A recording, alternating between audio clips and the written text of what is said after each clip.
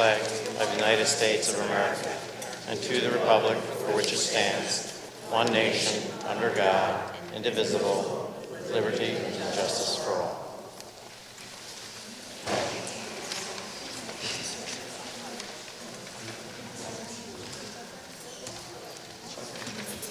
Hello, everyone. I'd like to call to order the conditional use hearing. The conditional use hearing to consider the conditional use application of 83 Chestnut Road LLC. The property is located at 83 Chestnut Road, Paoli, UPI number 439R57.2. The parcel is approximately 0.4561 acres in area and is located in the town center zoning district of the township. The applicant is the owner of the parcel.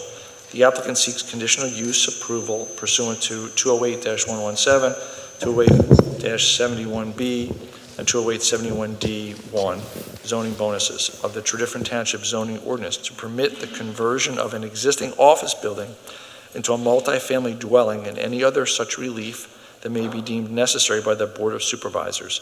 Mr. McKenna. Thank you, Mr. Chairman. Good evening, ladies and gentlemen. I have marked the following board exhibits for the hearing this evening. Exhibit B1 is the notice of the hearing. Exhibit B2 is the proof of publication of the notice in the Daily Local News on July 29th and August 5th. Exhibit B3 is the proof of posting of the notice on the subject property. Exhibit B4 is the proof of mailing of the notice to surrounding residents. Exhibit B5 is a tax parcel map depicting the location of the property. And Exhibit B6, this is zoning ordinance by reference. I'll note for the record that Supervisor Julie Gussie is present but available online via Zoom. The applicant is present, represented by counsel George Brosman. We have a large number of the public here this evening, so I'm going to make an announcement before we begin the hearing. Unlike a regular board meeting where there's public comment on agenda items, this is a formal, on-the-record proceeding. The applicant has a burden that they have to meet. The board is here in a quasi-judicial capacity to make a decision on a conditional use application. The applicant will be presenting evidence in the form of documents and witness testimony. So it's somewhat akin to a trial in this respect. So how we hear from the public is a bit more formal. Any member of the public here tonight has the right to be heard on the application. You have the right to offer comments in favor of or against the application. You have the right to request party status in the proceeding, which, if granted by the board, will permit you to cross-examine the witnesses and present your own witnesses and your own evidence. You do not have to become a party if you'd like to make a comment on the application. We're going to probably delve into party status early on so that we know, since there's so many of you here. The applicant and his counsel have the opportunity to object to your requests, and they have the opportunity to ask you questions about why you want to become a party. Relevant to that inquiry and for the board, oftentimes, is how close you live in proximity to the property and whether or not you received a notice of the hearing in the mail and how you would be affected by the application if it is granted. So know that going into the process. If you are granted party status and you would like to be heard, you will be under oath and you will be subject to cross-examination by applicant's counsel as well. All right, so that's the groundwork here. This is an organized proceeding. We're going to have questions and answers. The board will ask questions and get answers, And then if there's any other parties, and parties only, you will ask questions and get answers. At the end of the hearing, assuming we finish tonight, if we don't, we'll meet at a future date, then any member of the public will be heard. We will do the public comment at the end of the proceeding. The board has their regular meeting at 7 o'clock, so our hope is to try to get through the hearing by that time, even if it means we have to delay the start of the public meeting. We'll see where we're at. I don't know how many witnesses the applicant has or what the testimony will be. All right, so that's the quick background. Mr. Brosman, do you have any preliminary comments before maybe we get into party status requests? No. Okay. So, is there anyone, and I'll start on the right-hand side. Again, anybody can make a comment, but is there anybody on the right-hand side who'd like to request party status in the proceeding? Yes, sir. Could you please tell us your name? And if you wouldn't mind coming up to the microphone so that the court reporter can hear you a little better. This one here? Yes, please. Nope, hold on. We need to turn it on.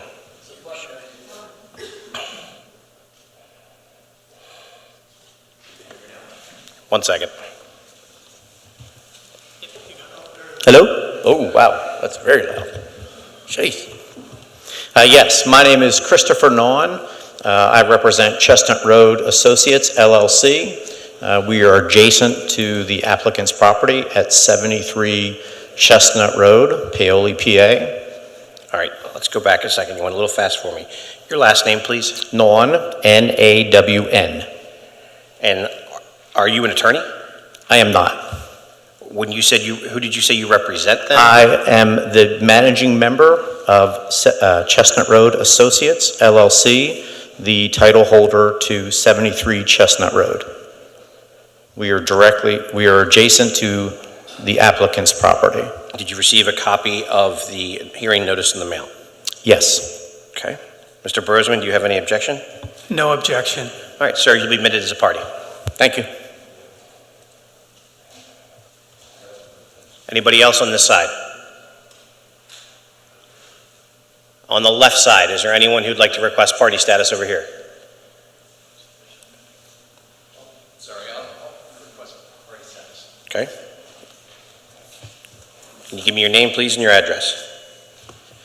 Sure, Martin. Oh, it is loud. Martin Capurro, live at 107 Darby. All right, We're about sir, can you spell your last name for me? C-A-P, as in Paul, U-R-R-O. Okay, where do you live in relation to the subject property? I live on the corner of Craig and Darby. Craig and Darby. So about, I don't know, 2,000 feet. Did you receive a copy of the notice of the hearing in the mail? Yes. Okay, Mr. Brosman? No objection. All right, Mr. Capurro, did I say it right? Yes. Okay, you'll be a party. Is there anybody else on the right side? All right, then on the left side, then I think we had some people in the back. If you want to come forward, please.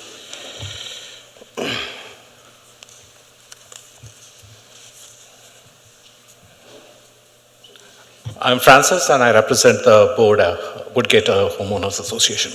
All right, sir, what's your last name? Francis Chettiar, C-H-E-T-T-I-A-R. And I'm sorry, who do you represent? Woodgate Homeowners Association. We're on Darby Road. Are you on the board, sir? Yes, I am. What's your position? I'm just a member of the board. Did the HOA receive a copy of the hearing notice in the mail? Not everybody. Right, I understand. Some of your members did. Some. Did the HOA itself, in other words, So I have a letter from the HOA board. This is a joint communication along with Pioli Woods, the Homeowners Association of Pioli Woods. We have a joint communication where we want to put in our requests. Okay. And, sir, can you just describe where the community is in relation to the property? So Pioli Woods is at the end of Chestnut Road, and the said property is behind Woodgate community. Okay, so are you here on behalf of both organizations? Or just Woodgate? The communication is on behalf of both organizations. There was somebody supposed to be coming in from Purely Woods, I guess they have not come in as yet, No, but I I'm here from Woodgate. Okay, so you're for Woodgate. Yes. Mr. Brosman, any objection? Woodgate is the one across the road? Yes. No objection. Okay. I would like to get a copy of the letter that he mentioned, if you could send me a copy at some point. All right. If you don't have an extra, you could just send me one.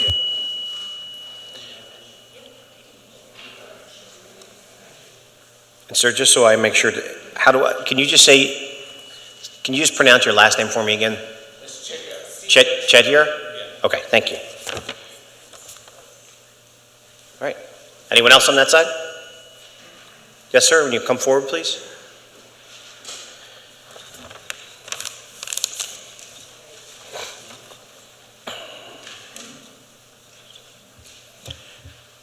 My name is James Mallinson. That's spelled M as in Mike, A, 2 L's, I, N as in November, S-O-N as in November. I live at 119 Devon Road in Paoli, and it's basically around the corner. Sir, did you receive a copy of the hearing notice in the mail? No, sir, I did not. Do you know approximately how far away from the property you are? I'm guessing 2/10 of a mile. It's a short walk. Okay, Mr. Brosnan? Mr. Mallinson, how would you be affected by this application, given the location of your property? Additional traffic and the possibility, just additional crowding in the area and the possibility of additional crime in the area. My next door neighbor has been burglarized twice in recent years. So that's my main concern. Thank you. With no disrespect to Mr. Mallinson, since he didn't receive a notice, that would tend to indicate he's out of the sphere that the township considers to be the most impacted. The concerns I heard, while I respect them, they would, in my view, could be the concerns of any citizen of the township and not a special impact on his property. So I would respectfully ask that he not be made a party. Okay. All right, Mr. Mallinson, we're going to take your request under advisement for the moment until I have the chance to speak with the board and they'll make a decision about that. All right, thank you, sir. Thank you. Anyone else? Last call? Okay. All right, Mr. Brosman, I think we have dispensed with party status requests. I'd look to you to go ahead and begin your case, please. Thank you. Good evening. For the record, my name is George Brosman. I represent 83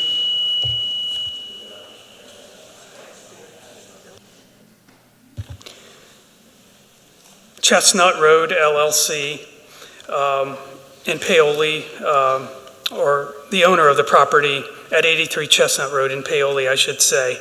That is the property that's the subject of this application. With me tonight are the principals of that entity. Seated beside me is Tim Hewitt. He's going to be testifying.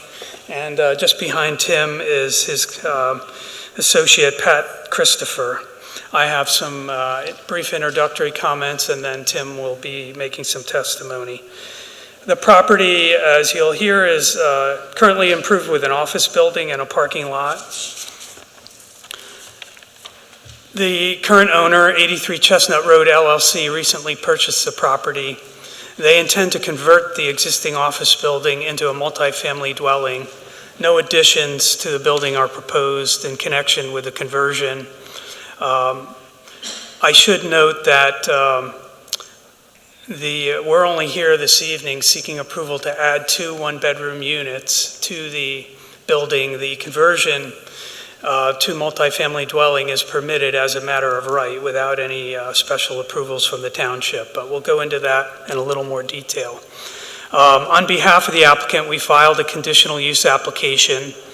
The township zoning ordinance says that an applicant can request a modification of required minimum lot area per dwelling unit. And what we have done in this case is we're asking to modify the minimum lot area for dwelling unit to allow two extra one-bedroom units. I have an exhibit package that I'll include and hand up. Our application that we filed is at Exhibit A1, and it spells this out.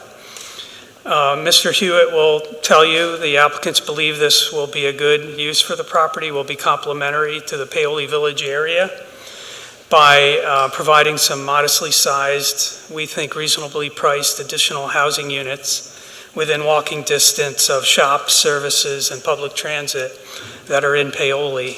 The zoning of the property is called TC, Town Center District. And as I mentioned, a standalone multifamily dwelling is permitted as a matter of right. It's permitted where the lot does not have frontage on a major arterial highway as defined in the Township Comprehensive Plan. We have an exhibit that we'll be presenting to you from the Comprehensive Plan that shows that, as you might expect, that Chestnut Road is not a major arterial highway, so this use is permitted there under the Township ordinance.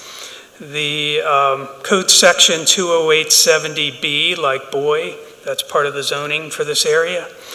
It says that a multifamily development in this district should have a lot area of 2,100 square feet per dwelling unit.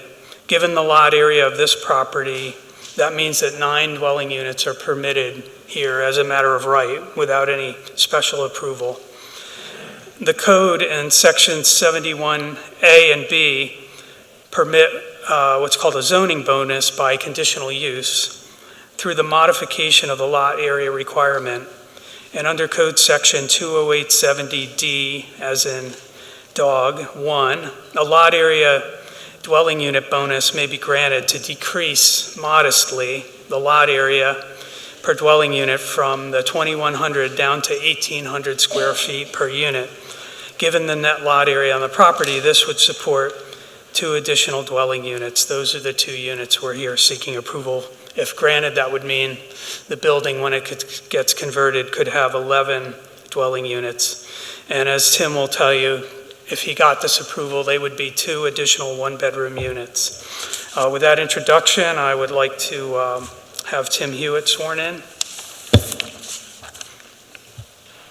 you state your full name, please? Tim Hewitt, Spell your last name? H-E-W-I-T-T. And will you raise your right hand? Yes, ma'am. Do you solemnly swear that the testimony we're about to give will be the truth, the whole truth, and nothing but the truth, so help you God? I do. Thank you. And before we get started, I'm going to hand up some exhibits, if that's okay.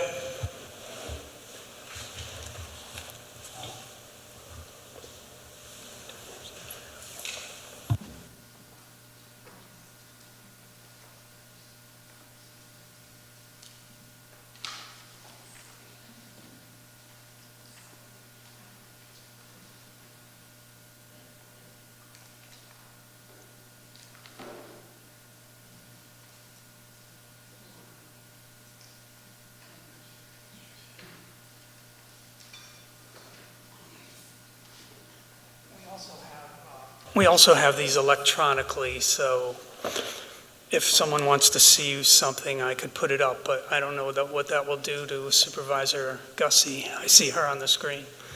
If she'll smaller screen or not.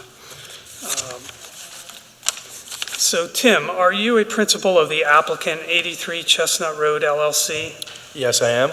And in our application that we filed, a copy of which is at A1, attached to that application was a redacted deed. Is that the deed that shows that the 83 Chestnut Road LLC entity owns the property? Yes, it is. And did that entity recently buy the property? Yes, that's correct. And are you a principal of the 83 Chestnut Road LLC? Yes, I am. And is Pat Christopher involved in that with you? That's correct. Yeah, we're 50-50 partners.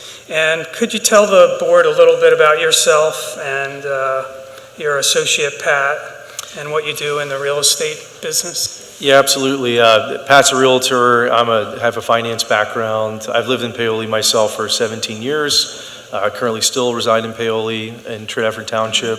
So I really just love the comprehensive plan and, everything that's happening in the community.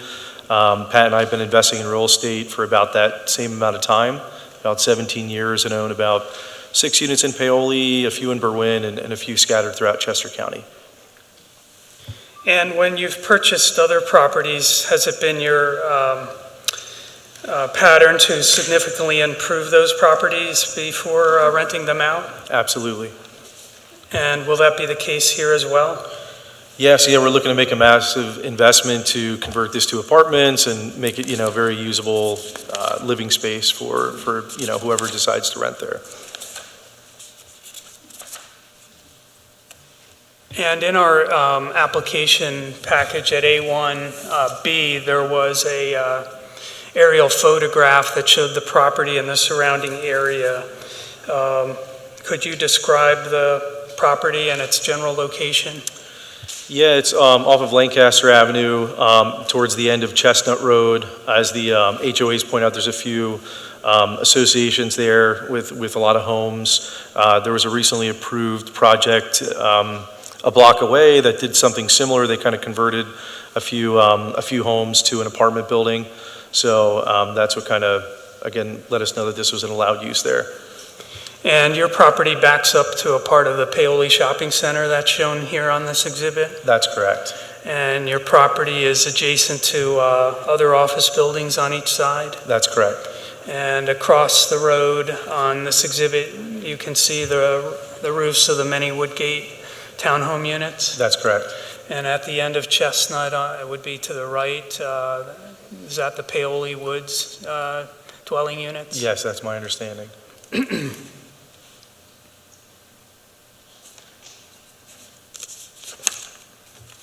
And can you describe the existing conditions on the property?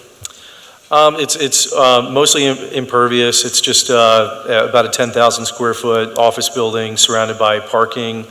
There's some small green areas in the front of the property and towards the side, but it's mostly a parking lot with an office building. And I know in the office rental business, people call certain offices Class A and whatnot. How would you describe this type of office? It's been vacant for some time. I would describe it probably as Class B. I'm not a commercial real estate agent or anything like that, but definitely needs some updates and improvements, which is why one of the other reasons we're converting it to multifamily. And in our exhibit package, there's an earlier deed. I guess it was to the predecessor in title. In this deed, and this is at Exhibit A2, does this contain the lot area of the property? It does. And that indicates that it has a gross area of 22,449.12 square feet That's correct. and a net area of 19,867.72 square feet. That's correct. And in our exhibit package, we have a larger aerial exhibit at Exhibit A3. This is just a wider area. Is the property shown there with a red flag on it? Yes, that's correct. And can you describe the larger area with some of the things that are in close proximity to this property? Yeah, you have the Acme, Orange Theory, all the amenities and shops. Chengdu, there's restaurants, barbers, I think Baxter's is there, so a lot of stuff in the Paoli Shopping Center.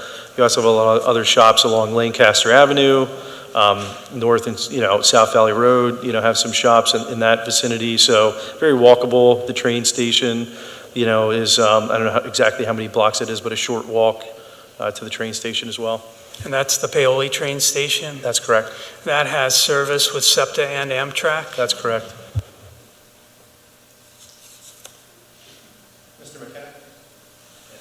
Since we're going to be parties to this action, they're presenting exhibits to Mr. Hewitt, but none of us have copies. Yeah, well, I don't know if he has extra copies or not. We are trying to get the the electronic version to be on the screen so that you can see. It's a little more complicated with the Zoom, but understand that it is in the works behind the scenes. And he is required to give you a copy. I'm sure Mr. Brosman didn't realize there were going to be so many people here tonight. So you only have one? All right, so what I'll do, if it's okay, I'll put it up here. However you all would like to handle it, or if you'd like to share it amongst yourselves. As I said, we're going to try to put them up on the screen as well. Oh, I see. Can you go back? I'm sorry. I really apologize for this. I'm not trying to interrupt. You've done, what exhibit are you up to now, Mr. A3. Thank you very much. Now, did we lose Supervisor Gussie, or we just don't see her now? I'm here. She's still there. Okay, good. Yeah.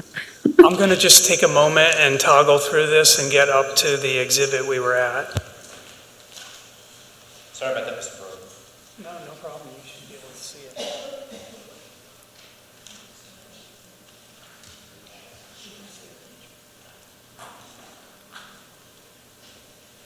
So this was the exhibit A1B attached to the conditional use application that Mr. Hewitt testified to, the first aerial. This is exhibit A2. This was the prior deed that contained the lot sizes. And this is A3, the aerial that we were just on.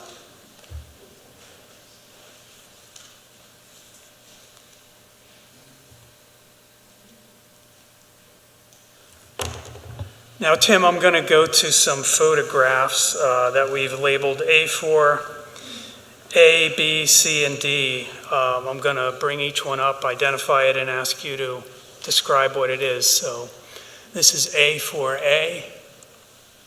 This is the front of the property at 83 Chestnut Road. And that's the existing building that would have the apartments? That's correct. And you're going to basically keep that same look? Correct, yeah, we're not putting any additions, adding any impervious square footage or anything like that. Everything would be contained within this building. Now we're going to A4B. And what's this show, Tim? This is the side of the building from the back of the property, just showing the parking lot, the building, 3 floors, both with entrance, ground level entrance, and also ground level entrance at the first floor and the bottom floor. So this would be looking from the rear property line out toward Chestnut? Yes. Now we're going to A4C. This is the back of the property. A4D. This is just a shed that's currently located on the property that we have plans to remove and add, we'll, I guess, get to that, but just add some more pervious landscaped area.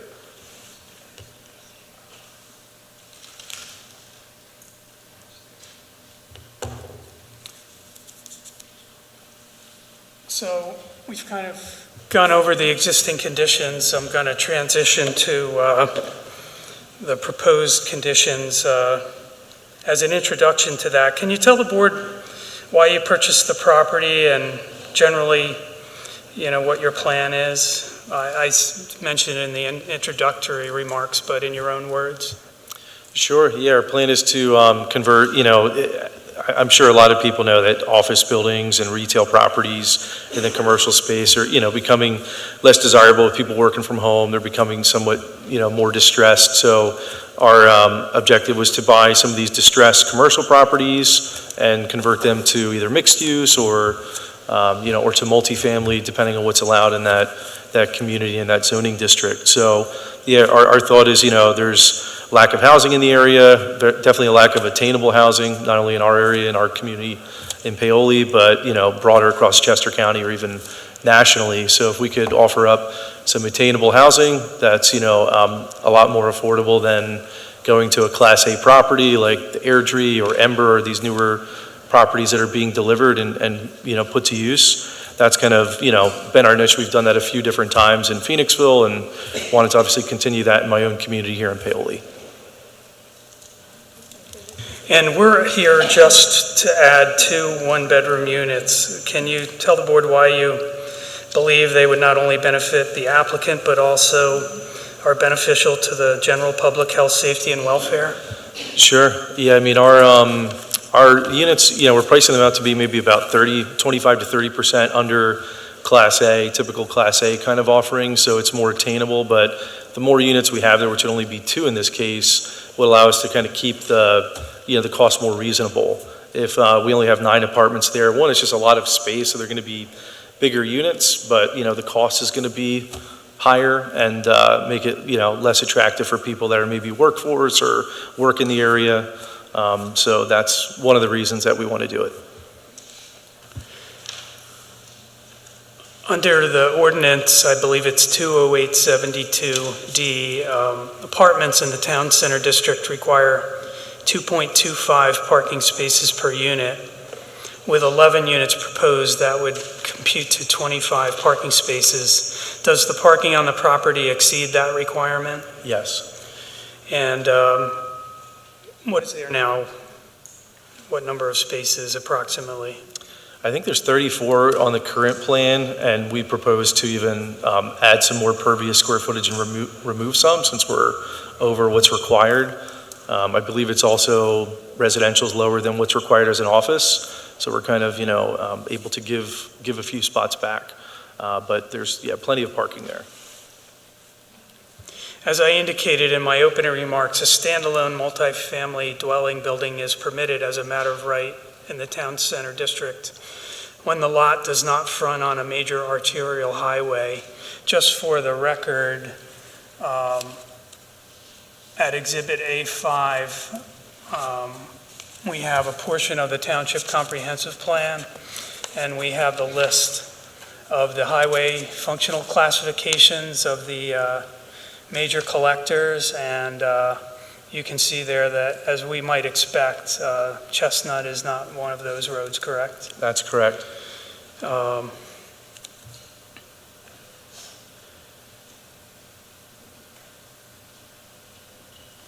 The ordinance has some requirements. They're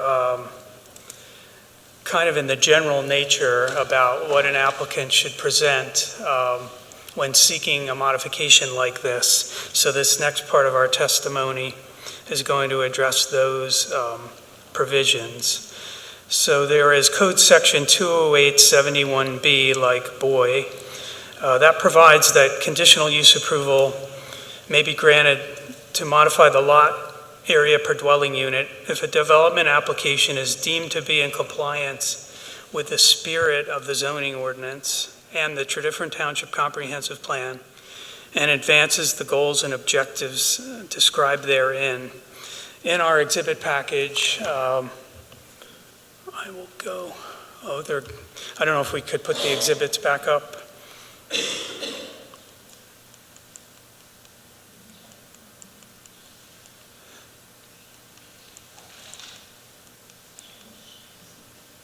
I will go to Exhibit A6. We reviewed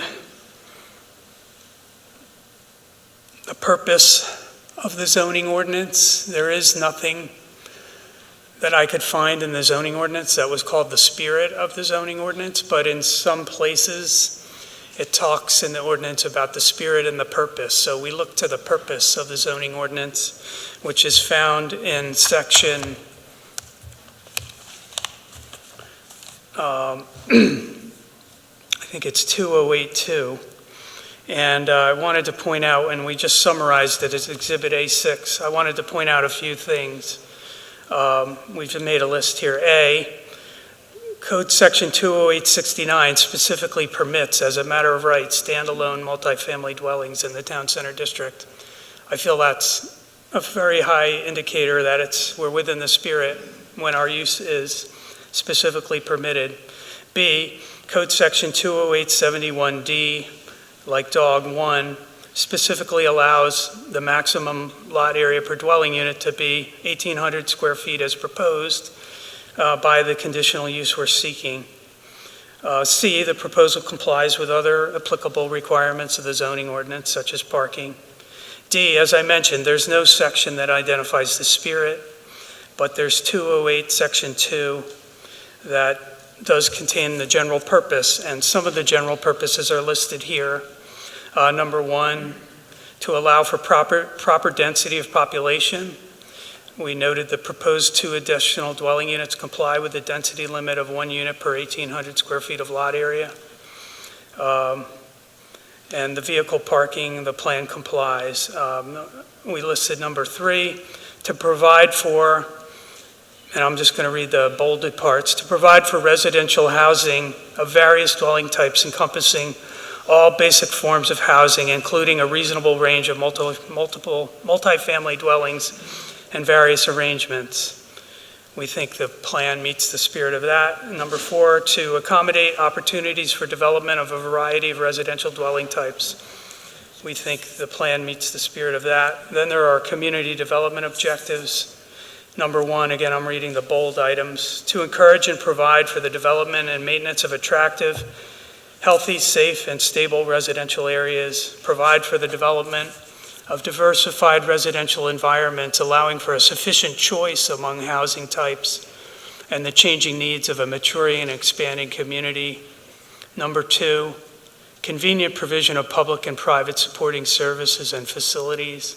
Number 5, development patterns which will minimize future operating and capital expenditure requirements. Mr. Hewitt, you heard that. Do you believe your project is consistent with the spirit of those items? Yes, I do. And I won't go over all of them. You touched on how you would fit a certain niche in the housing market with somewhat of a different product type. But as far as convenient provision of public and private supporting services and facilities, is that exactly what you'll have here by being in walkable distance to these things in Paoli? Yes, we believe it is. And we mentioned the one about minimizing future operating capital expenditures. We don't have a fiscal impact study, but working with an existing building in an already improved area that already has the infrastructure, as opposed to trying to develop a greenfield with a new apartment building, do you feel that your project is consistent with the spirit of that provision? Yes, I do.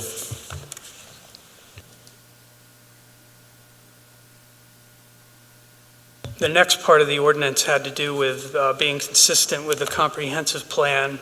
So we have a summary we prepared about that at Exhibit A7.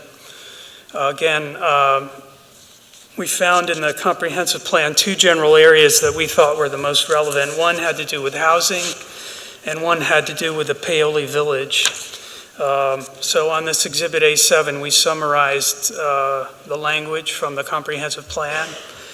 I'll read the bolded comments. Housing, there was a future land use goal.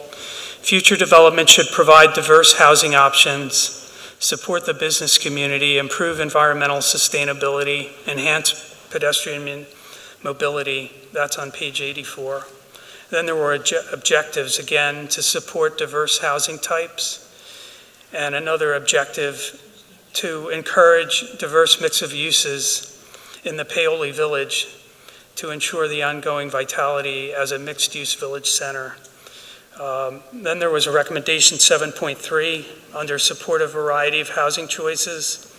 A diversity of housing choices will be beneficial, essentially. There's other words there. And then under action C, provide for multiple types of housing for all residents. Provide for more, quote, missing middle, close quote, housing choices, such as duplexes, fourplexes, cottage courts, multiplexes at appropriate locations. There was a recommendation 7.4. Aging populations and younger generations are favoring alternative housing choices to the typical single-family detached house. Allowing for more residential uses offers the opportunity for increased housing options and could retain and attract residences and businesses that serve or employ them for Tredyffrin. Provide a more diverse mixture to promote more of a work, live, play environment. In summary, how does the application advance these goals for housing? The proposed modestly sized apartments will contribute to providing diverse housing options. Number 2, adding residential units to Paoli will support existing businesses. These will be residences that can walk to and use those businesses. 3, adding residences to a walkable community with existing infrastructure, shops and services in proximity to public transit is inherently sustainable. 4, you will hear that one of the proposed actions is to add 2 electrical vehicle charging stations for the use of the residents. That's a sustainable item.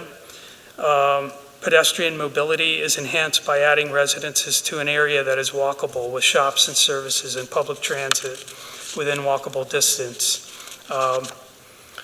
Mr. Hewitt, do you agree that your project is consistent with those provisions of the comprehensive plan? I do. Then there is a code section 20871C that adds that zoning bonuses may be granted conditional to such specific reciprocal action on part of the applicant which furthers the objectives and general planning concepts of the Town Center District and the comprehensive plan. It says the applicant should provide a list of reciprocal actions being proposed and the rationale for choosing the actions. So at Exhibit A9, before I go there, we had Exhibit A8 addressed the part of the ordinance that said that the project should advance and implement the town center planning concepts. So I wanted to review a few of those. That's at Exhibit A8. Like our other exhibit, we pointed out that this use is specifically permitted by 20869. So we do think it implements the planning of the Town Center District. It allows, the code allows for the maximum lot area dwelling unit that we're seeking if the conditional use is granted. So we think that would be implementing the planning concepts. I'm sorry, Mr. Brosman, did you switch back to 8? Yes. Okay, thank you. I did. I'm sorry, I didn't mean to bother. Okay, no problem. The proposal complies with other requirements of the zoning ordinance. Like the spirit of the zoning ordinance section, there wasn't a part of the ordinance that I could find that said these are the planning concepts for the Town Center District. So I looked at the purpose of the Town Center District also, in addition to the specific provisions we went over. We see that there's 20868. The purpose of the Town Center Districts are intended to be consistent with Article 7A of the Pennsylvania Municipalities Planning Code and are designed to improve the aesthetic quality and walkability of the area and streetscape, support the economic viability of the area, and promote opportunities for mixed use is a relevant part of that. Then I went to the relevant, the traditional neighborhood development purposes and objectives that were referenced in the purpose of 20868, Article 7A of the Pennsylvania Municipalities Planning Code.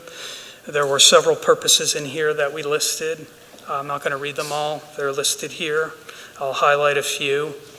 But again, encourage innovations and greater variety and type of dwellings, to extend greater opportunities for better housing, to allow for development of fully integrated mixed-use pedestrian-oriented neighborhoods, to establish a community that is pedestrian-oriented, to minimize traffic congestion, reduce the need for extensive road construction by reducing the number and length of trips required to access everyday needs, to make public transit a viable alternative to the automobile, to provide the elderly and the young with independence of movement by locating most daily activities within walking distance, to foster a sense of place in a community by providing a setting that encourages natural intermingling of everyday uses and activities within a recognizable neighborhood, and to integrate age and income groups and foster the bonds of an authentic community by providing a range of housing types. Mr. Hewitt, do you feel that adding these units, especially the 2 additional units, serve these purposes? Yes, I do.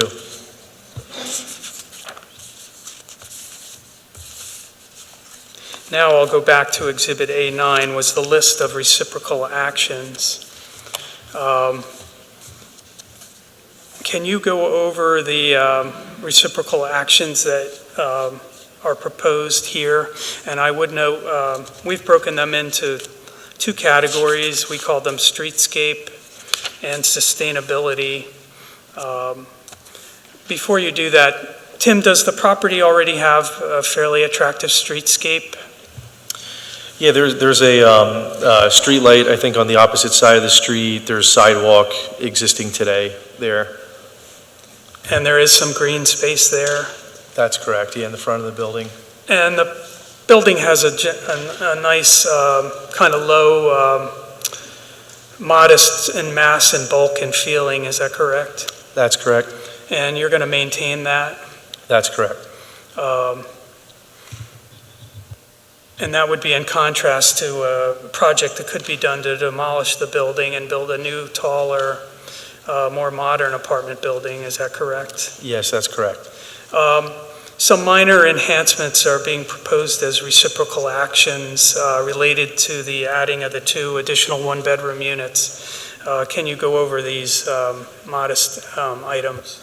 Yes, absolutely. So we just wanted to, do things that would help the local community, and we had a much bigger list, but, this is there was some negotiation we did with the Paley Shopping Center to create a path and things that aren't listed here that just never came to fruition. So this is what we were kind of left with. But we wanted to add, at the front of the property, just there's a bench there that's kind of deteriorating. Looks like if I sat on it, it would give me a splinter. So we kind of said, hey, let's at least give people a nice place to sit and relax. And that could be our tenants or even just people in the local community. I see a lot of people walking dogs in the area. So just thought that, having a dog waste station there where people can have a doggy bag or throw out dog waste would be another added benefit instead of walking all the way back home. I have dogs and I know those are appreciated when I'm at a park or, a local area. So those would be the 2 that we feel improve the streetscape and just, add to local benefits. For sustainability, we're proposing 2 EV charging stations, on the property. Also adding a bike rack, which promotes the multimodal transportation and people biking to and from the area. There's the Chester Valley Trail, down the road and other trails locally. And then also kind of, there's a corner of the property where there's a shed existing currently, and it's, just the shed's a little in disrepair. So we thought about removing that, adding some pervious, which we feel will help with stormwater management. And also, we would beautify, just landscape the area to make it a nice area for our, our tenants to relax. And even people, crossing through into the Paoli Shopping Center. So that's what we proposed. Now, you mentioned the Paoli Shopping Center. You did approach them to see if you could formalize some sort of connection between your property and the shopping center. What were the results of those communications? Yeah, I mean, just visiting the property, when we were under agreement, I just saw a lot of the local community, people from Paley Woods and Woodgate, just walking through our property onto this, and going into the Paley Shopping Center. So I just kind of perused down there, and it looks like there's a little footpath that's been made for people kind of walking through our property into Paley Shopping and back with groceries or, going to Orange Theory or whatever they're doing. So we wanted to make that an official path and have it easier for people to get by. Right now there's like roots and trip hazards back there. We reached out 4 or 5 times, copied, some of the Tredyffrin staff on those communications, and there was just no further action. They just didn't want to do it. So we offered to do our side, but our side is the smaller portion of that, and that's why we kind of removed it from the plan. Just that we weren't in agreement with the Paley Shopping Center on that yet. We're hoping to still continue those communications though. And were some of the reciprocal actions that you have based on some feedback you had gotten from the township? Yes, yeah, we met a few months back with township staff and just kind of to get initial ideas on, for adding 2 one-bedroom units, what might be a good reciprocal action. It was proposed maybe doing some artwork and things like that, and we reached out to local artists and communities, but that just, again, didn't progress. So these were kind of, the charging stations and, the bike racks and benches and things like that were things that township staff brought up that could help, and help the community. So that's what we came back with. And did you add some items since you had appeared before the Township Planning Commission? Yeah, the two EV charging stations, we didn't have that on the plan at the Planning Commission meeting. We were hoping to get more feedback and take action between then and now, which we did by, adding the two EV charging stations and also the landscaped areas, adding that stormwater pervious, more green space. Those are kind of the two big takeaways that we had from the Planning Commission that we implemented. And did you ask your architect to prepare a conceptual sketch that would show the general location for these items? Yes, we did. And at Exhibit A10, and I don't know if the township wants to put this on the screen, is this a copy of that sketch? Yes, it is. And I wanted to know for the record, this is not a survey. It's just a simple sketch that the architect prepared based on records, so it's not an accurate survey. I can tell the parking spaces aren't quite accurately depicted on there, but we were presenting it mainly so there would be a record to go along with our list of reciprocal actions of the general location on the property where these things would be located if the board would be inclined to grant this application. So looking at Exhibit A10, there's a key table called the reciprocal action table, and with numbers, and are all the items you described shown on this sketch, the general location for them? Yes, they are. And so we have number one, the proposed dog waste station. That's in the front of the property, as you mentioned. Number two, the proposed bench. That's there as well. Is that correct? That's correct. Number three, the EV charging stations, you're thinking of putting those in the rear of the building? That's correct. And they would be for the use of the residents? Correct. Number four, a bike rack, that would be toward the rear of the property? Is that correct? That's correct. The landscape area, and that was in the area where the shed was in photograph A4D, is that correct? That's correct. And can you describe what you propose to do there? Yeah, we'd like to, do some landscaping there, maybe like a bench or something like that, just a nice area for our tenants to relax and not be on, pavement. So we just wanted to add some space, and hopefully that helps just, again, with stormwater. Right now that area is paved, so if we can, give that back and have some more green space, that's the goal. So it's noted on here, it's approximately 400 square feet. That paving the shed and the paving would be removed, and you'd turn that to a small green area? That's correct. And at Exhibit A11, is this just some more detail on some specifications on some of these items? A bench, a dog waste station, the bike rack, and the EV charging station that you propose? That's correct. That's all I have for Mr. Hewitt, and then I should say he was the only witness I planned on calling this evening. All right. Why don't we come to the board? Why don't we go down the line, starting with Carlotta, if the board has any questions for this witness, please, and then I'll go to the other parties after the board asks any questions. I do have a couple questions I need to ask. In reference to the moderate pricing, give me an idea of what we're talking about. Sure. So, we're proposing, if we were to get the 2 extra units. Take the 2 extra units out. If you just the building as it is, what would be the moderate pricing? Yeah, 1 bedrooms usually that we have currently in Paoli are renting for like $1,500 to $1,800. 2 bedrooms, I think we rent currently maybe $1,500 to $2,000. Whereas if you look at, Ember, I think they're $2,800 to $3,600. Airdrie's $2,400 to $3,000. So that's where I was kind of getting the reduction, at least for the median of those apartments to ours. So that's what I mean by modest. Okay, the next question I need to ask you, will any or at least one of the apartments as it is, not with the other 2, be set up for someone who is handicapped? Absolutely. Okay. Yeah, absolutely. So We you- follow all the ADA guidelines, and I think that we have one projected kind of on the lower level where somebody could just wheel right in, and obviously that would all be compliant with appropriate doors and walkways and, areas like that. Okay. Now, where you were talking about the green space, did you also think of possibly using solar?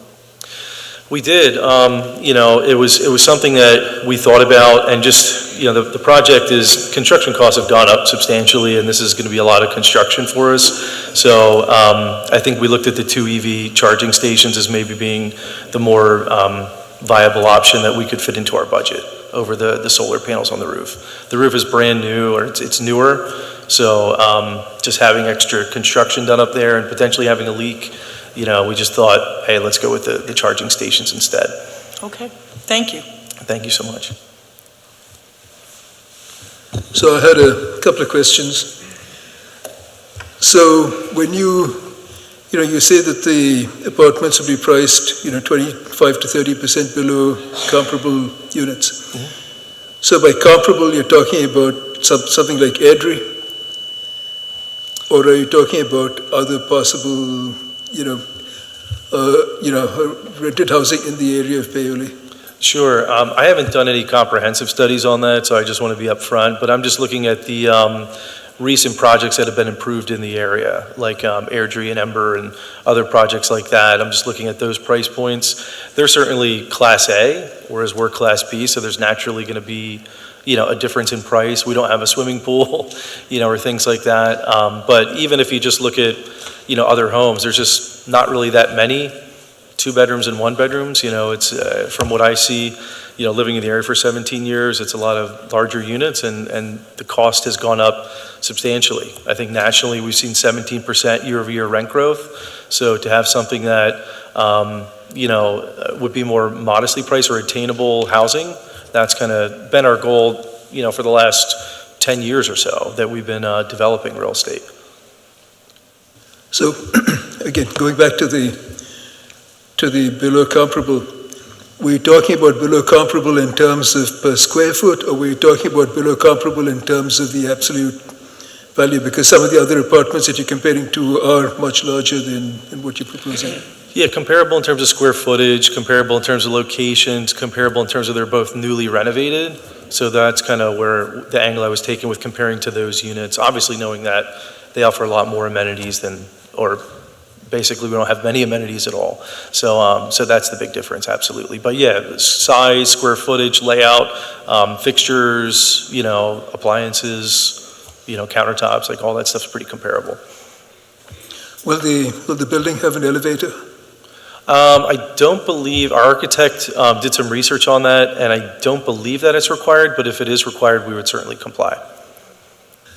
Moving on, so you talk about the 2 extra units being 1-bedroom apartments. What is your proposed mix of 1, 2, and 3-bedroom apartments that you would like to put in? Yeah, if we got the full 11, it would be 6 2-bedrooms and, 6 1-bedrooms and 5 2-bedrooms, I think is what we initially sketched out on a plan. That's not been finalized, but that's kind of what fits pretty nicely in there. Thank you. And then, you did mention when Supervisor Johnston Pugh asked about the solar panels, that they wouldn't fit your budget. But on the other hand, if you look at solar panels and the fact that you actually generate energy, did you look at the possible internal rate of return or what the payback period would be on solar panels? Because I noticed that one side of the building is south-facing. So that is a question. Did you look at the financial internal rate of return or the payback period? And maybe this is a question for your associate. Yeah, we did look at that. Pat and I talked about that and researched a few companies, and the break-even period was just very, very long. I think I might not be around when that break-even happened, so that was the reason that we decided to just go with the EV stations. It's something we could do more easily, get an immediate impact for, and just kind of work more into the budget. I mean, I think with other projects we're doing in the area. Construction costs have gone up 30-40% in the last year or two, just from our experience. So we're just trying to get it done as quickly as possible to try to, still lock in these prices today and not risk being upside down. And then in terms of the possible benefits, one of the things listed in the, as possible ideas is having a LEED certification for energy efficiency. Is that something you considered? We looked into that, and I think a lot of the things we do, there's going to be all brand new electric and insulation, and everything's going to be brand new in that building. So the insulation it'll be a very efficient building. It's smaller apartments, so they're efficient heating and cooling units. We usually use efficient appliances. So I don't know if we'll be the full LEED certification, but we're going to be pretty close to that, just with everything being brand new and high quality. Okay, but you're not talking about upgrading the insulation of the walls or possibly putting in heat pumps instead of, you are talking about those? Correct, yeah. I mean, we I don't know, Pat, well, I guess Pat has been sworn in, so I'll try to answer that. So I'm not sure exactly what the mechanicals are. Before we kind of go down the planning path, we just wanted to see, are we planning for 9 apartments or 11? That was kind of step one, and then step 2 is going to be figuring all that out. But I think, yeah, typically we use very efficient in that building. It probably would be a heat pump. I would estimate be a heat pump or split units, I think, in some of the 1 bedrooms. And just one last question, a comment rather than a question, which is that in looking at your the papers you submitted, you're actually proposing a dumpster as a potential benefit. I'm kind of puzzled because wouldn't you have to have a dumpster for an apartment building? That's why we didn't spell it out in the testimony. That shouldn't have been listed that way. Yeah, that was our fault. That was a miscommunication between us and our architect. Obviously, that's not a benefit, that's a requirement. We will dispose of any trash produced by our tenants, but yeah, I think he just incorrectly listed that as a reciprocal action when it's not and wasn't our intention. Thank you. I'm done with questions. Hi. Hello. Couple questions, real quick. I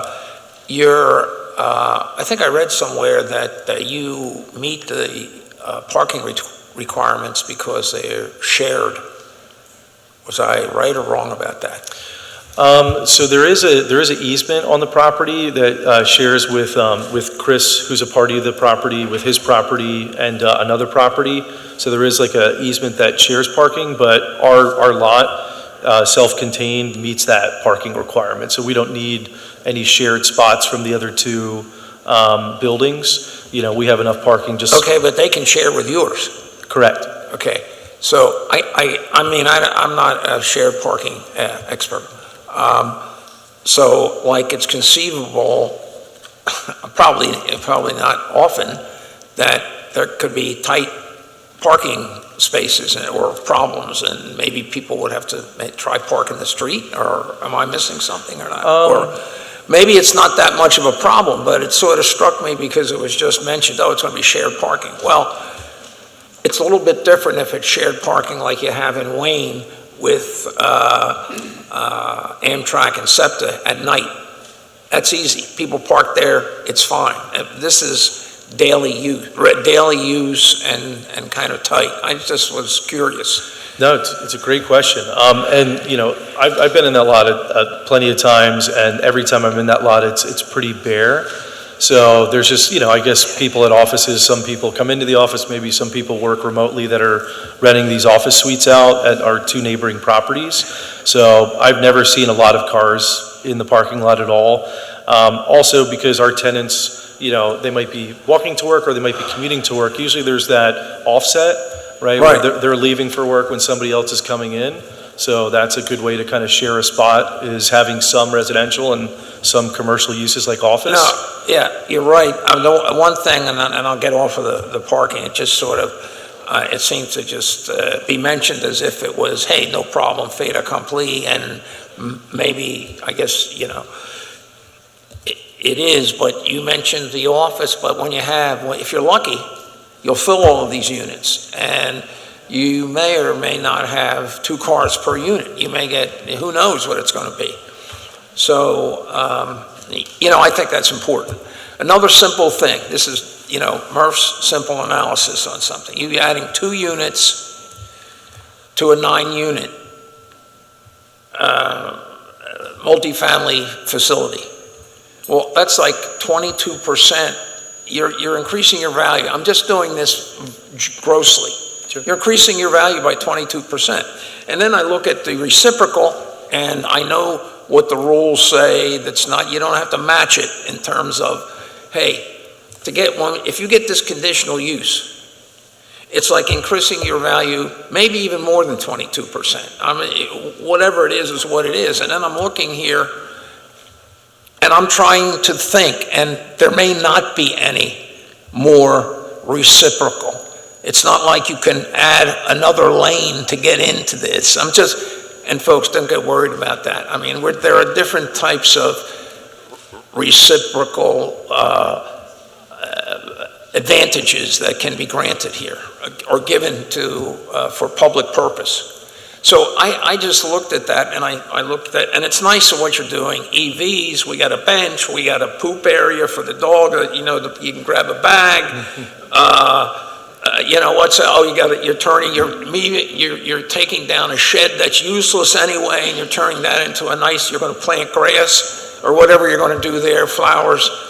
I'm not denigrating any of that, but it seems like there must be more. Now, you did say some sort of artwork or something that would be great for the area, and enhance the area. I guess that didn't go anywhere. So, am I right or wrong?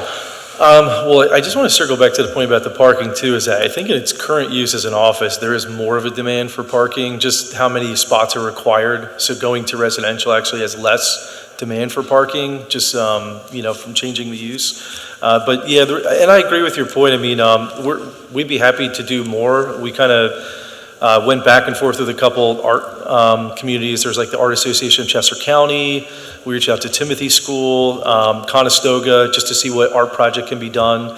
And it just takes a long time to plan those out and, work the budget out and see what would benefit the local community. Some people at the Planning Commission thought that wouldn't be that good of an idea because how many people walk back there and is it going to be seen by as many people? So we kind of took some of that feedback and pivoted a little bit. But yeah, I mean, there's certainly more that, I think could be done, but just with the budget that we have in mind, even though this doesn't seem like a lot of stuff, those EV stations aren't cheap to install. No, the EV is great, because this is the first I've seen it. I didn't see it in any application. I didn't see it in a description of what was going to happen here, and this is the first I've seen that. EV is great. The others are kind of cute, kind of nice, so that's just my gut. I mean, and you're right, it's hard in terms of this location, the size of the lot, what you can do to do more for the benefit in a reciprocal nature for the benefit of the community. And, I get it, I see it, I just wanted to mention it. And you tried with the pathway. That would be great if you could have worked that out. Maybe that's not dead yet, because you could fix that and people would be nice to walk on, except I assume it's like a dirt pathway now or whatever. Yep. So I just want to bring that up so we heard it. Perfectly fair. And I mean, just really rough math. I think that just what we're estimating to be a construction budget, which is very, very early stages. I don't know if these smaller actions are like 5% of our overall construction budget. Like, it still doesn't seem significant, but it does add up and allows us to, do less for making the apartments nice. So that's why there's not more on here. We'd love to do more. It's just, there is a budget that we have to follow. And it's already using not a significant portion of that, but it's a decent portion of that. Thank you. Thanks, Murph. So can we go to Exhibit 4B? So that's the side view of the building. So I look at the building is on a slope, I guess, and the apartment in the back is sort of at ground level, and then if I go towards the front, it looks like the apartments.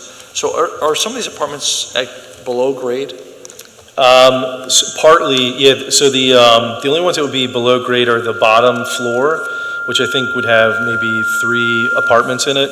And there's the front part where the bedrooms would be you can see in that picture that they have windows and accessible windows and everything like that. So, but part of that building, the front part of that, front third or 40% or so is below grade. So there'll be below-grade apartments. The living space would be below grade, but the bedrooms would be towards the back of the building here, so they have windows and window wells and accessible areas to get into if there's like a fire or anything like that. Are there any stormwater improvements on the property? You're proposing anything for stormwater, like capturing the drain, the downspouts, or any things like that? Or is it just, we got one drain, answer. Yeah, so we talked about doing like rain barrels and then obviously adding this pervious coverage. We talked to the Planning Commission about the potential for like a rain garden and things like that. So certainly, you know, a seepage pit in that back area or you know, we'd be open to doing that. You know, if that was enough to kind of get us the 2 extra units, absolutely. Thank you. And then parking, and I appreciate Murph's questions. One follow-up on that is just, did you ask your neighbors who are sharing the parking lot with you about the project and what's their view? We did reach out, yes, to try to discuss and just let them know what we were doing. So yes, we did contact our adjacent neighbor. What was their view? We never heard back. We just sent an email and never heard back. I think you're going to hear later today. Is that my guess? But yeah. Okay, that's fine. Yeah. Anyway. Yeah, that's okay. And then the last thing is, just to clarify on the bench, is there's a bench there now, right? There is, yes. So your amenity is you're replacing the bench that's there? Correct, yeah, it's in disrepair and just kind of putting a nice new area for people to sit and relax, yes.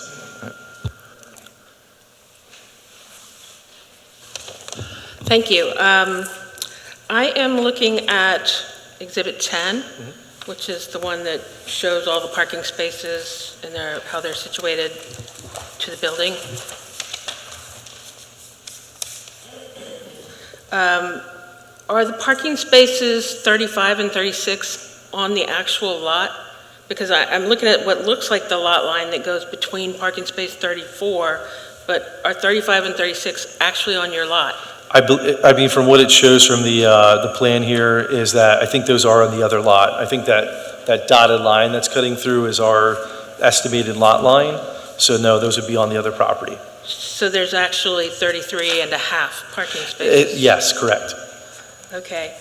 Can you define proposed dog waste station? What does that mean to you? I think we have a picture of the spec sheet on the last exhibit there, but it's just kind of a post that has an area for local residents that are walking their dogs. If they want to wait to, you know, if they're having a far walk and they don't want to walk all the way home with, you know, holding a bag of poop in their hands, they can just dispose of it right there. They can grab a bag if they forgot their bags, which happens to me all the time. I have 2 dogs. I pulled the last one out and now I'm stuck. So it's just kind of just something nice, you know, to do that hopefully will help people that own dogs. So it's basically the trash can and then the dispenser? Yes. Correct? Yes, bags and the trash can. Okay. Who's going to maintain that? That would be our job. Yeah, we would maintain that. Okay. At the back of this lot, it shows proposed single-sided bike rack. And I'm thinking that really wouldn't get much use, and have you considered bike lockers instead? Because bikes that are left overnight are going to get stolen. It's not going to be a very visible spot. It's going to be dark. It'd be easy to pull up there or in the other parking lot right next to it and take a bike.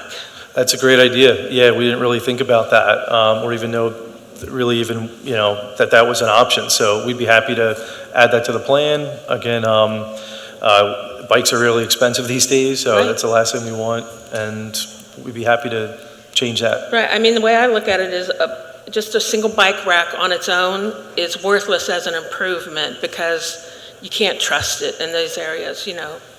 Good point. So, is this townhome association right across Chestnut Road, is that Woodgate? I believe so, yes. Woodgate? So, I was looking on the aerial map of that, and it looks like Woodgate has about twice the amount of green space footage to Chestnut as 83 Chestnut has, correct? So, part of what I'm wondering is I know the folks who live there are going to worry about the people from 83 Chestnut walking their dogs along their area, and their dogs are going to be peeing and pooping on their land that they pay for, that they maintain. And, I can see they're not going to like that. So that's why I'm wondering, do you have space on your own property, on your own lot, to create the dog, elimination area, wherever, where people are supposed to take their dogs to go to the bathroom? Absolutely, yeah, so totally valid concern, and we have space on the front of the property. There are some kind of green spaces in the middle of the property, and then we're creating that bigger space in the back. Right now, our property is mostly impervious, so there's maybe like a small strip of impervious, call it shrubbery and stuff in the back, but most of it's just a parking lot. So that's one of the reasons we're creating this extra space, is to have an area for people to let their dog use the bathroom and have the bags right there to pick it up. As I understand it, when the new apartment complex went up there on Central Avenue, and it has Valley Drive on the other side of it, they originally said they would put in like a large green space for the dogs that lived in that area, for the owners to take the dogs to go to the bathroom. And then they withdrew that later on and said, nope, they were going to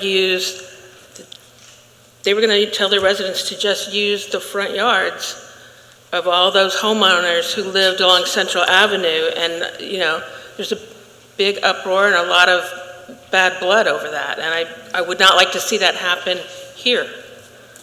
Totally understandable. Yeah, and again, we'd be even willing to do more, right? So to get the extra 2 units, we could even add more than the 400 square feet and have more green space and landscaped area for dogs and for the local residents and the tenants. So. Yeah, and I would say it's not just for Woodgate, but, that's a lengthy piece of property that they've got there. And, the other green spaces as you go towards Paoli Woods or come up the other way, nobody wants to be the dog's bathroom. It happens to my house, and I don't like it, so I know how people can feel with that. And, we can certainly consider adding more space there if we get approval and, make that even bigger. Yeah. So my question... We would ask you to remember that this is just for 2 more units, so how many extra dogs will that really mean? The 9 units are permitted as a matter of right. Are you going to limit the number of dogs that can live per unit? No, I'm just saying the impact of 2 units that we're seeking approval for would be expected to be minimal. I understand. And Pat just brought up a good point. We actually, typically in our units too, we don't allow pets. So obviously if somebody has a service animal, that's a different story. But for pets, all of our ads, we don't advertise to people with pets. And we, if they have just a pet, we typically don't allow it. And they live so close together, there's barking and other noise complaints that we get. So none of our properties we allow pets. Okay, thank you. So on the present configuration where it would be 9 units, how many, I guess I'm looking at how many units would be on first floor, second floor, and then basement. So how would you squeeze in the other 2 units? Do you see them going on first and second floor, or would they be added to the basement area? Sure. I think we did like a sketch floor plan, and I think it was 2 2-bedroom and 2 1-bedroom units on the top floor, the same on the middle floor, and then 3 units in the basement. So that's kind of getting to 11 if we were allowed the 2 extra. If not, it would probably be 3 units per floor, some much larger units, more expensive units if we weren't able to get the 2 extras. Okay, that's all I have. Thank you. Thank you so much. Sir, a couple real quick questions for... Oh, I'm sorry, Julie, I forgot. Please. It's okay. Everyone already asked so many good questions that I don't have too much more to ask.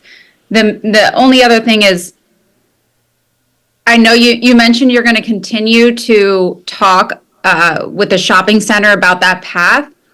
So I guess I'm wondering how that works for this. And maybe this is a question for Mr. McKenna.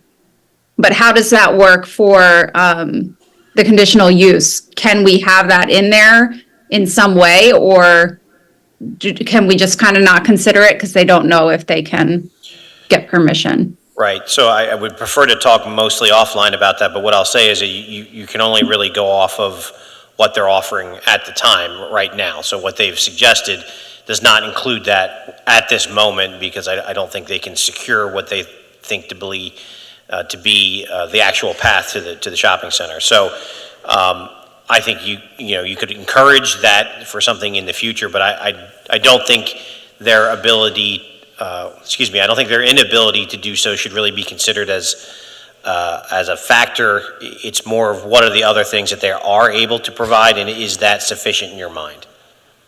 Okay, thank you. Sure. That's all. I just had a couple quick questions, sir.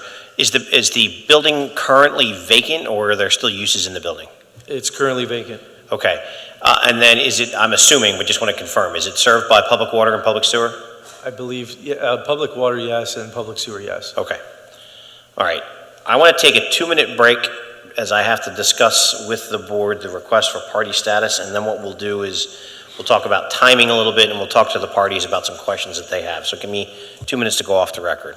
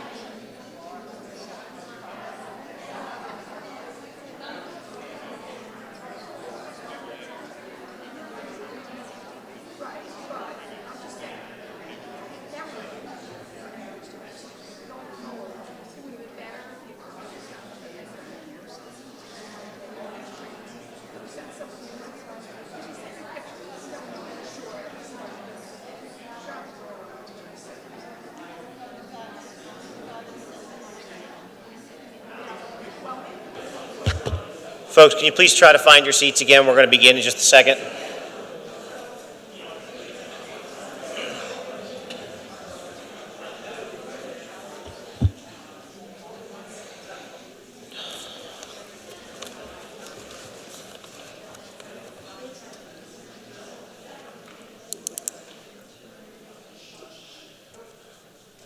All right, we're going to go back on the record. A couple of things for planning for tonight.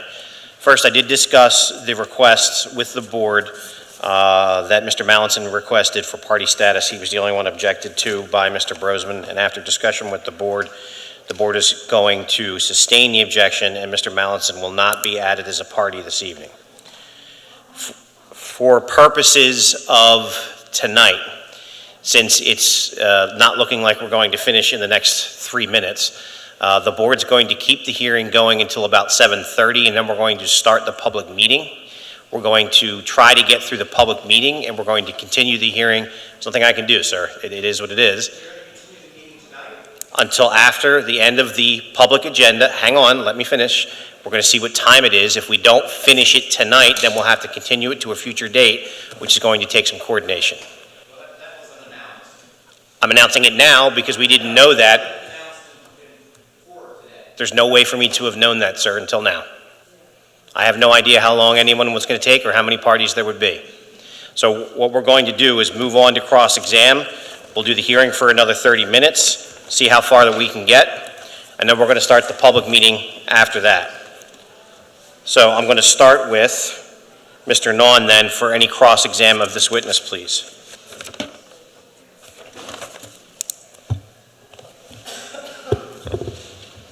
Mr. McKenna? Yeah. Is it okay if I sit? That's fine. All right, thank you, sir. I'd just like to put our objection on the record here that continuing the meeting after the supervisor meeting is an undue burden of all of us attending this. There was no indication whatsoever that that would be required. So just putting that on the record. Understood. And as I mentioned, there's no way for the board to know how long any of the proceedings would take until we're actually here. All right, as you probably know, I probably haven't done this before. I have not yet to do this before. Okay, well then let me give you a little bit of guidance. Go ahead. This is cross-exam right now.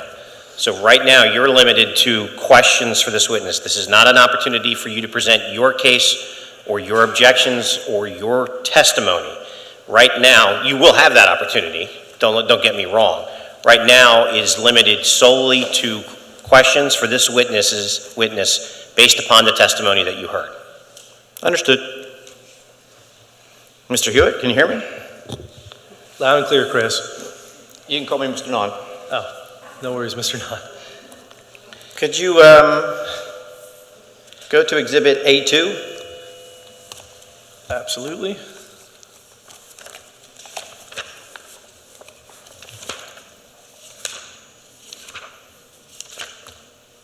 Could you describe what that is, please? It looks like it is a deed. Looks like or is?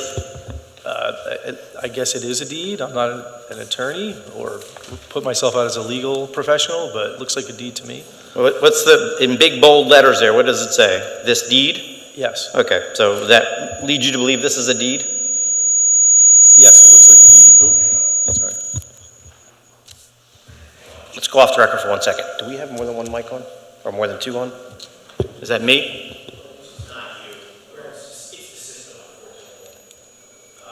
All right, go ahead. We'll try and keep it under control. We'll just keep the two microphones on. You can see on that document that you submitted, there's a number of paragraphs. Correct. You see the first one says witness.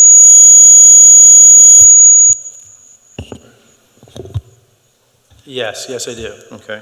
The second paragraph says all that certain. Could you please read that paragraph? Sure, it says, all that certain lot or piece of ground with the buildings and improvements thereon erected, herediments, and I can't really say that word, appurtenances, situate in the Township of Tredyffrin, County of Chester, and State of Pennsylvania, bounded and described according to... Wait, slow down. Court reporter can't go that fast. You gotta go a little slower, please. I'm sorry. Sorry about that. I have a copy of the deed I can give her. Just trying to save everybody's time. I apologize, though.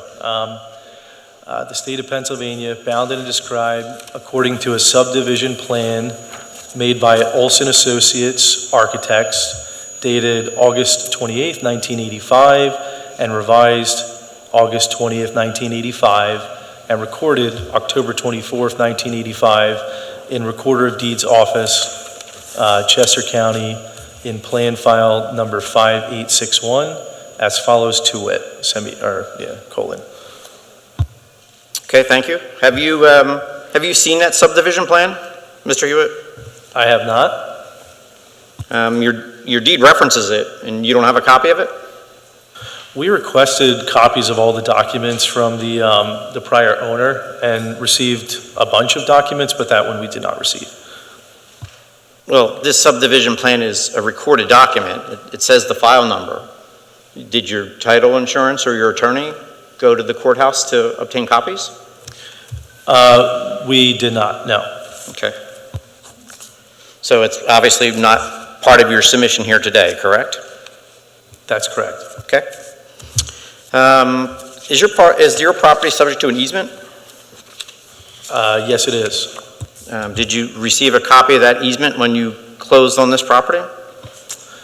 We did prior, yes. Okay. Can you explain why it's not submitted with your exhibits here today? I'm going to object. Those type of documents are not required to be submitted with a conditional use application. So if he's implying there was something improper about that, I'm objecting for that purpose. Understood, but it's cross-examination and he's the adjacent property owner, so I think it's a fair question. He can answer it however he wants to answer, but I'll overrule the objection and allow that. The question was, why didn't we include it? That is correct. Why didn't you include the easement and the packages your exhibits today to the Board of Supervisors? We didn't think it was pertinent, I guess. Could you go to your Exhibit 10? Is it okay, Mr. McKenna, if I drop the A on the exhibits, or do I have to reference A10? Just reference A10 because that's how they're marked. Okay, that's fine.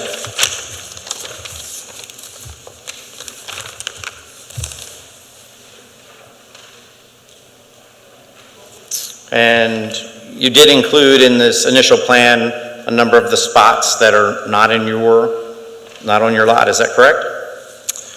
I think there's 2 that are listed there out of the 36.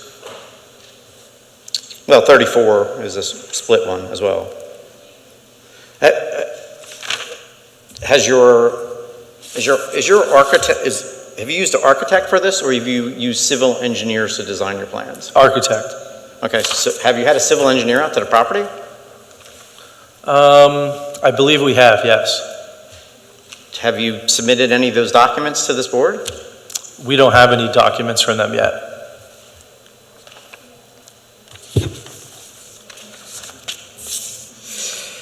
You mentioned the easement. Do you know if there's any restrictions in that easement on what you can do with the parking lot spaces that you acquired?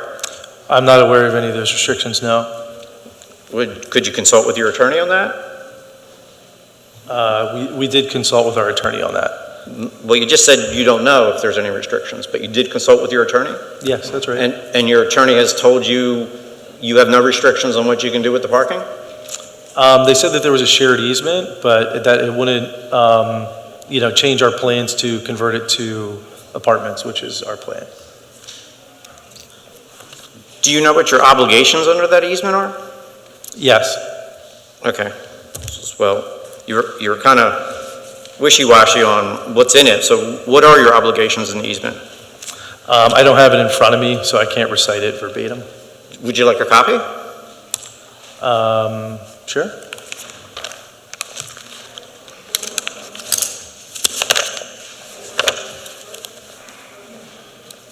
Mr. Nawn, would you like to mark that as an exhibit?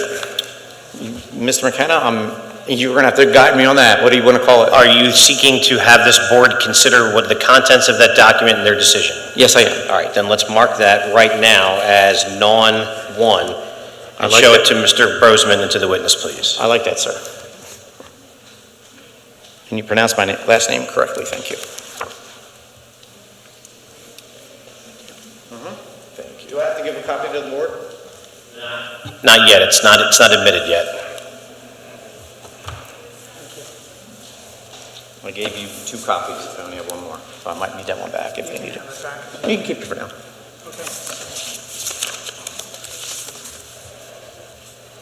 And non-one, correct, sir? Pardon? Non-one, correct? Yes, that's correct. Okay, so, Mr. Hewitt, you said you've seen this document before, that's correct? That's true. Okay, can you tell me the first line there, what's it say about the date this agreement was entered into? 22nd of August, 1997. Okay, all right. And are you aware why this agreement came together? Vaguely, yes. You and I have discussed that personally, and I've heard other things from the last owner of the building. Okay, forgetting how you heard about it, what do you believe is the reason for this agreement? To share parking between the 3 lots. Can you read, you see where it says whereas? Correct. Okay, do you see where it says the third whereas? It says that it's common points of ingress and egress? Yep. From Chestnut Road? Do you have any indication as to why they would do that? I believe it's because there's like a 1-lane or 1-directional road going in and out, so there's not, I guess, like cross-traffic there. Okay. Do these buildings look similar? I'm sorry, let me give some background. Can I give background? Questions? Questions Okay. only at this point. That's fine. Sorry about that. Your building number's 83 Chestnut Road, correct? Correct. Is building number 63, where is that 63 Chestnut Road, where is that located in reference to your property? I guess that would be north? How many parcels away is it from your parcel? 2. 2, okay. And 73 Chestnut Road, that is my parcel, correct? Correct. Okay. In the middle, yes. Could you give me an indication of, are the facades similar to, on 63 and 73, are the facades similar to your facade? Yep. Okay. Do they look like they're a planned complex to you, Mr. Hewitt? I mean, there's differences, and I think they were built, some of them were built at different times, but, you know, it looks like they're attempted to be similar, I would say, yes.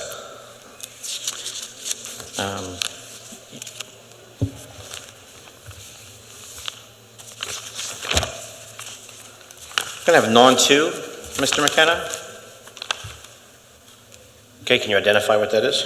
Sure, it is the Olson Architects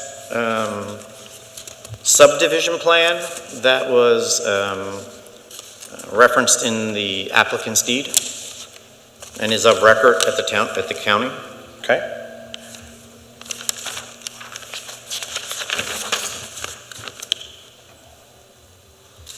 And for the record, Recorder of Deeds gave this to me with a simple phone call.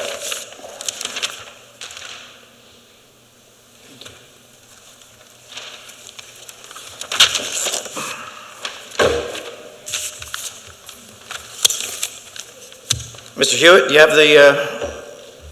you have in front of you what's called the non-2? Yes, I do, Mr. Non. Okay, and if you can, it's very hard to read, and I apologize for that, but this is probably a microfiche document, but you can make out, can you make out on the bottom right corner any of the dates there?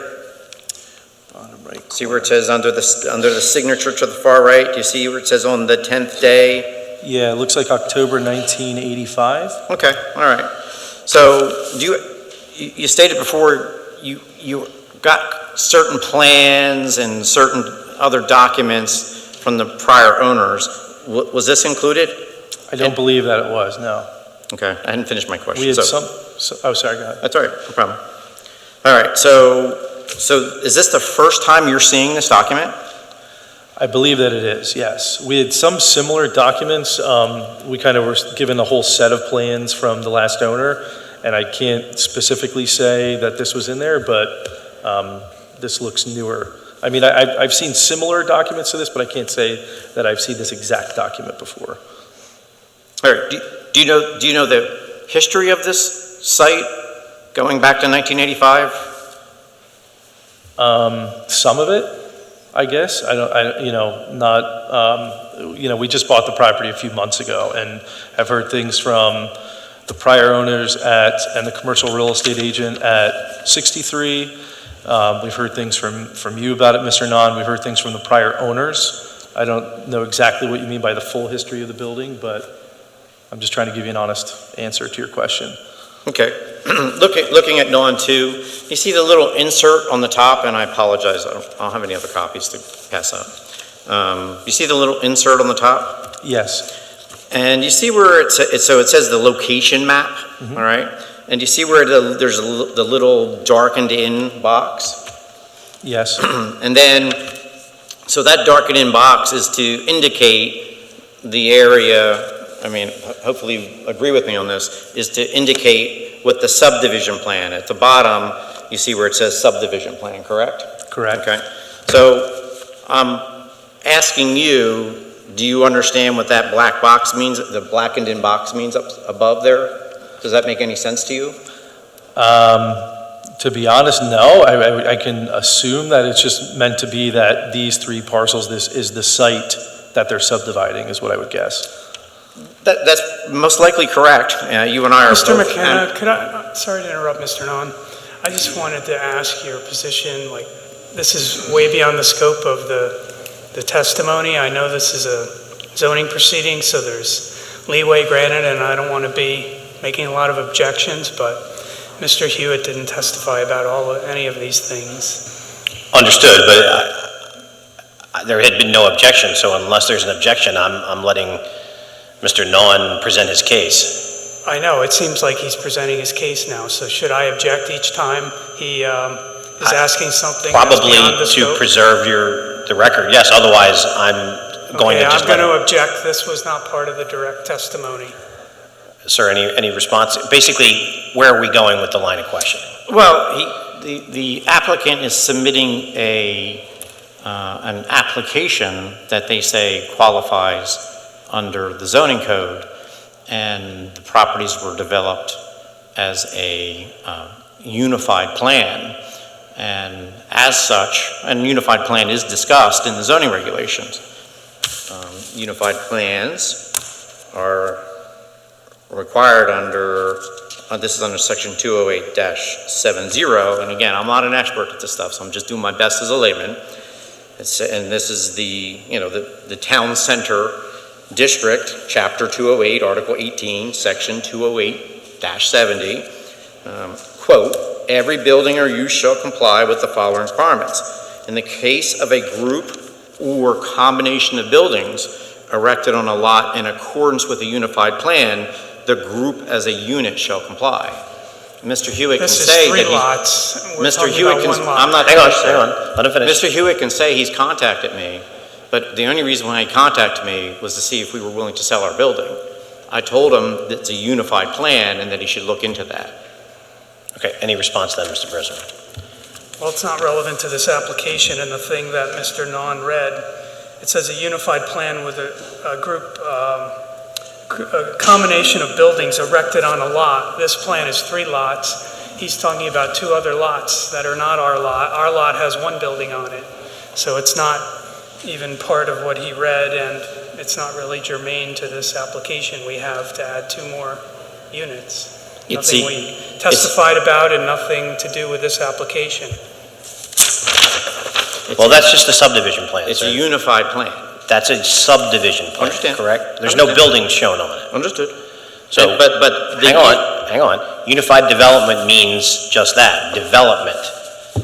If I had 5 lots that I'm subdividing and I'm not developing them all at the same time, it's arguably not a unified development. I think that's the point. So I tend to agree with Mr. Brosman on that issue to sustain that objection. Is there any other line of questioning that you had for this witness? Sure. Okay. On this plan alone, okay, on this unified subdivision plan, the amount of square footage that was put on these properties was coordinated with both the parking easement and the pervious surface. Well, those are things you can ask him about then. If there's parking restrictions or requirements, go ahead and ask him about that. That's fine.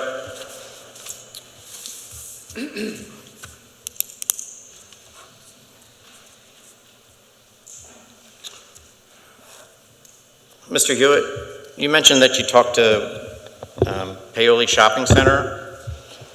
Can you tell us who you talked to?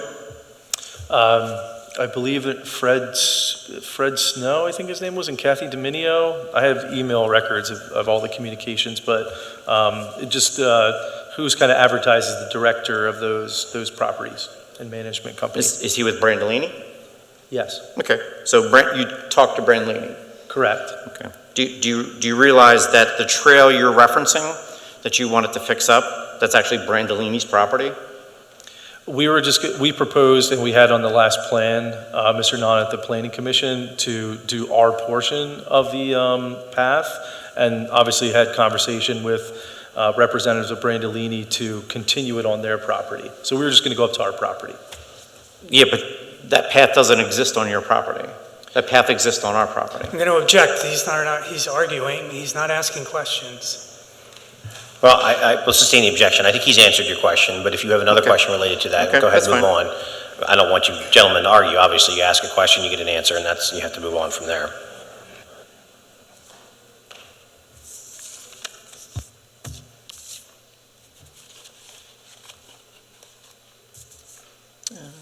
Just give me 1 second, sir.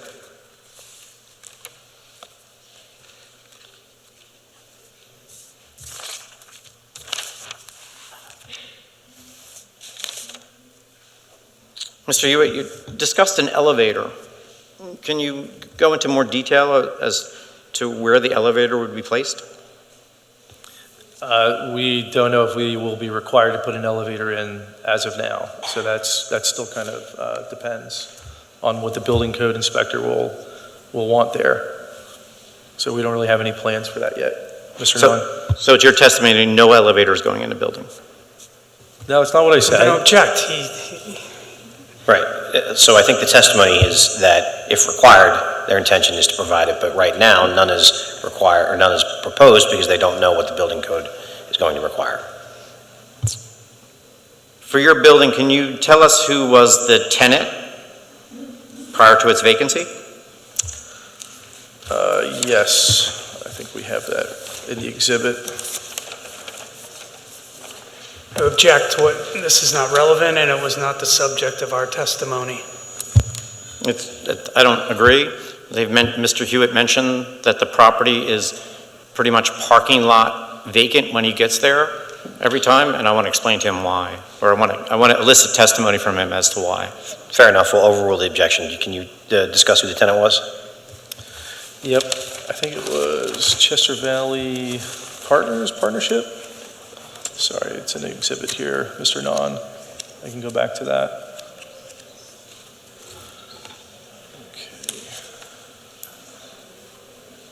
Okay. The Chestnut Partnership.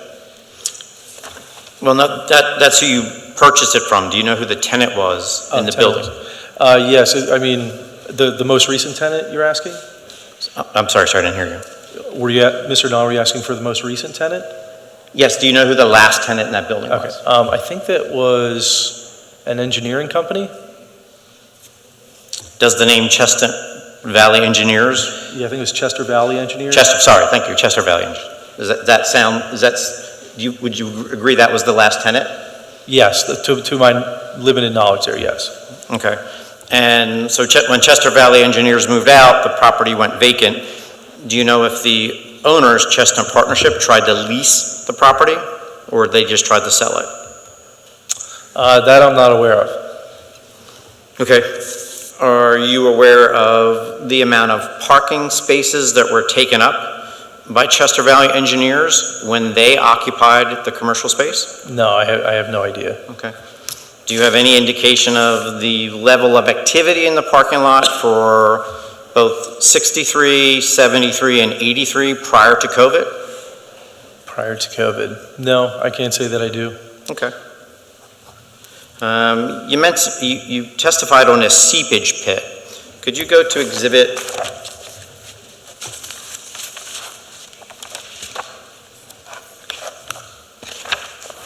Could you go to exhibit 10 and explain where the seepage pit would be?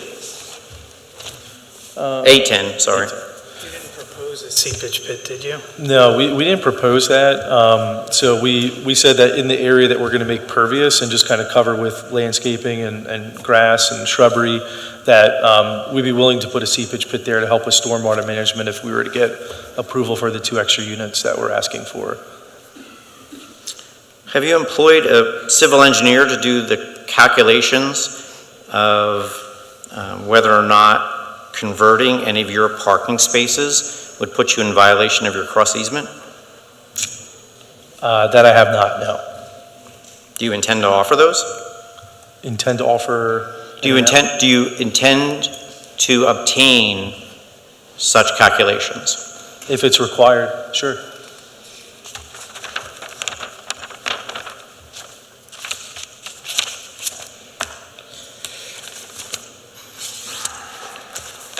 Go back to non-one.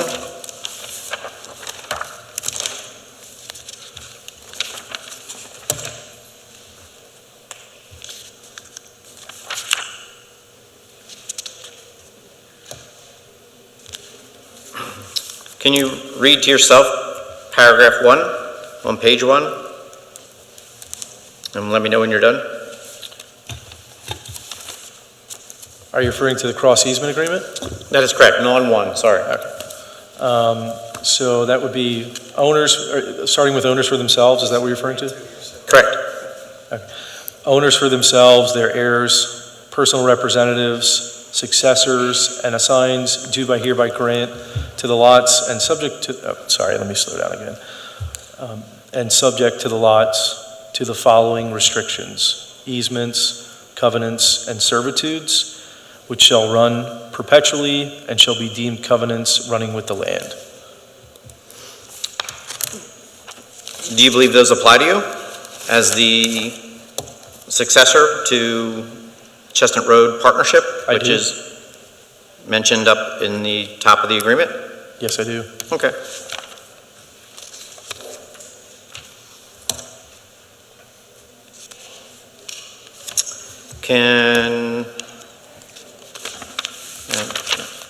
Just give me a second, sir.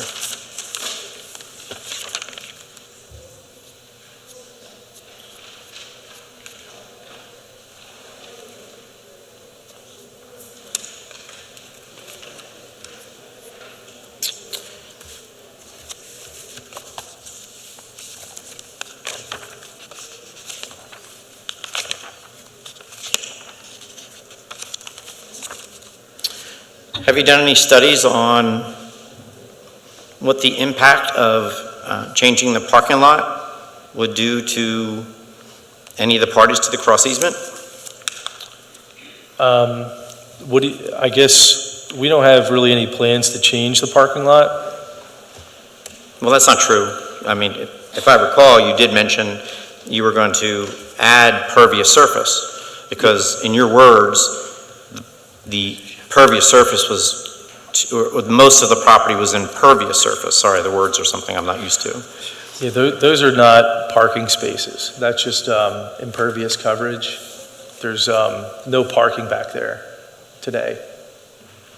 Well, I grant you that the tenant put a shed on it, but still it's parking in the plan. Well, it's like a back corner. So if you have 2 cars there, this is like the back square here that you can't really park a car in there unless you were going to do some angular parking. Then you'd have to completely redesign that lot. So it's just space that's not being used for any parking today that we proposed for, for that pervious space. Going back to non-1, which is the easement.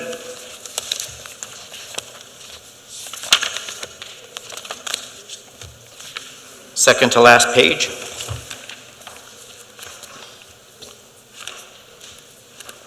It listed as Exhibit D of that attachment.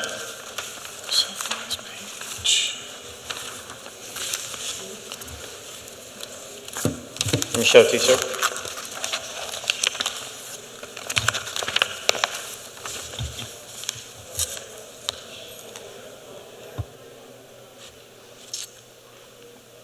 Can you describe to me what you think this is?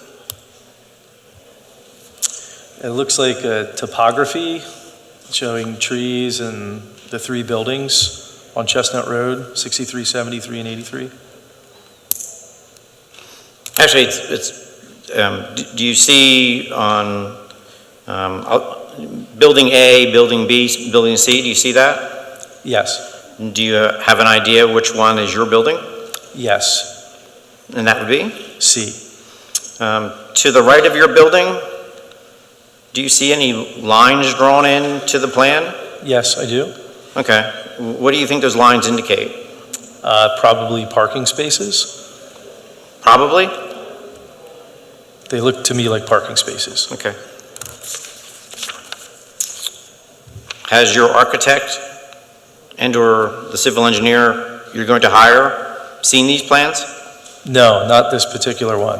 Okay. I have nothing further for today. Thank you. Before we decide whether we're going to do anything else, let me ask two quick questions. Mr. Capurro, sir, are you going to have any questions for this witness? Yes. Okay. Thank you. And Mr. Chettiar, will you have questions for this witness? No, I don't have questions. Okay. All right. So it's just about 7:30. We're going to pause here. We're going to probably take a... Not yet. You did. We'll come back to you, of course. You will always have that. I want to try to maintain the order, if that's all right. You always will get the opportunity to, you're the board. But we're about 7:30. My thought is, do you want to take a 3-minute break? Let's let the applicant and all the parties, you can step out or do whatever you'd like. As I said, we're going to continue the hearing and probably for about another hour and a half or so. I know the board's going to try to get through the agenda as quickly as possible. We're going to pick it up again tonight. Later tonight, if we do not finish later tonight, then we'll continue it to a new date certain so that you can all come back and you'll know exactly when that is so that you can be heard, whether it's public comment or any of the other parties. Any of the other parties will have the opportunity to also testify tonight. So it's a little unusual, but because of how long this is taking, we're going to try to stop one thing and get the next thing done. All right. You don't have to come back, ma'am. No, but correct. That's correct. Well, ma'am, you'll have to take that with the board right now. That's the direction that I have from the board, is to get the public meeting done and pick this up later. So we're off the record now.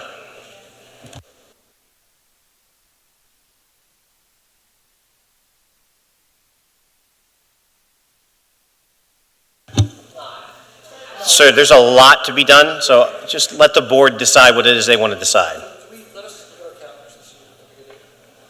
You want to try to pick a date? Okay.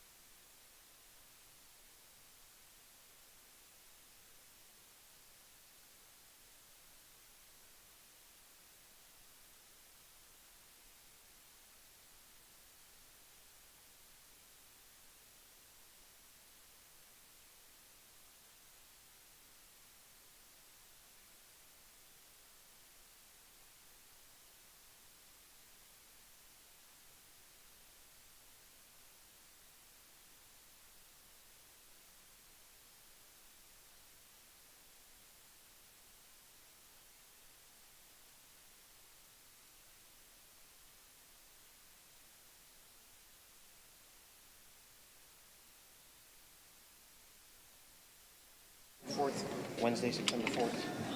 I'm out of town. No. Is there anything going on in the Township building? I'd have to go look. Can you please check? I can go check. I'm just turning this on first.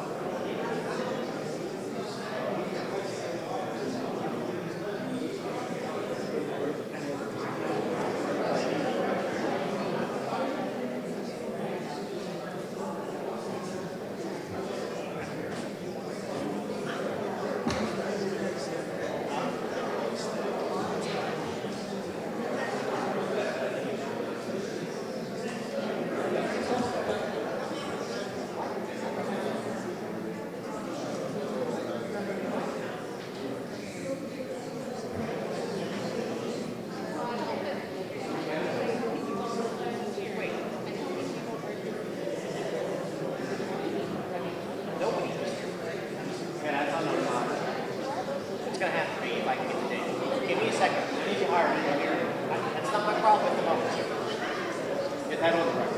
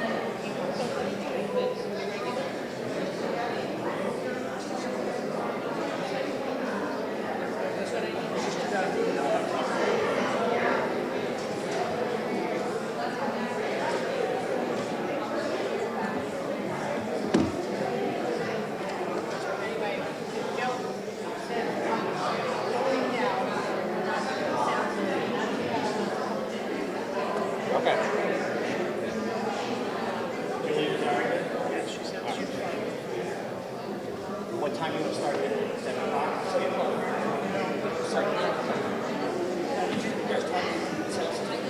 All right, ladies and gentlemen, can you settle down for a minute? So we want to get ready to come back on the record.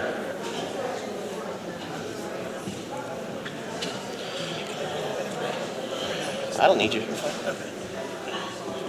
All right, so here's what we intend to do. Based on the feedback from the public and from the parties, we're going to continue the hearing tonight until Wednesday, September 4th, and that'll be at 7 p.m. You will get no new notice. There's nothing new going out to the parties or to residents. This is the notice that you're getting. It'll be posted, I'm sure, on the Township building as well as on the Township's website, but we're going to continue it until then, at which point the other parties who didn't get an opportunity to cross-examine the witness will be allowed to do so. The board will be able to ask additional questions of the witness, and then any of the other parties that night, if you have a case or documents or testimony you'd like to offer, you will go ahead and do that. Mr. Brosman will have the opportunity to rebut. Once his rebuttal is done, any member of the public who wants to will be heard on the application that night, but we're going to defer anything further until September 4th at 7 p.m. Is that okay, Mr. Brosman? Yes, and for the record, that'll be here at the same location. Correct, here at the Township building. Okay, thank you all. We're done for tonight on the hearing. So let's just talk about the Township meeting. The actual Township meeting will be in 10 minutes at 7:45. Do me a favor, when we come back, will you have copies of your exhibits for me? Bring them back, yeah, if you don't mind. Yeah, my concern is, I mean, I gotta hire a civil engineer. I hear you, but the application's been pending now for... How are you? It was at the planning commission. I didn't know I was coming to 2 meetings. Well, this one was supposed to stop at 10 to 7, so. Okay, let me ask you a question. I can try. Well, if anybody has the magic 8-ball, it's you. So I really only came to give support to the library. No, that's pretty typical. You know, the public comments might be in 2 hours. Well, look, all I'm saying is... But I have mine all written. Can I just give you my copy of my comments and leave? Well, I appreciate And it'll be in the record? As you would do. I'll get Joe to read them into the record for you. Just make sure your name and you know, is on there. Address and all that? Okay, I'll add it. You can just say. I typed it out. Or when or whatever. Yeah, I had my husband review it, you know, so I haven't had dinner. Yeah, hand them to me. Thank you, Pat. Absolutely. Okay, I'll be right back. Sure. Well, I'll go apologize.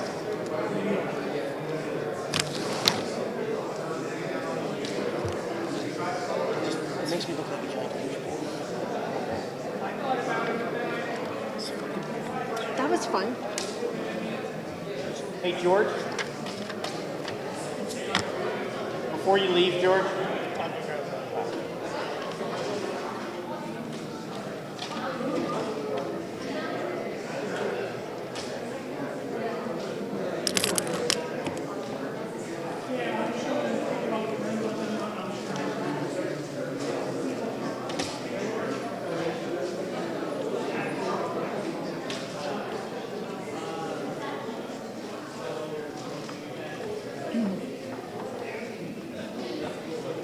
Okay, sorry. Are you guys going to address the eligible thing at some point and maybe cut down the wrong public language over here? Yes, you think that's right? That's exactly right. Oh, really? None of these people. Yeah, there's a lot of people from Chesterbrook from here because they're upset about it. I was gonna say it, but I thought it doesn't even deserve, I didn't want to They've been even, getting phone calls all day. I didn't even want to like give it any, I thought it was so preposterous. I do too. I actually laughed when you told me, and I didn't take it seriously. I shouldn't, part of me thought, I don't even want to comment because it's not worth it. I get it, but I would have, I thought. I love the library. Nothing, well, you know I love to read. So, thank you so much, Pat. I'll see you later in September. Yeah, you have a good day. Okay. Thank you. Yeah. But yeah, I will say something. The library thing. Liz, I'm leaving. Okay. I can't stay for 2 hours. You need to read her comment into the record. Great. It's supportive, you know. Thank you. All right. Thanks.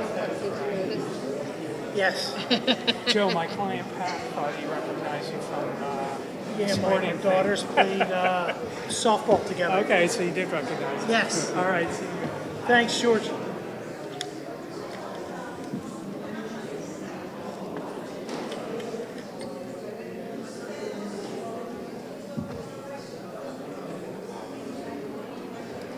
Just one thing, computers, right over your shoulder, and they cut.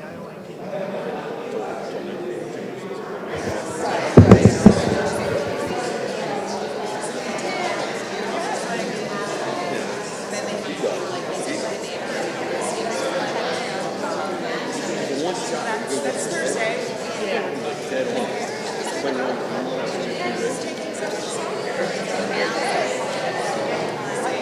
I figured you possibly don't like him. I know.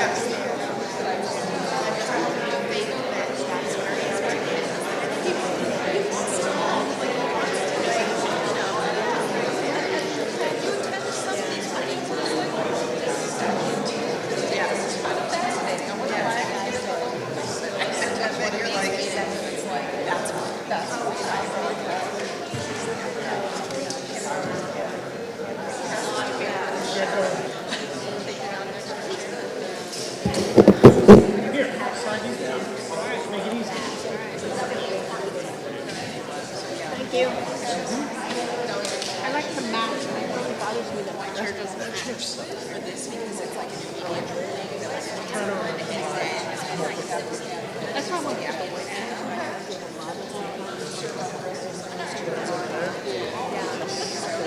Half of the more.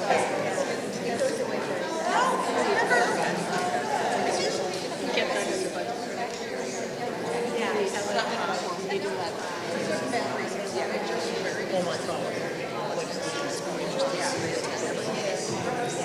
Where's the white shirt? Yeah. Yeah, it's all my fault. Just blame me.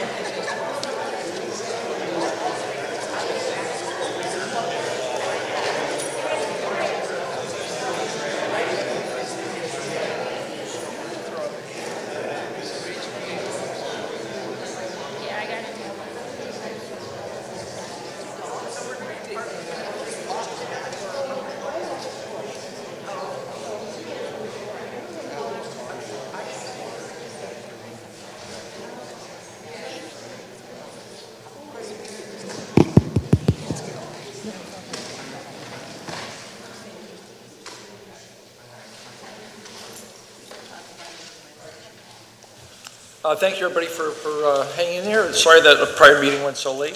Now I'd like to call to order the public meeting for Tredyffrin Township. The first action is to swear in a new police officer, Chief Beatty. Thank you for the board's time and the public's time. I'm proud to have members of the police department here and some family members. Currently, the Township Police Department has 41 sworn officers, down one from our previously authorized strength of 42. We had a recent resignation, and the officer decided to pursue some other avenues in education.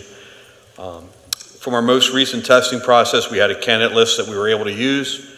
We're in the process of actually posting and have a new process in place that we're running through right now. But to expedite and get an officer in and go through the 3-month training, we went back to the list that we had, which was still valid.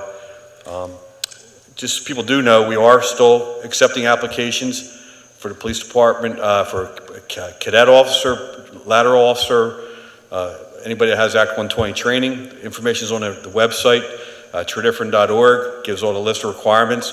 Unfortunately, time's running down on that. We need to know by Thursday.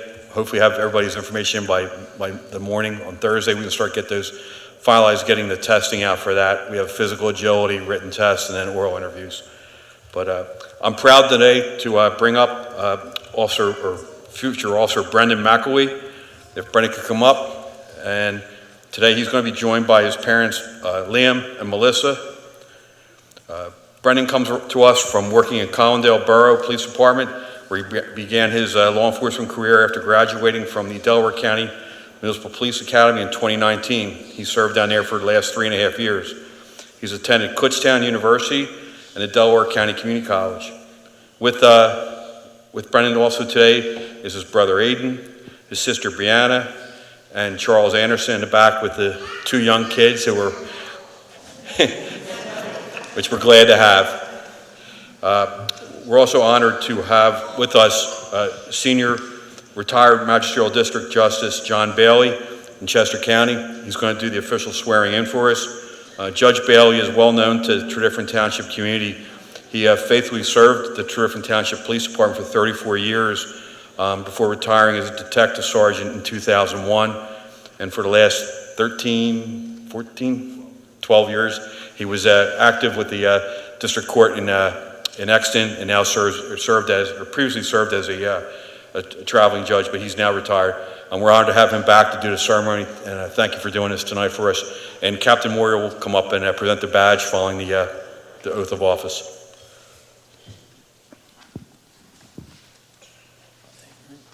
Left hand on the Bible, raise your right. Nice and slow. All right. Repeat after me.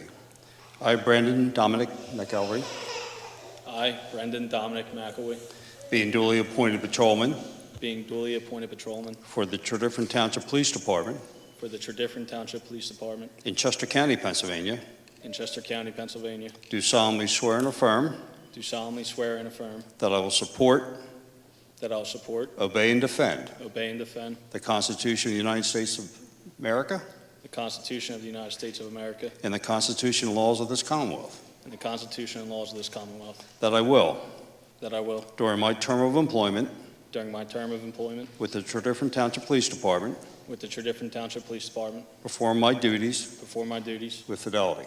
fidelity. In my position as patrolman, In my position as patrolman, I will uphold, obey, and enforce the law without consideration the law without consideration to a person's race, color, sex, religious religious creed, sexual orientation, age, national origin, ancestry, handicap, or disability. Congratulations.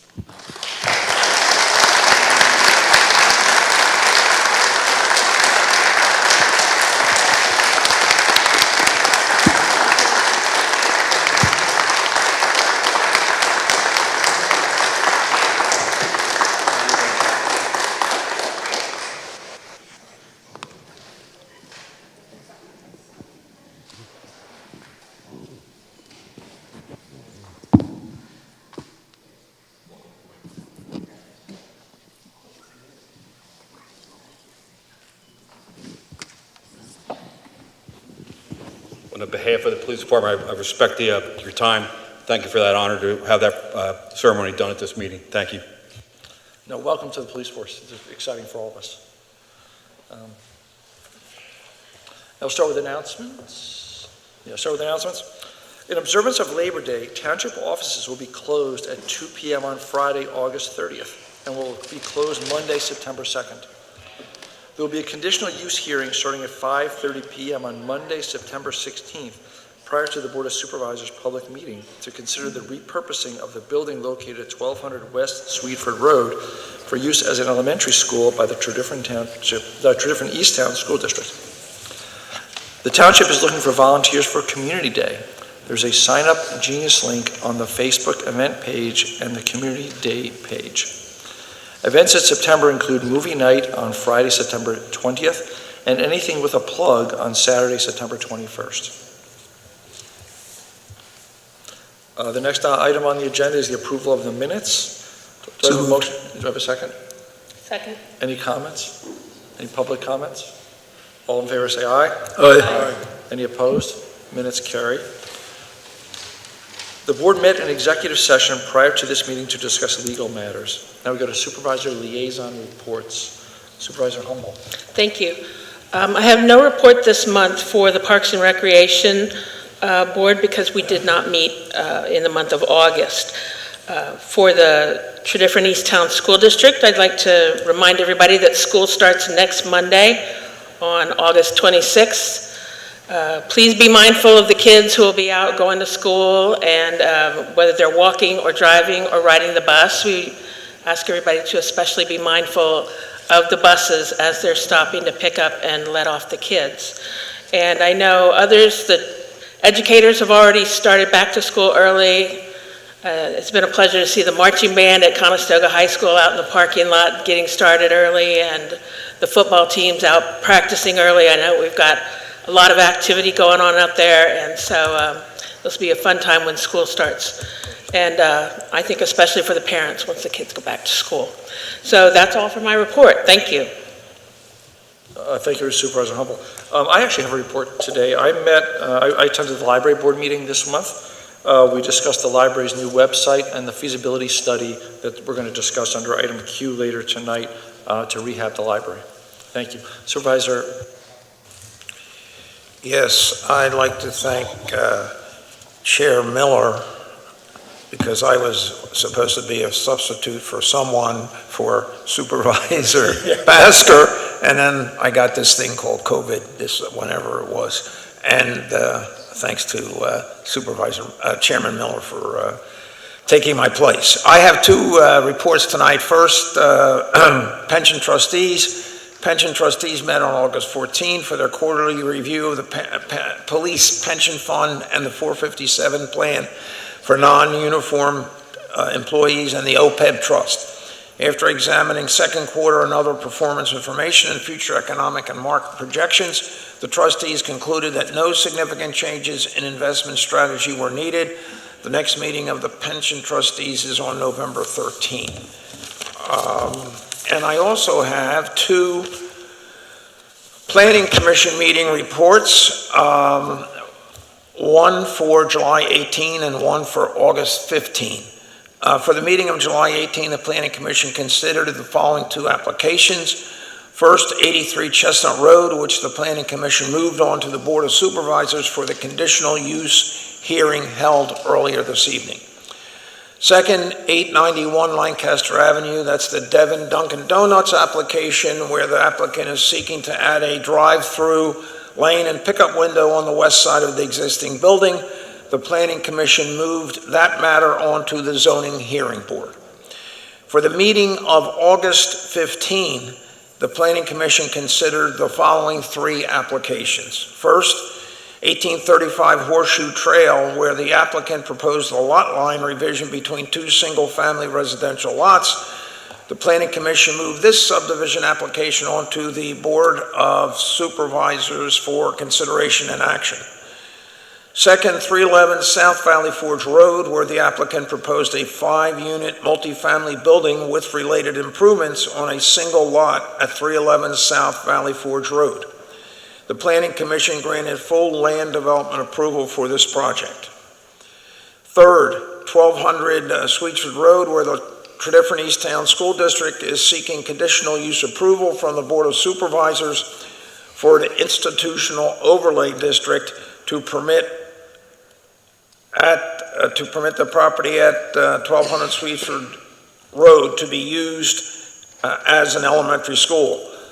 The Board of Supervisors will hold the conditional use hearing on this matter on September 16, as noted in the announcements on today's agenda. That completes my report. Thank you, Supervisor Wysocki. Supervisor Bhaskar. So I'd like to thank Chair Miller for filling in for me at the Library Board of Trustees meeting. I was supposed to be the one there. The Environmental Advisory Council did not meet in July because they don't have a scheduled meeting in July. That's the month they take off. However, we do have some announcements. There are some grants that benefit the township. And so the first one is the Valley Creek Trustee Council has awarded $100,000 to the Valley Creek Restoration Partnership and Valley Forge Trout Unlimited for engineering and performance monitoring associated with the Krabby Creek Stormwater Project. Second, there is a $4,000 Healthy Planet grant awarded by the Giant Company and Keep Pennsylvania Beautiful to the Open Land Conservancy for tree planting in partnership with the Environmental Advisory Council at the George Lorimer Preserve and at Krabby Creek Park. And third, there is a $2,500 grant awarded to the Tredyffrin Public Library in partnership with the Environmental Advisory Council, and this is from Aqua Essentials for stream stewardship, education, and general library support. So we would like to thank those generous donors for the grants which will go towards improving the quality of life in Tredyffrin.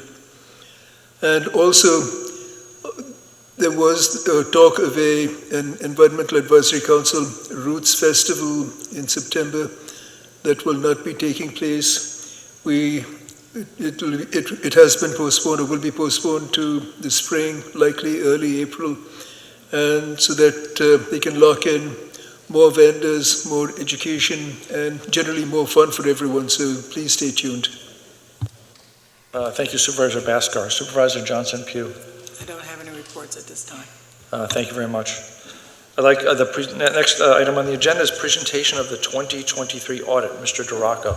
Thank you, Mr. Chairman, members of the board. Tonight with us virtually, I have, that's fine. Supervisor Gussie, any reports? Sorry. Okay, I didn't have any anyway. Oh, thank you. Sorry about that. Mr. DeRocco. No worries. I have Steve Kutsaflakis, who is the audit partner from Barbicane, as well as Joe Manfrey, who really ran the audit. So I will turn things over to them, and we'll go. Also, before I forgot, we also have our elected auditor, Phil Donahue, in the audience. Hi, so I'm Joe Manfrey, the manager, as Joe just mentioned. Joe, it looks like I don't have the ability to share my screen. Is that something that I could get quickly, or Give me one if second. not, no big deal? Yep, 1 second. Okay.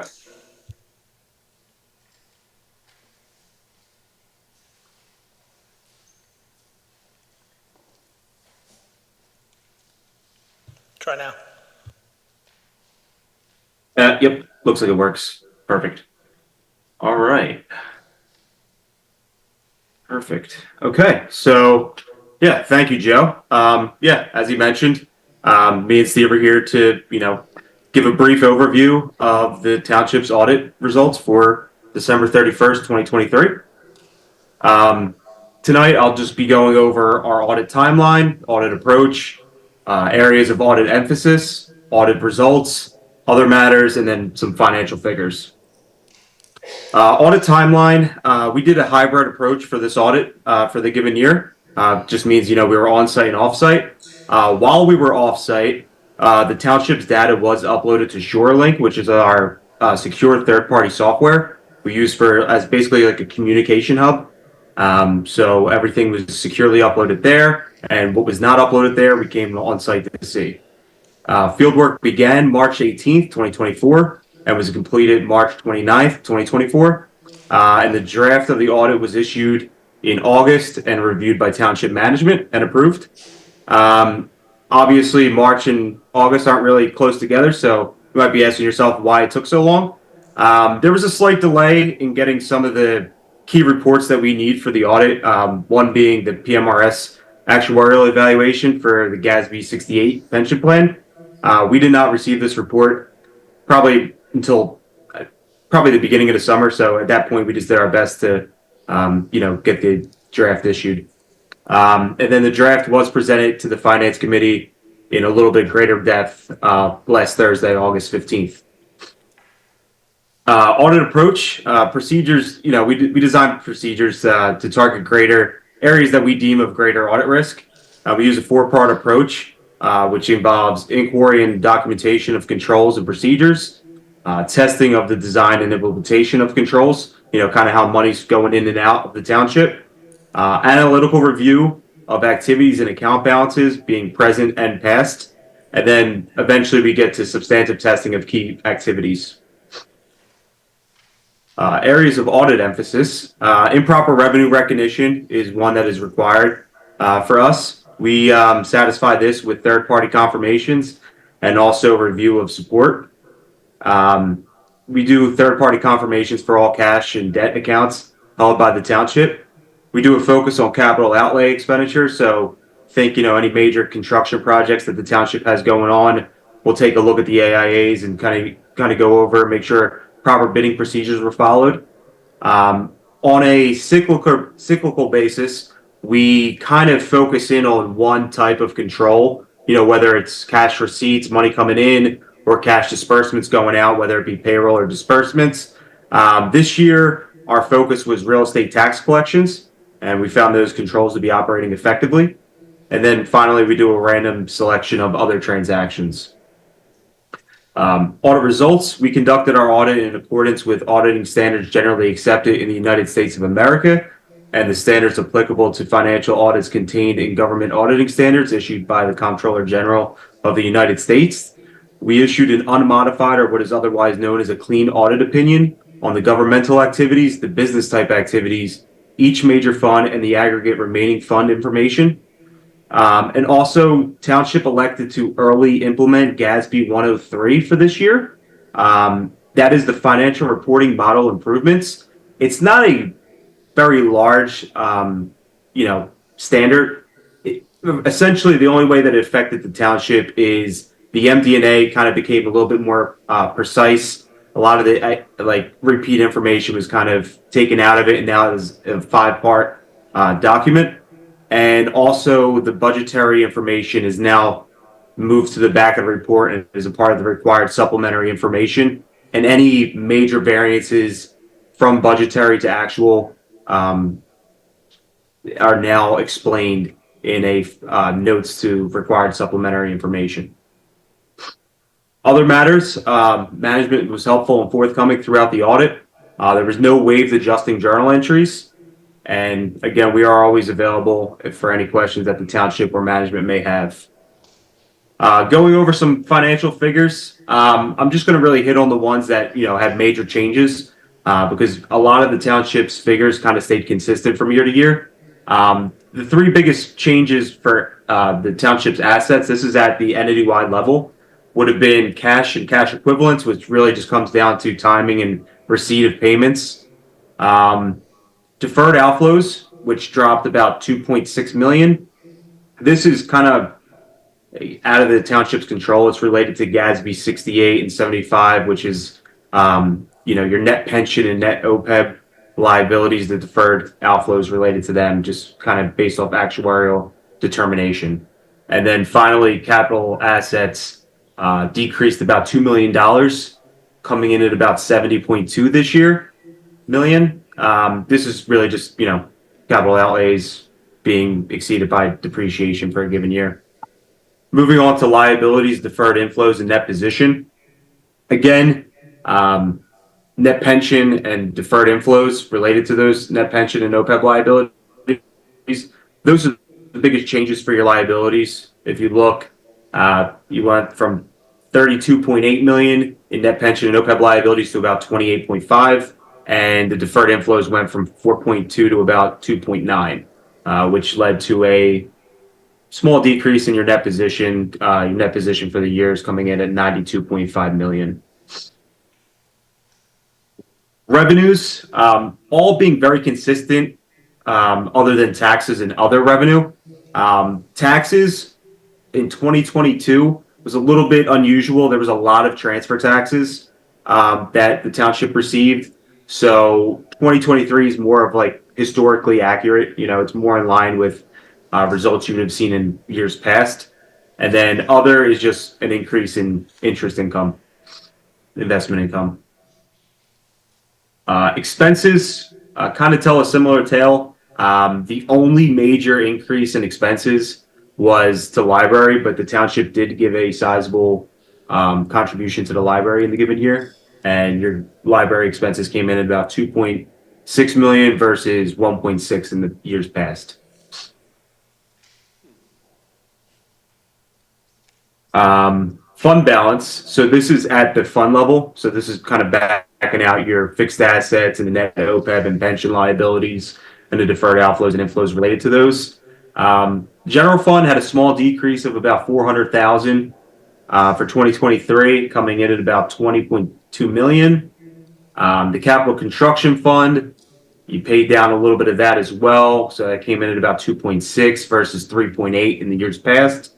Other governmental funds had the biggest change, which you had a about $1.2 million deficit. That's just related to the new stormwater fund. It started to pick up expenses, but no revenues really coming in yet. So that's the big change there. And then your sewer utility came in with a $500,000 increase in fund balance. This is a look at just the general fund versus the non-spendable fund balance, restricted fund balance, committed fund balance, and finally unassigned fund balance.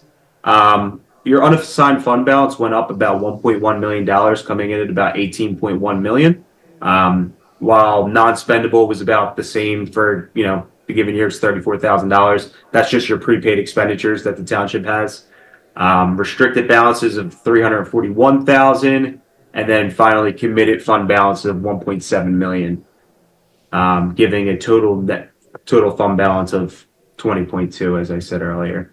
That concludes my slides, at which point I'd be open to any questions that anybody may have.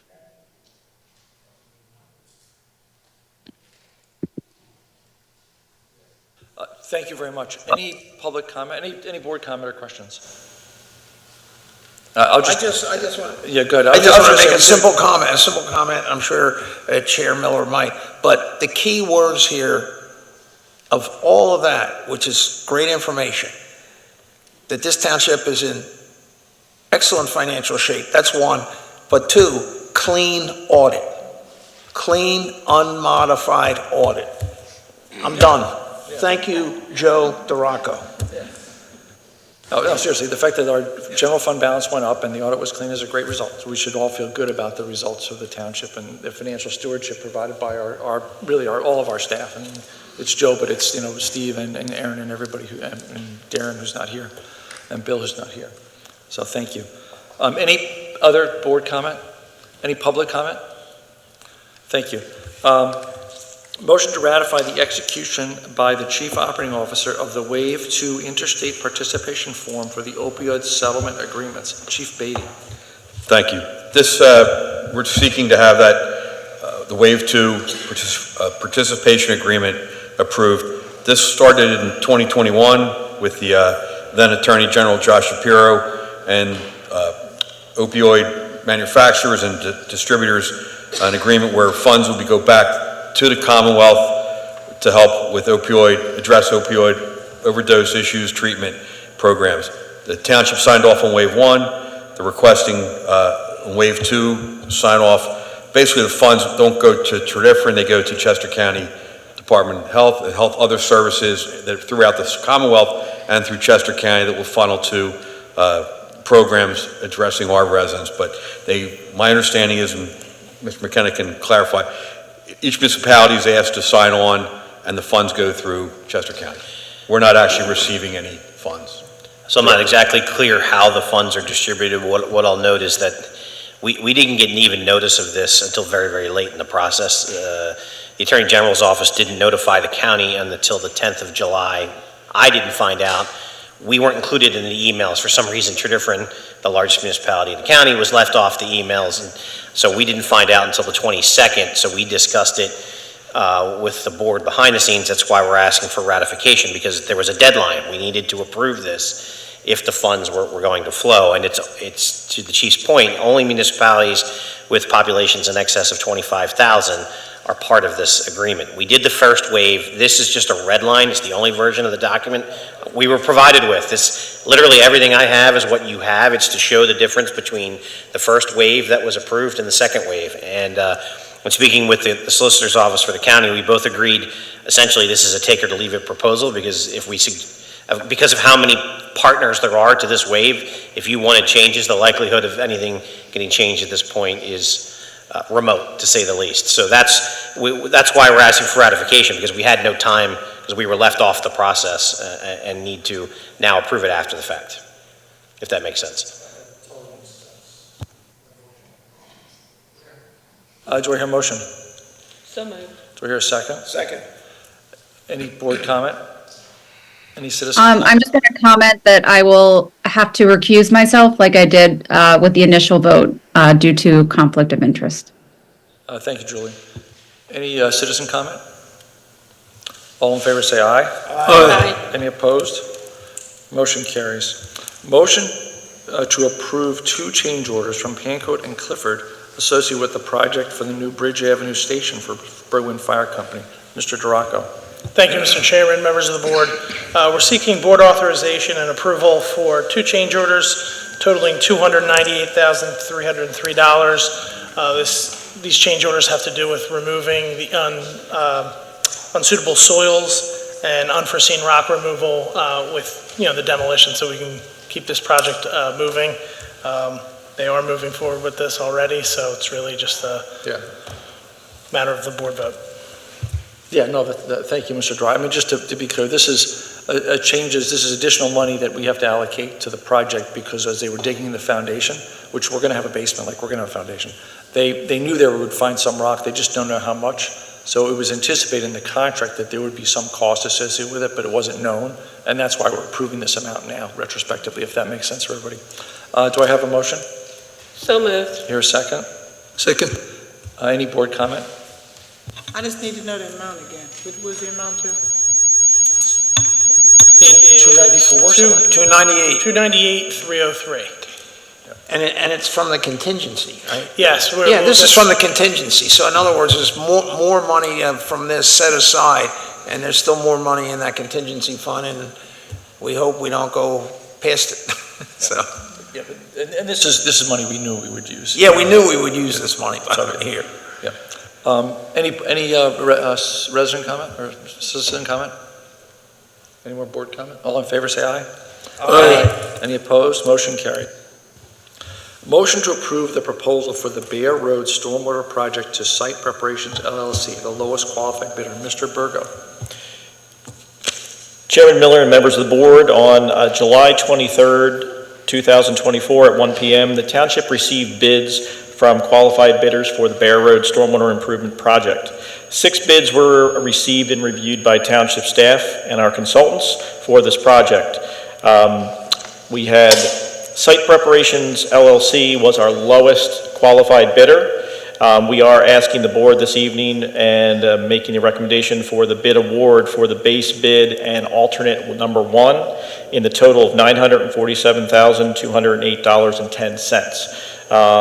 If there's any other questions, we can certainly answer that. Just a quick reminder, we did have 2 different grants for this project totaling $575,000, which is 60%, almost 61% of the total of the amount that we're asking for award this evening. Could you remind us what the budget was for the project?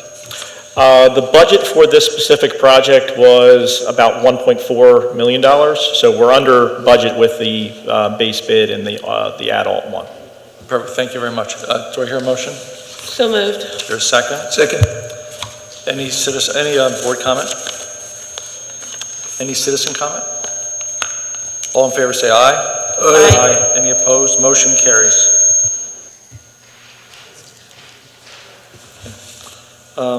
Motion to reject the bid from Delaware Environmental Construction Services and approve the proposal for the Warner Spur Bridge Repair Project to Solid Wall LLC, the lowest qualified bidder. Mr. Burgo. Chairman Miller and members of the board, on July 23rd, 2024 at 3 p.m., the township received bids from qualified contractors for the Warner Spur Bridge Replacement Project, round number 3. 3 bids were received and reviewed by township staff.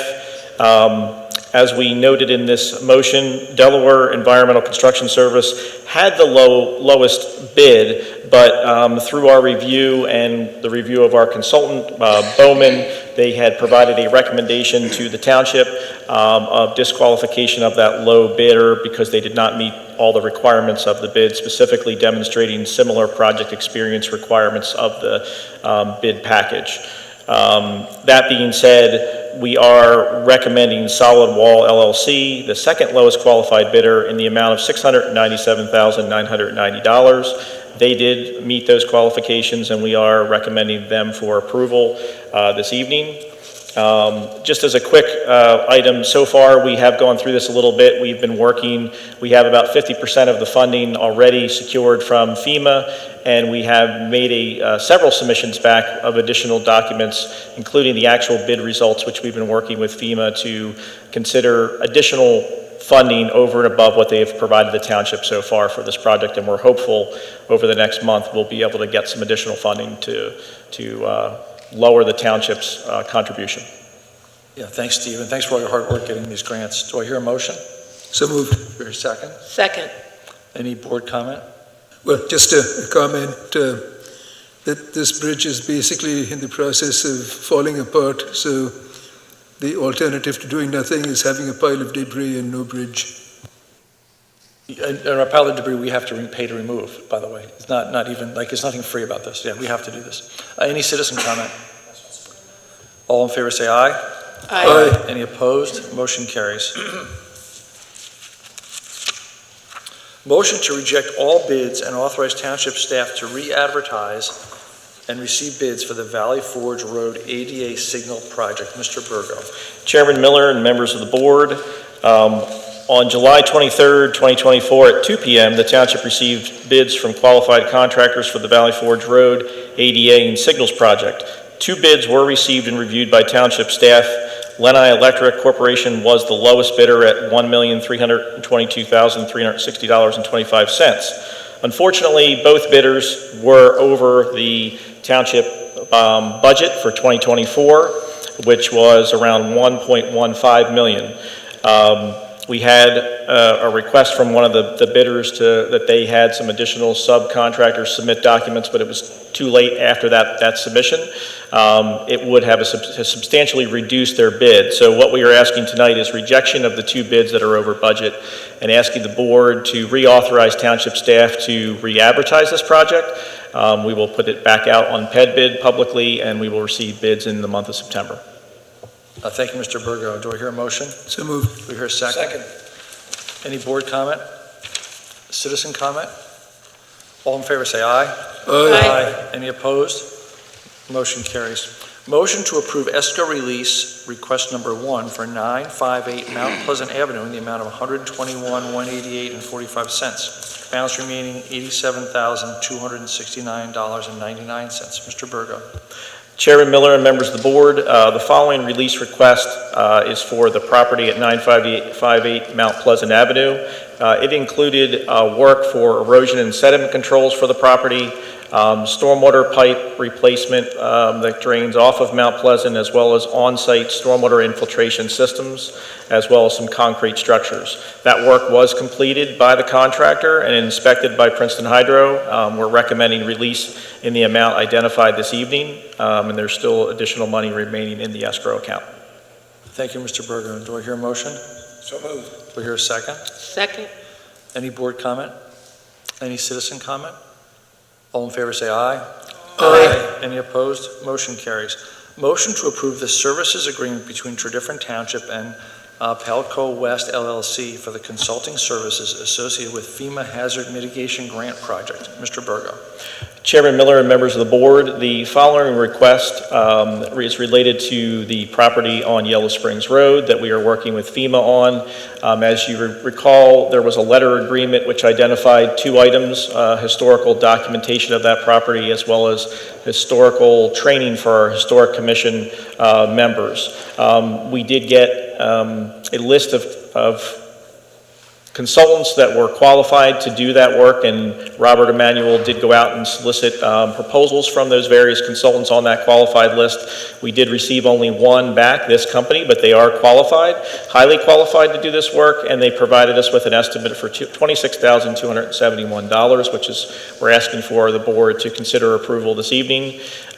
We'd also bring to their attention FEMA has indicated in that letter agreement that they would provide us up to $180,000 or $182,000 in reimbursement for these costs. So this is well below those costs. And even if that project doesn't move forward, any costs that are expended up to the time frame would be reimbursed. Thank you, Mr. Berger. Do we hear a motion? So moved. Do we hear a second? Second. Any board comment? Citizen comment?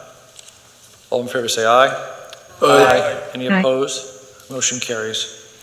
Motion to ratify the settlement agreement and mutual release between Picket Post Swim Club and the Tredyffrin Township Zoning Hearing Board. Mr. McKenna. Thank you, Mr. Chairman. Before you tonight is an agreement that was negotiated primarily between the Tredyffrin Zoning Hearing Board and the Picket Post Swim Club Council. The township is not an active participant in this appeal, though we were directed by the board to intervene as you wanted to have a voice in any potential settlement agreement, which is now before you. So the goal has been achieved from that perspective. We did not, meaning my office did not participate at the zoning hearing board level. That was just between the applicant and the ZHB, although your zoning officer was present. So if you have any specific questions, obviously it is for her. This has not been approved by any public body yet. It is set for possible approval at the zoning hearing board's meeting next week, I believe. You are the first entity yet to consider it. The Picket Post was granted zoning relief for these additional requests, but it was subject to a litany of conditions, and it's really the conditions that Picket Post had appealed, as they had concerns with some of those conditions. So this agreement seeks to more or less modify the zoning hearing board's decision as it relates to certain of those specific conditions which you have in front of you. So it is for the board's consideration. You can act, you can not act, you can amend whatever the board would like to do as it relates to this document. There can be no settlement unless the board approves of whatever the resolution that is finally agreed upon between the parties. So it's for your discussion and public feedback tonight.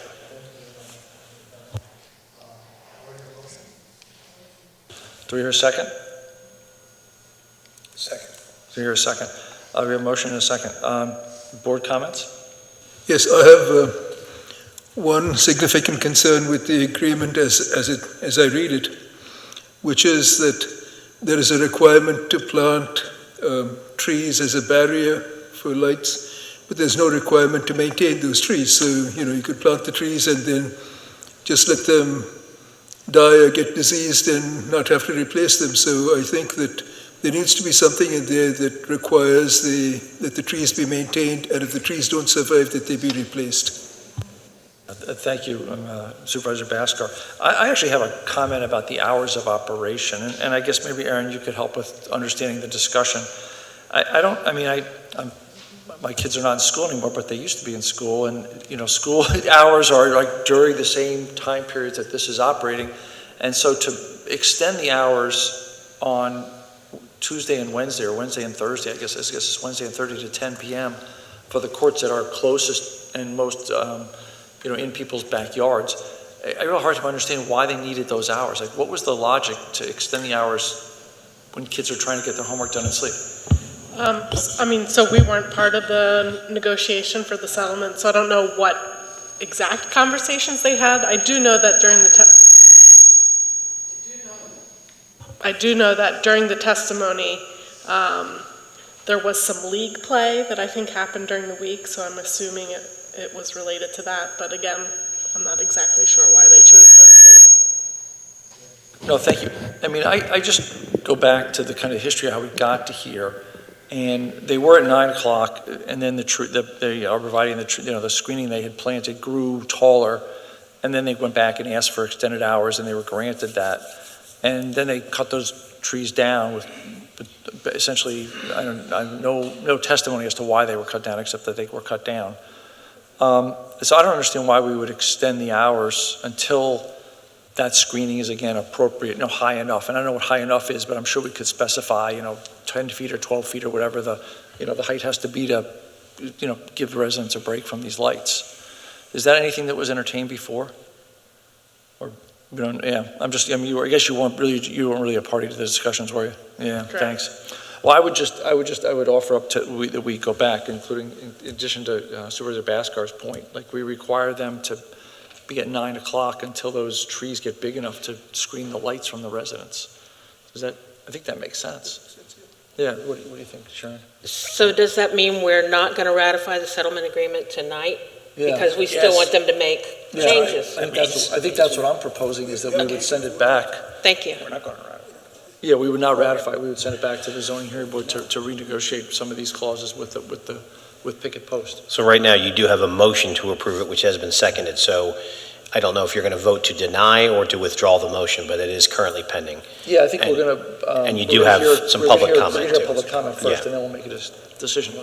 Yeah, let's do board comment first. Anybody else on the board have a comment?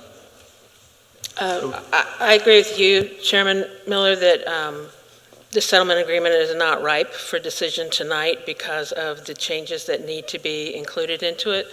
So I'll be voting not to ratify the agreement tonight. Thank you, Supervisor Humble. Is there a difference, Mr. McKenna, if we withdraw the motion or if we deny it? No, I think either way, it's pretty clear the direction the board is providing to me to go back to picket post to the zoning hearing board and say that as presented, it's not acceptable. The conditions are, you want continued maintenance of whatever landscaping, and then no extended time to 10 o'clock. It's 9 o'clock until the landscaping is mature enough to screen those lights. We'll have to come up with that language, and it has to be represented to you in some fashion. No, I think either way, as presented, it's the same net effect, so however you would like to proceed on that. Okay. Well, let's hear the public comment, and then we'll go from there. I do got one question I just need to ask. I guess it's me. If I heard it Wednesday or Thursday, they want to have it until 10 o'clock. Can we also, when we go back, ask them what is so specific about those 2 days? Are they having tournaments, or what is going on that they'd like to keep it? I think that's part of the discussion. Okay, because I want that in there too. Why those particular days you wanted to make it to go to 10 o'clock? Possibility. Any other board comment? Let's go with public comment. Art, if you don't mind, use this microphone. Thank you. We're going to try this one, so we'll go with this for now. All right, am I on? Okay. All right, I want to thank the board for taking Arthur Zadrozny, 16 Painters Lane, and also a board member of the Painters Lane HOA. I'm going to start out by thanking you for taking a moment to reflect further on this.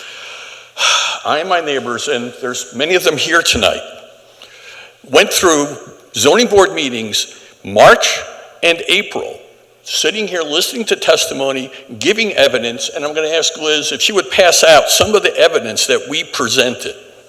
And I want you to see and hear some of the pictures. The first picture is from Chesco Views that shows how this site has been changed by virtue of them putting in a fourth court and cutting down a number of what were very healthy trees. There's an additional addendum I realize I could zoom in closer that Liz is passing out now that gives you an even closer look at just why the difference between 3 years ago and today. And the only thing I can come up with is the trees were in the way of the walk path that they wanted to have for the convenience of the members. Now, if you turn to the next page, page 2, this is just one of several images we presented showing the impact of these lights. This is from the edge of our neighborhood, all right, with all 4 lights on. And I should point out, while this was being taken, all 4 courts were illuminated, only 1 court was in use, okay? And if you go to the next page, you'll see 2 additional pictures taken on March 18th, and the first one is from my deck, and if you go back to the front page, you'll see I kind of listed Unit 16, which is where I live, and you can see I'm about 100 feet further away than my closest neighbors. And the second is from Unit 18, my neighbor Aldo over here, from his living room. And when we met with Picket Post on March 4th to try and work things out, they suggested we close our blinds. So now, I'm not going to go through all this tonight because of time and everything, but what I have in here, and it's for you if you want to look through some of this, it may not be that clear because I didn't have a lot of time to prepare this. Some of the accusations, if you turn to page 6, all right, this is from the zoning appeal from Picket Post. Item F, they claimed the zoning board was attempting to regulate neighborly behavior. Well, I'm sorry, isn't that why we have ordinances and zoning things to begin with? And then I'll skip through a couple of these, turn to page 7. The finding that the applicant's manager was not a credible witness, another one of their complaints. Oh, they also cited that Chesterbrook Academy didn't object. Well, Chesterbrook Academy closes at 6 p.m., so I don't think they care about the lights like those of us who live there. If you turn to page 8, you will see the reason why the board found, this is from the zoning board ruling, they found her not credible, in addition to other statements that I've documented here and I won't go through, is that she demonstrated no ability to implement and comply with the requirements that had been set forth by the code. Yeah. So what do you have any objection to what we just talked about up here? What do you think, what do you ask for here? We asked, 2002, when they first built the courts, they were allowed to operate until 8 o'clock at night. New trees were planted. Years later, when the trees got bigger, they came back and asked to play till 9. We said, fine, the trees are there. A few years later, they came back, asked to play till 9:45, fine. Now they cut the trees down. We asked they get cut back in hours to 8 o'clock. The zoning board said 9, which we thought was a reasonable compromise. The same requirement put on the school district, the athletic fields. They said here in the zoning board saying, oh, we'll do whatever you want, because they didn't want to have to move their court. They built the court in the wrong spot. So the zoning board came back and said 9 o'clock. They appealed because it was the first time in the 4 zoning variances they had asked for, this was the 5th one, this was the first time they didn't get what they wanted. We would like the 9 o'clock enforced 7 days a week. If they have a special event going on, you know what? Pick up the phone, say, hey, we're gonna have this one night, not every Wednesday and Thursday. We're willing to work with them. There's some documentation here of me attempting to work with the one board member, and if you read it, you could see they ignored us, they blew us off. We want to work with them. We want to be good neighbors. They're the ones who are not. And this, I don't know how we got to this point. All this is doing, in my mind, is rewarding bad behavior. And if there's any way we could be part of these discussions, we chose not to because I didn't think it was a big deal. Obviously it is. We like to be part of any future discussions. Thank you.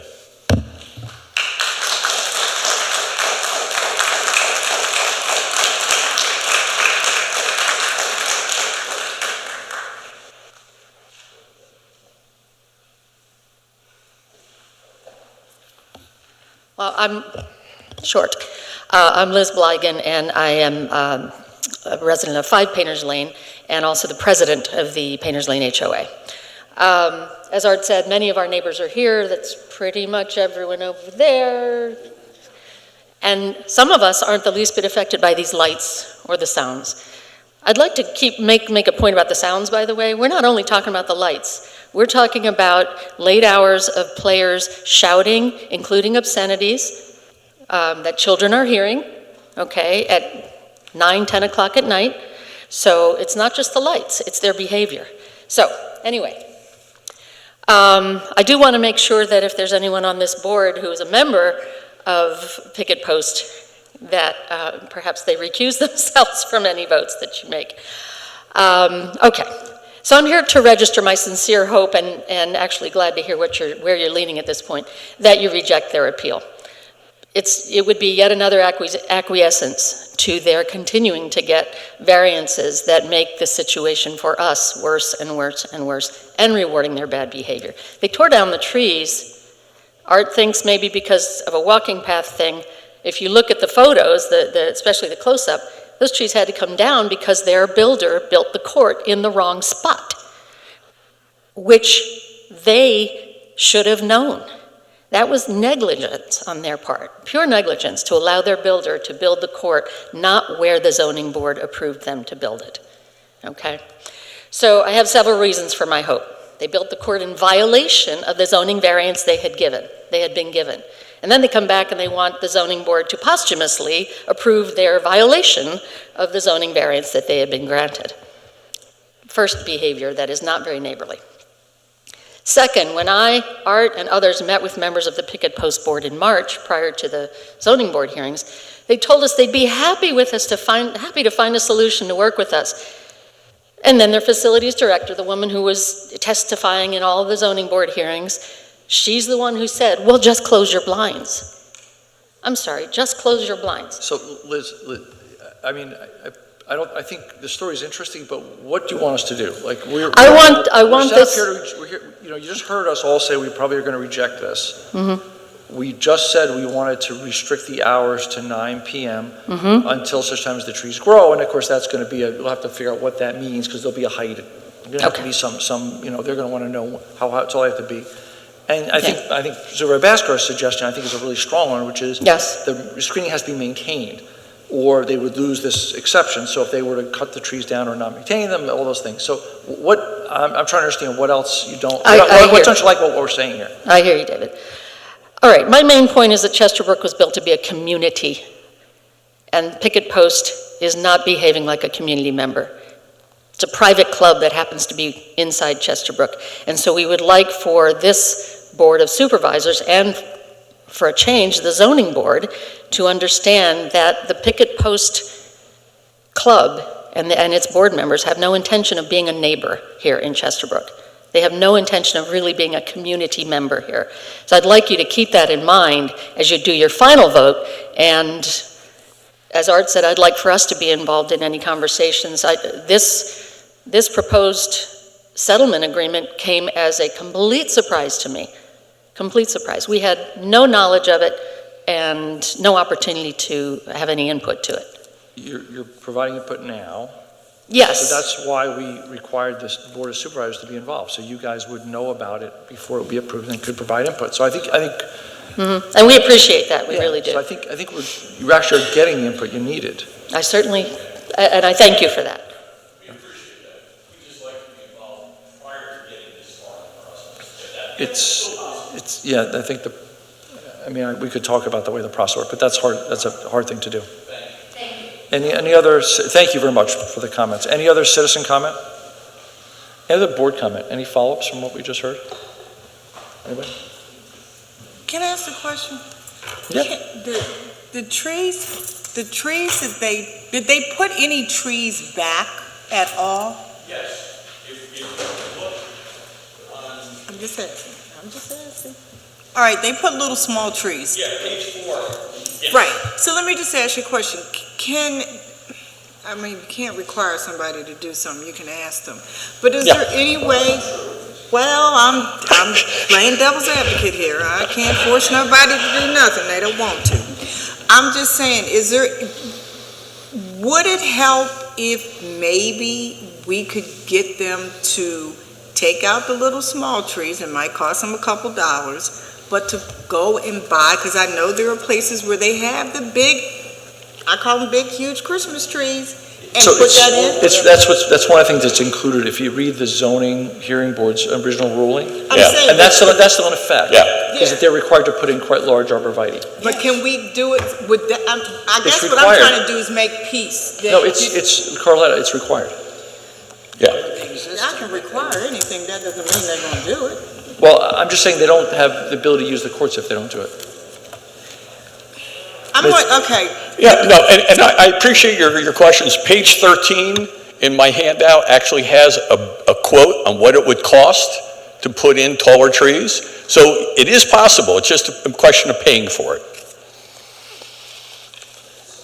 Section 7, they're required to plant these 10 to 12 foot tall giant arborvitae. Yeah. Again, thank you for your consideration here. Any other questions?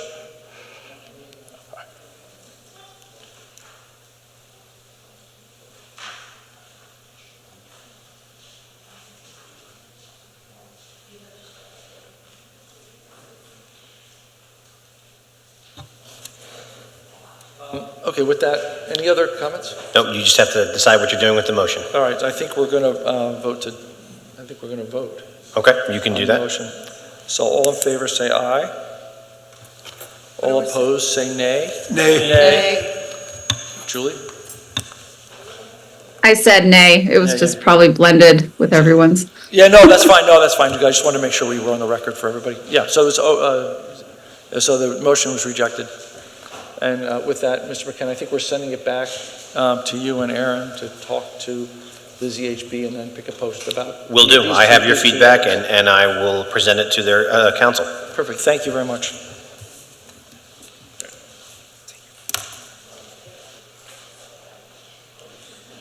Let's just gonna, yeah, we got more stuff to do, yeah. Yeah, we got more stuff to do. Motion to authorize staff to execute agreement for electric rate contract effective October 2025. Mr. DeRocco. Thank you, Mr. Chairman, members of the board. Myself and Mr. Martin have been working on this. Every once in a while, our broker comes to us, refreshes the rates. The last time I believe we looked at this was in May. Rates were at a little over 8 cents per kilowatt hour. Now we just did a refresh. Rates have come down to under 8 cents per kilowatt, 100% green renewable energy. And so we are recommending a 38-month rate agreement for a little under 8 cents per kilowatt hour. Thank you, Mr. Proctor. Your motion? So moved. Is there a second? Any board comment? Yes, Chairman. So I have a question for Mr. DeRocco, which is, as you know, one of the things that I've been pushing for is possibly installing solar panels because there's a good rate of return on the electricity that you generate.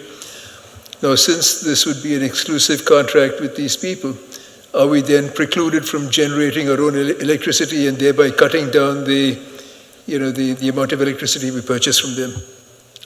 No, I don't believe that to be true. And secondly, this isn't going to affect my vote, but I really did not appreciate the fact that in their presentation they're doing a lot of scaremongering about how the rates are uncertain and uncertain. Well, rates are always uncertain. It is the business of the future to be uncertain. So I didn't appreciate that, but it's not going to affect my vote. I would like to just clarify the solar panel, because Supervisor Basker and I both feel the same way about the solar panel idea. So can you just confirm that there's no issue with us?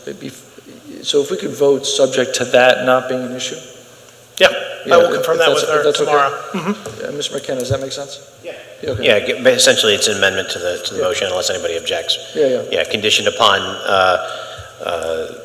not affecting your ability to install solar panels. Yeah, and I understand that having a good rate on electricity will change the. So, okay, so I make a motion to modify the motion to make it subject to. We just did it. Okay. Okay. Any other board comment? Public comment? Please come to the microphone, sir. So the township contracts for electricity. Yeah, just how much we're paying for power. So we would, yeah, as a commercial user, we use a lot of power, like the street, yeah. So we just want to fix our rates.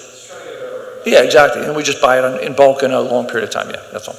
And so what we're talking about here is just the idea of, we have talked a lot about the fact that we have a large roof and we could put solar panels on it, and we don't want to get ourselves in a situation that we contract for electricity and then can't put solar panels on the roof because of this long-term contract. We haven't made any decision on solar panels, but we just don't want to we want to keep that option open. Does that make sense? Okay, thanks. Any other comment, board, public? All in favor say aye. Aye. Any opposed? Motion carries. Motion to authorize staff to execute agreements related to life insurance. Mr. Duraco. Thank you, Mr. Chairman, members of the board. Staff's just asking for authorization to file and sign off on any necessary paperwork to change providers for our life and AD&D insurance from the standard to Hartford.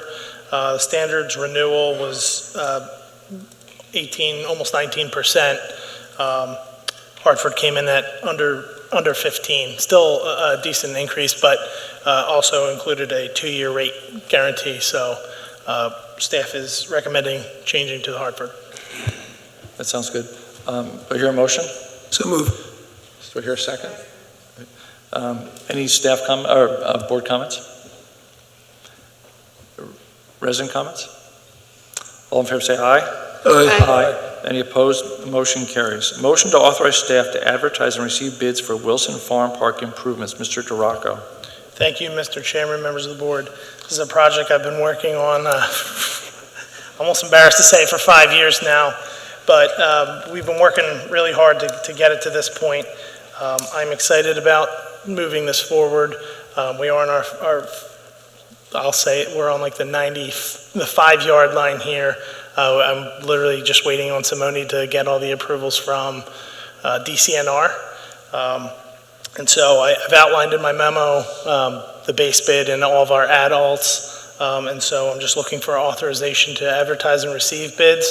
The date is to be determined, but once we have that approval from DCNR, it'll be out. Thank you, Mr. Duraco. Do I hear a motion? So moved. Do we hear a second? Yeah. Any board comment? I just have one comment. Joe, I remember, 5 years ago, and we actually approved moving forward March 13th, I think, 2020, I know it's maybe 4 years, but whatever, we started before that. We started planning even before that. We were working on it in 2019.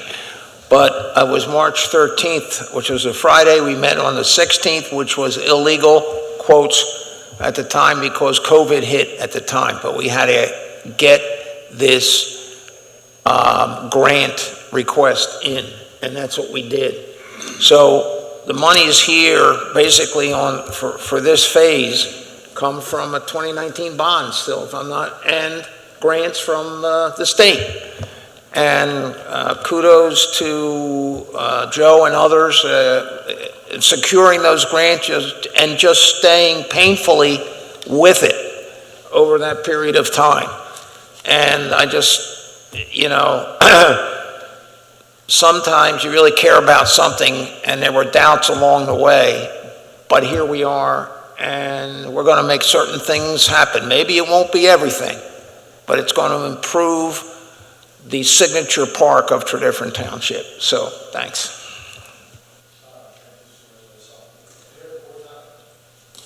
Resident comment? All in favor say aye. Aye. Any opposed? Motion carries. Motion to authorize staff to advertise and receive bids for West Valley Road, Jeffrey Lane, stormwater infrastructure improvements. Mr. Duraco. Thank you, Mr. Chairman, members of the board. This is an infrastructure project that our Public Works Department is working on. This is to replace a storm pipe that runs from West Valley down to Jeffrey.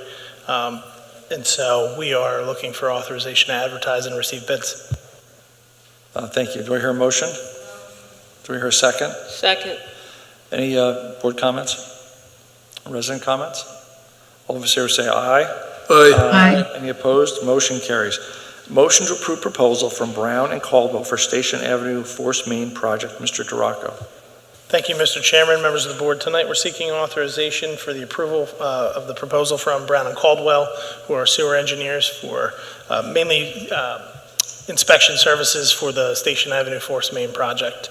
I believe the cost is, I want to say it's a little over $200,000. That's a not to exceed. Hopefully, we have a really good contractor lined up, so hopefully we'll be able to come in under that number. Do I hear a motion? So moved. Do I hear a second? Any board comment? Resident comment? All in favor say aye. Aye. Any opposed? Motion carries. Motion to approve engineering supplement for Princeton Hydro for the Stratford Park. Mr. Duraco. Thank you, Mr. Chairman, members of the board. While I was going and reviewing all of our outstanding projects that Steve has gotten back from bid, part of my review was to ensure that the engineering costs were lining up. We noticed that Princeton Hydro had used its original budget of $97.5, and we're in need of an additional $30,000 just to get us through the construction phase. Steve's looked it over, I've looked it over, and we're recommending approval. Thank you, Mr. Duraco. Do I hear a motion? So moved. Do I hear a second? Second? Oh, you got a second. Thank you. Mr. Burgo, just give me 2 words on why they went over budget or why they used up their first budget? I mean, I know we made a lot of changes to this project. Is that what this was about? No, specifically, the original proposal for Princeton Hydro, their services was in October of 2021, and they had identified this $30,000, but it was actually, they didn't add it to the total. They actually we held that till the time of construction. So at the time we approved the construction, the contractor, we just never went back and actually added that back in. But it was actually in their line item total, but they just didn't have it in the actual total. So it was identified several years ago, 2.5 years ago. It just is now the time to do it since we're entering construction. Okay, thank you very much, Mr. Burgo. Any other board comments? Resident comments? All in favor say aye. Aye. Any opposed? Motion carries. Motion to approve proposal of some CBRE for library feasibility study. Mr. Duraco. Thank you, Mr. Chairman, members of the board. This is another exciting project that we have coming up. I worked closely with our project manager, Dave Duda, as well as our library director, Mallory Hoffman. And in the last 6 months or so, we've really worked to develop a scope of work. And then we went out and asked for proposals from 4 different firms.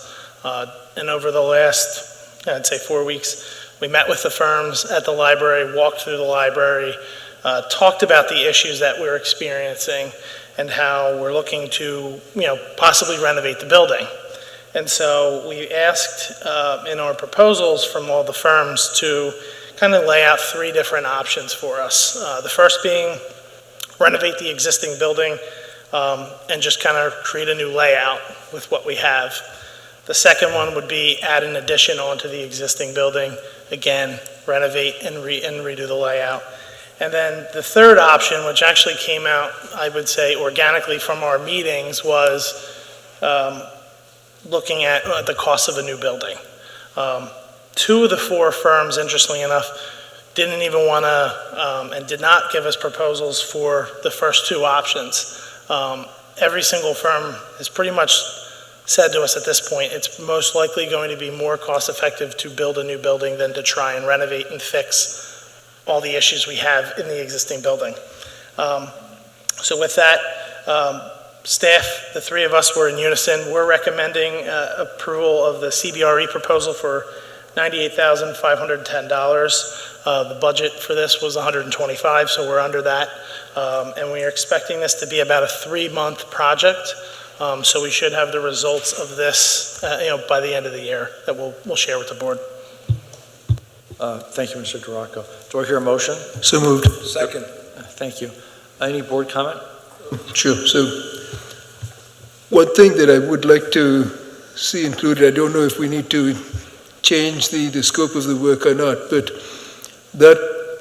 I have 2 observations about the library. One is that we do need more space. The second is that it's a beautiful building. And I'm wondering whether the scope of work includes the possibility of adding an extra floor, either partially or entirely, while maintaining the appearance of the building.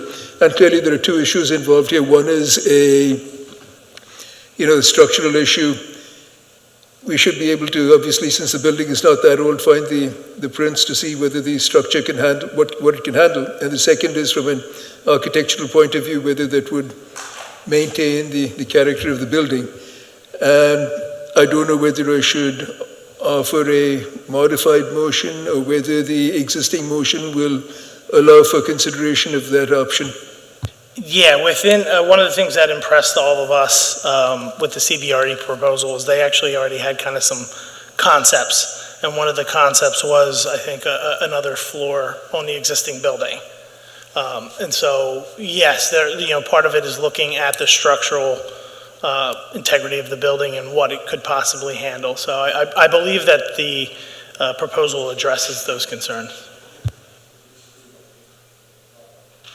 So, Jack, am I understanding you, they are the only company that came back to put all three things? The other companies that came said they could only do it if they, I'm going to say, tore the building down and redid it? Two of the firms said, we're not even going to look at anything other than giving you a new building. The other firm that submitted the three-phase approach that we asked them to, there was a couple of concerns that we had on our level, which mainly were they going to actually listen to kind of what the staff who work there every day, are they going to listen to those issues and concerns, as well as the maintenance and upkeep concerns that our Public Works Department has, as well as not being local. They're based out of Virginia, and so those were the kind of things that made us choose CBRE over them. Was their information lower? Would they put a lower amount than what CBR was? Yeah, they definitely did not have, it was still a very strong proposal by all means, and they do very good work. We saw examples of their work, but given the complexity of what we're going to be looking at, we felt a little bit more comfortable with CBRE and the depth of the bench, we'll call it, that they have, and how they're just a bigger firm with more resources. Okay. Any other board comment? Citizen comment? I have a lot of questions. So, why did the public not know about this? Oh, sorry. I'm David Bennett. I'm actually an architect in the state of Pennsylvania, and I live right behind this. And I don't understand why the public didn't know anything. It's kind of loud. Anything about this? The project was discussed during the budget process, and so we've been working on developing a scope, and then we went out and looked at firms that had a background in doing this type of work and solicited proposals. But the first time I heard about it was this weekend from a neighbor who said, "Oh, did you hear they're going to tear the library down?" Well, I think that would be a little bit premature to say that we're tearing the library down. We're just looking at what our options are with the existing building, because there are a lot of more maintenance issues, but also we're pretty full there. We've run out of room.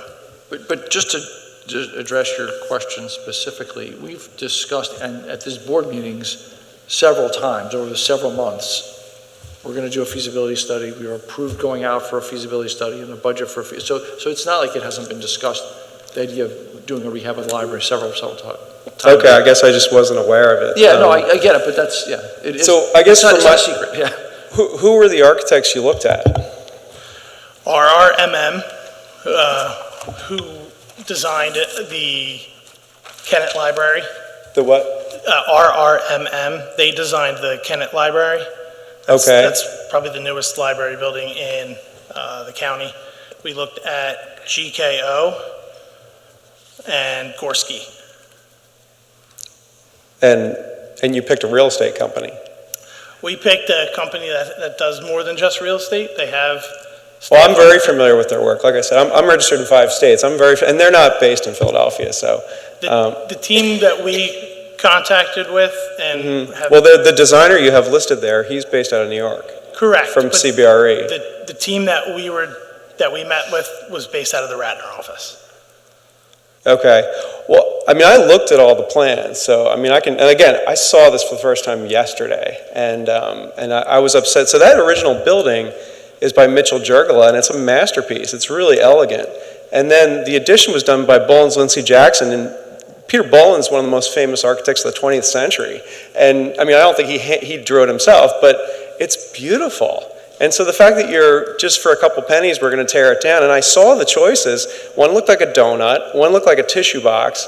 And I mean, look, I'm being a little harsh to make my point, but I actually thought the first idea was the best, where they did an addition. And why wouldn't the addition, like, to make a donut creates a terrarium, so you can't even see the view. There's a western view when you're there. I go there all the time with my kids. My kids are here to complain too. Like you have this wonderful western view, and if you make a circle with a terrarium, first of all the trees are going to die. That's just a ridiculous one. And the other one, the tissue box, like, it looks terrible. And there's a beautiful building. Why would you tear down a beautiful building? I want to be clear. Like, those were just some ideas. By no means were they like, this is what we're going to build around. I think it was just. But why are they being selected if those are their ideas? I'd like to see the other ideas. They were just, again, their ideas. We're hopeful that, again, that the plan, I would say, evolved from just like, okay, let's look at just a renovation or a possible expansion to the cost could be so significant that it would make more sense. We have a lot of maintenance issues within the building. And again, there's no argument from anybody that it's a beautiful building. We love the look of the building. It's just not a functional building at this point. Well, why did you spend $800,000 to fix it last year if it wasn't feasible to keep it? Because at the time, that was not the thought process. And again, this is not, I don't think, and again, I can't speak for the board, I don't think the plan is to turn around and do this project in a year. I mean, this is the very first step in a long process. We're going to have to identify funding for any type of project, whether it's a renovation, an addition, or a new building. That funding is going to need to be developed and identified. But the problems were so severe that, again, we still have a leaking roof. What are the problems that it's a leaking? I mean... No, let me jump in. I mean, there was water coming in from the roof, okay? There was people, library staff getting dripped on. Air conditioning was not working. Heat was not working. That building might have been a beautiful building, but it was just not usable as a library. It had to be fixed so that we could continue to use it as a library. And now we're talking about the next phase. We've essentially, sort of stopped the patient from hemorrhaging. Now we have to go take care of the patient beyond that. So that's the phase we're in right now. I just don't understand, why wouldn't you pick a firm that's architecture first, though, or even an AE? You picked a real estate company. And I understand that they're like one of the biggest companies in the United States, but they are a real estate first. And I saw the drawings. Why didn't you go back to Bollins Lindsay Jackson since they did the addition in 2007? I honestly can't answer that question. There was no reason not to include them. We focused on trying to find firms that we felt would address our needs. And so and honestly, that name didn't even come up. Well, can the process continue? I mean, can you search for more architects? If the board wants us to, we can absolutely do that.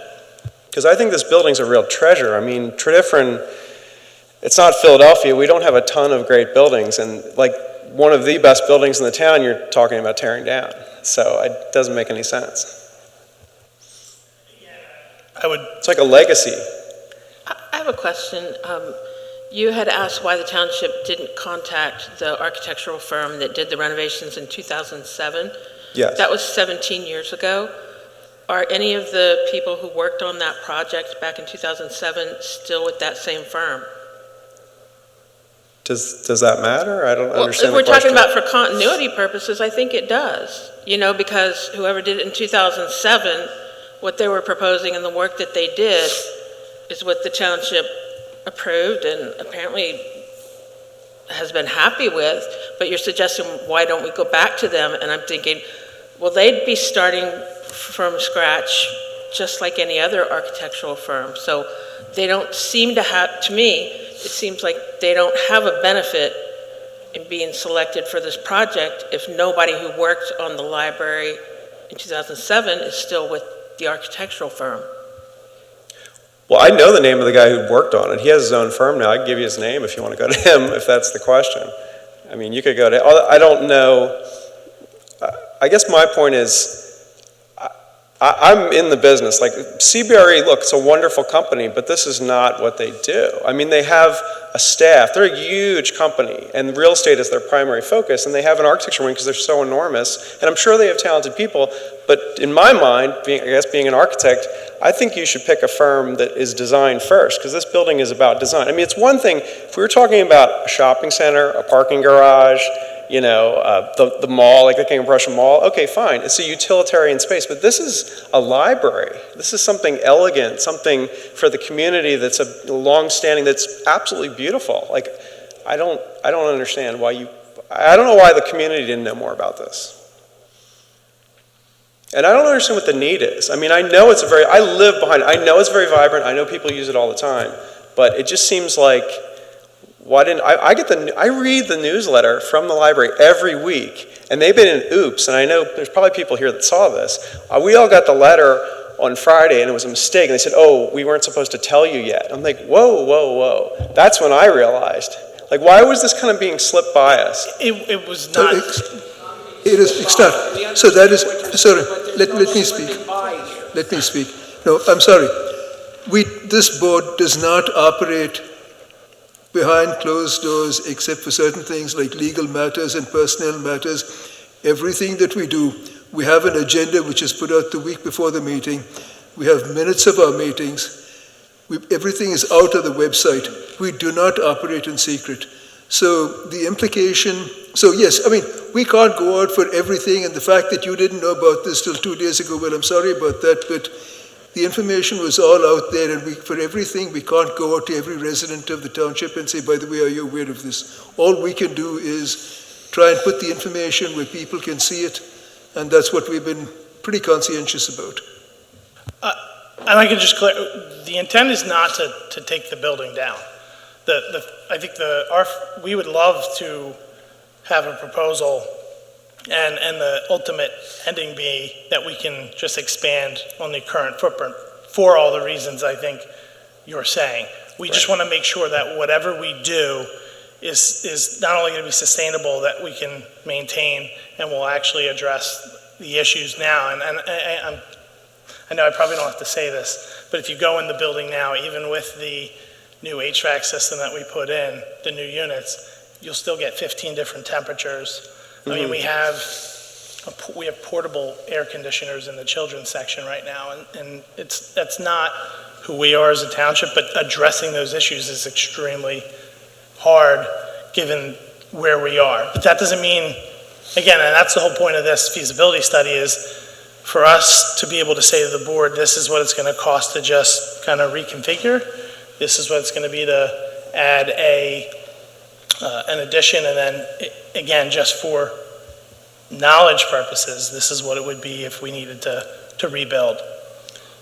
Well, so let me ask you this. I saw on your website, and it was page 188 where they actually showed the pictures. Has anyone seen those pictures that didn't scroll through to page 188 besides you guys?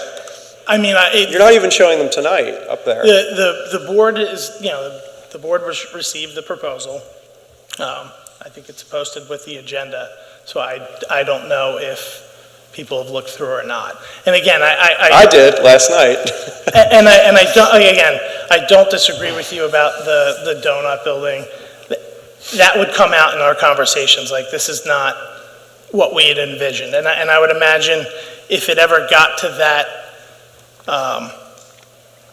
that level, that there's going to be significant amount of public input on what a new building would look like and be like and feel like.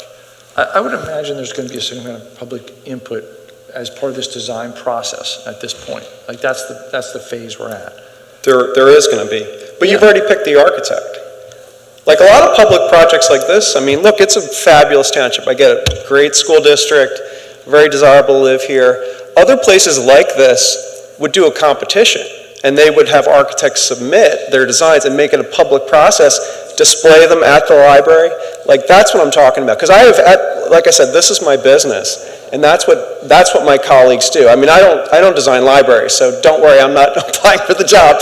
But my point is, this should be a cause celeb. I mean, this should be a competition. You would get people from Japan applying for this, and you would get some fabulous designs. You'd get kids right out of university trying to get this job. One's from Europe, one's from all across the US, and instead we're hiring a real estate company. It makes no sense, and you're about to approve it. If I wasn't here and other people tonight, you guys would just vote and say, okay, good. Like, this should be a cause celeb. You guys should make this a competition. We're some real architects. I defer to the board. I mean, there's no objection from my perspective. It just obviously, from a timing perspective, it slows it down, but I don't necessarily think the timing of this is all that important, just since given this is going to be a multi-year prolonged process. Sir, can I ask you a question? Sure. If I heard you right, you said that you knew the company that originally built the library. The person who originally designed the library has his own firm. No, the original guy that designed it, he's long dead. He'd be like over 100. Mitchell Jurgala, he was partners with Louis Kahn, who you probably know that name. He's one of the most famous architects of the 20th century. His partner was Mitchell Jurgala, and they split off, and Jurgala designed the library, and it won awards. That was in 1973. And then Bullins Lindsay Jackson, he's been awarded the gold medal. I mean, that's the highest honor for architects in the country. He designed the addition, and the guy that was the project manager now has his own firm. But none of these people, I could get you his name, none of these people were contacted. That's what I don't understand. So if I'm understanding you right and I'm listening to this, what you're saying is, and in a sense, nobody's saying we're going to tear the library down. But what I think I'm picking up from you is, instead of us going with, quote unquote, a real estate company who has an architectural department in there, go back and put it out and see what we can get as far as designs from architects to redo the library, either add on to an addition, or if by chance nothing can be done in budget, to tear it down and build a new library. Am I right? Right. I mean, I think you should advertise it, because you would get some real heavy hitters for this project, and you would get, in a way, free work. I mean, you would get some people really that want to get this job, and you're not going to have to pay them $98,000, because they're going to want the job. They'll do it for free. So you honestly think we'll get guys who want to do, people who want to do this for free? I'm saying a feasibility study. Yeah, feasibility study. Yeah, I mean, I have a friend I know in Chicago. His firm would do this. They're the largest company in the country. They would definitely do it. I would trust my friend to design it from Chicago. But I'm saying, but there's like 10 other guys I know just like that, and gals, that would do this in a minute. Actually, I think 2 firms in Chicago. I can think of a couple in Philadelphia. 100%. This is a very desirable project. And when they see that it's a Mitchell Jurgala and then a Bullins Lindsay Jackson, I'm sure if you called Bullins Lindsay Jackson, they would say, they've been awarded the best firm in the country. They would say, oh, of course we want to finish this. No objections from us, and I'd be happy to get your information to just, if you don't mind assisting us with just kind of the I would almost volunteer my process. time to help you, because if you don't mind, just pointing us in the right direction, I'm happy to take any help we can get. McKenna, process-wise, do we table this motion for now? Entirely up whether you want to proceed as proposed or not. I'd like to hear the rest of this story. Yeah, I'd like to, you're a neighbor, I know that, that's great. Hearing you makes eminent sense. This is a transaction, this is a design for the future, this is it. This is it. Whatever we decide, I mean, going forward here for a Tredyffrin library, this is it. Meaning it's going to, no, we're not going to do this again, you know. So you make eminent sense to me. I mean, I'd love to see what happens, and thank you for sort of I heard volunteering a little bit to help us. No, not with the design, but like, Yeah. hey, here's some contacts. Here's the folks. This is where you really should advertise to make this thing work. Because Right. I know we don't know. Yeah, and Well, that was part of the reason I came. I But wanted let to me help, just yeah. make this other comment. We did not, and I'm just make this for Joe. We didn't, this wasn't a willy-nilly, let's throw it against the wall and see what happens. We did talk to the people at the Kennett Library, but apparently that's like, the touchstone, the one you look at now these days as a creme de la creme library. So I would not do that, but what you say, hey, take it even to the next level and see what happens. Right. First of all, I can give he you my totally contact. volunteered, just to be clear. Right? Hey, thank you. I saw you sitting there. This is great. Just to be clear, I'm gonna, for the sake of the time that we're at now, and I think there's obviously more people out here who want to have things to say. But we're going to withdraw this. So it's Can I been finish? moved and seconded. Who made the motion? So I made the motion, so I will withdraw the motion. Okay. Okay, so the motion's been withdrawn, and it sounds like then there's a desire of the board to table the item, is that correct? Yeah, there's a desire There to you go. table the idea, and So it's tabled until you put it on another agenda then? the next meeting agenda to talk through what we're going to do next. So I do think there'll be a lot of discussion about this library. I mean, there's people who love it and people who don't.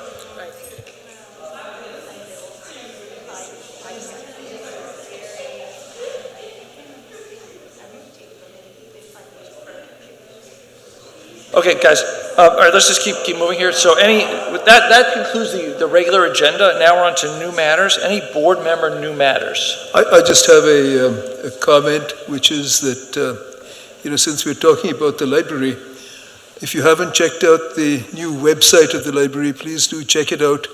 It's much friendlier than the old site, and I like the new site. It's interactive. It uses the current technology for building websites like that, and if I were to pick a bone with it, it would be the choice of font, but we'll have a separate discussion about that later. Last comment accepted. Thank you for commenting on the website. I do think it's pretty good. Yeah. Any other board member new matters? Citizen new matters? Sure, Mr. Coonan.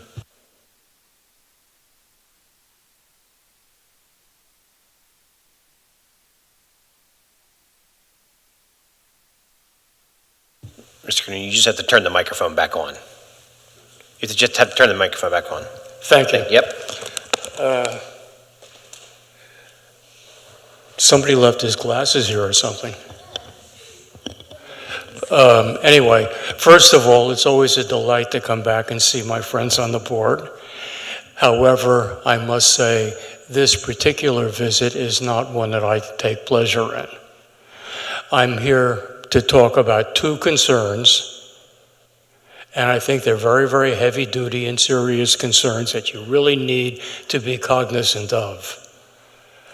One concerns township procedures regarding the enforcement of township ordinances, and the second concerns,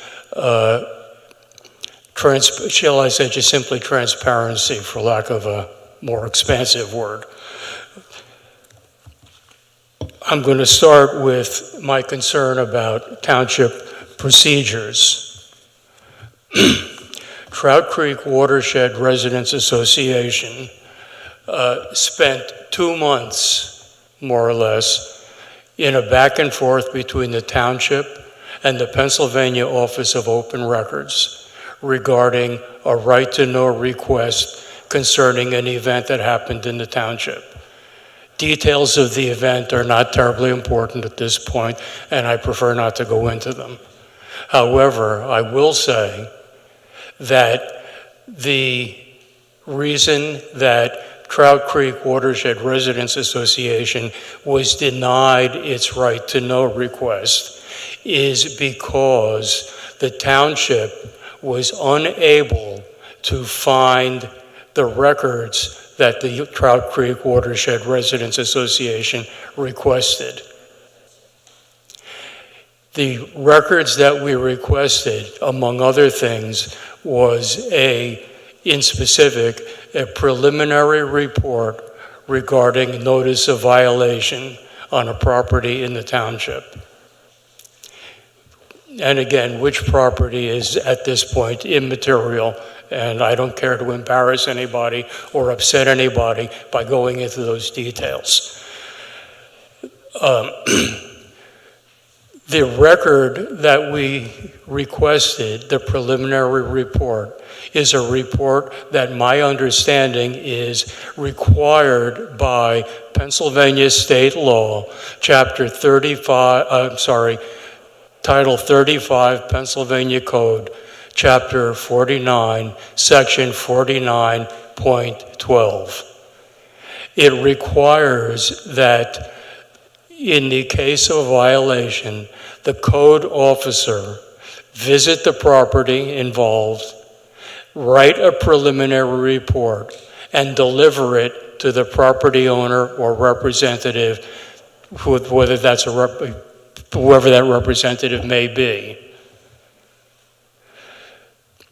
It is also true that in Pennsylvania, in case law in Pennsylvania, that when a township official states that they cannot find a record, they do not have to look for the record and beyond that point, and then the right to know request concerning the record that cannot be found is denied.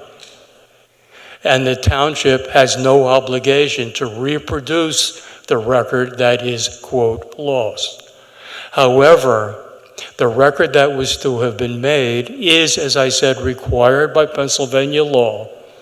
And because it concerns a notice of violation, according to the Pennsylvania Manual for Municipal Records Manual, and I can cite it if you want me to, I have it, but it states that such records are to be retained for a period of 3 years, and regardless of the form in which those records exist, they are to be readily retrievable. Now, when So, Mr. Kuhn, what's the point here? I'm sorry? Well, I'm trying to get to your point. What is the problem here? I get that we The lost problem we lost is, the record. I'm about to state it. The problem is, the township was permitted, we were denied the right to know because the township did not have records that they were required to have produced and to have retained. So if I can Now- just step in for just 1 second to clarify, we did handle the appeal. So this instant case dealt with a condemnation. We had the hoarding situation. It was an emergency situation. Well, No, hang on, let me finish. All right, go ahead. The document wasn't lost. It doesn't exist. We did not prepare one. That's what we tried to express to you. I believe actually someone from my office had a conversation with you about it. In this instance, it was not done. We didn't believe it was done because it was an emergency situation. It had to be condemned immediately given the condition of the home. So rightly or wrongly, and I'm not arguing with the merits of your argument, the document doesn't exist. It's never existed. We don't have it. You know what? Everything you said is interesting, but it's not important. And the reason it's not important is because I know that in the case of imminent danger, you do not have to prepare any preliminary documents. I am not talking about imminent danger. I am not talking about a condemnation.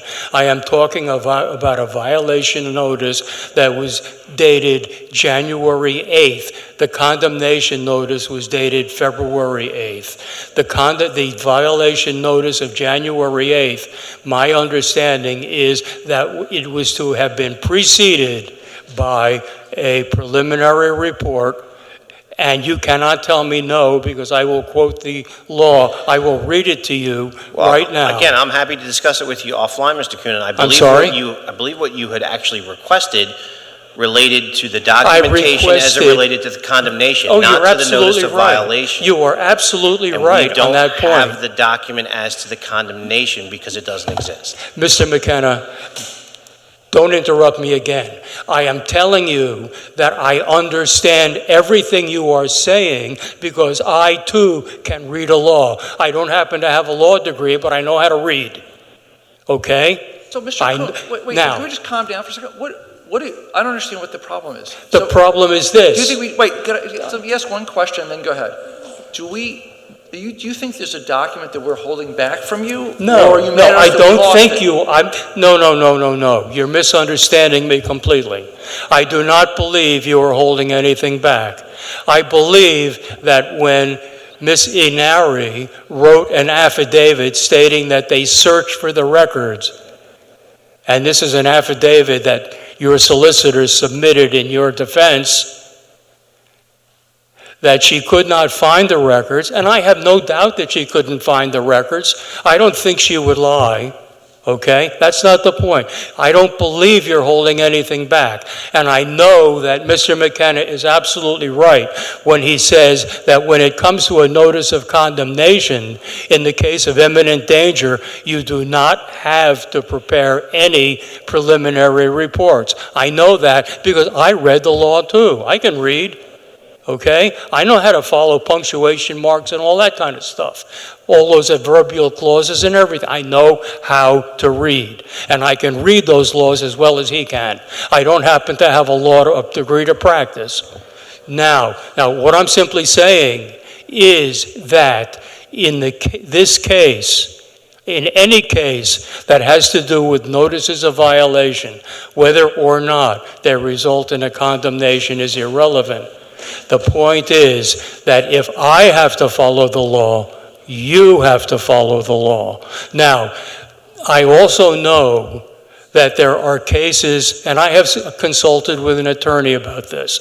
I know that this is not the only time that a municipality has not done every detailed step that it was supposed to have done. My attorney said to me, he said to me, I've come across cases from time to time where municipalities simply have forgotten or neglected or for whatever reason simply just didn't do every detail in this stepped procedure from one end to the other. I understand that. All I'm saying is that you need to tighten the procedure, and I'm going to I was going to read my letter to you, but I'm not going to bother now.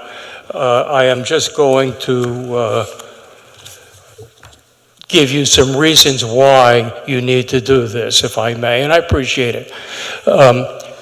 Documentation by the township of all violations and condemnation protects the citizen from the possibility of abuse by a complaining party, while it protects the township from the possibility of a litigation that might be brought by an aggrieved party to explain the actions taken by the township. That's part of the reason why you do the whole job, why you tend to every detail. Now, let me finish. I'm not done. I listen to you, and I expect the same respect. I have a right to address my government grievances to my government. Now, I'll continue. The code officer's investigation must include a documented interview with the alleged violator. Such documentation is essential to prove that the township has fulfilled its responsibility to fully investigate, verify the existence, and can attest to the legitimacy of the alleged violation, and that all required documentation has been verifiably delivered to the alleged violator. Now, I know that you do not have to verify delivery. I know that because I read the law. Okay, I understand that. I do understand that. However, just because when a law says we can't do something, we can't do it. But if a law does not just simply say we can, it doesn't mean we don't have to. We can still do what is not legally required. We can still respect the humanity of the people whom we govern. We can still remember that the people who live in this township are people and not businesses. Businesses can be dealt with differently. Now, the township must help the alleged violator understand the documents, relating to the violation and the rights of the alleged violator to appeal the process and what the process we're appealing is. This can reasonably require more than simply including information with the documentation. And I say that for this reason, and please listen. Recently, the school district contracted with Keystone Collections Group to collect the property tax. Our neighborhood email list, our civic email group, was loaded with letters by people who say, what is this Keystone Collection dunning me for my tax? I haven't even gotten the bill yet. But the problem is that the school district contracted with this company. The letter of explanation was in the same bill that they were complaining about. But you know what? It was the fourth page. The fourth page. And what people don't do is they don't read. They don't look, they don't read, and when they see things that intimidate them, they go away from them. You must be humane. You must treat residents humanely. Now, this board has been very decent. I've watched this board carefully since it was elected. And you're very caring, you're very open, you respectfully listen to people, and you make decisions based on reason.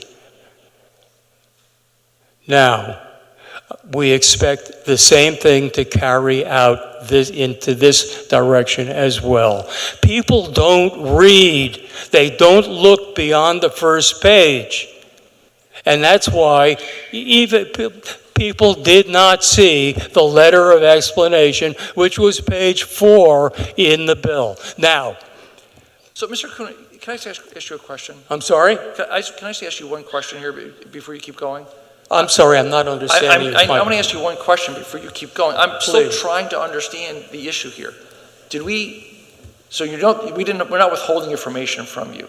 So are you saying that we didn't follow the correct procedures in a specific instance? My understanding is that the instance in which we were involved, we investigated, the correct procedures were not followed. Okay. That's the point. Okay. And that's what I'm trying to say that, but then I'm being interrupted with stuff about irrelevancies, about condemnations, which I said I already understood. So it doesn't make sense to me. But all I'm asking is that you examine the procedures, and I recommend in the letter that you have in front of you a list of things that can be done in order to make the system more humane, including a checklist for the code officer to check off as he does it, sign it off, and hand it to his supervisor to make sure the complete job has been done. And that protects you, it protects me, and everybody sitting out here.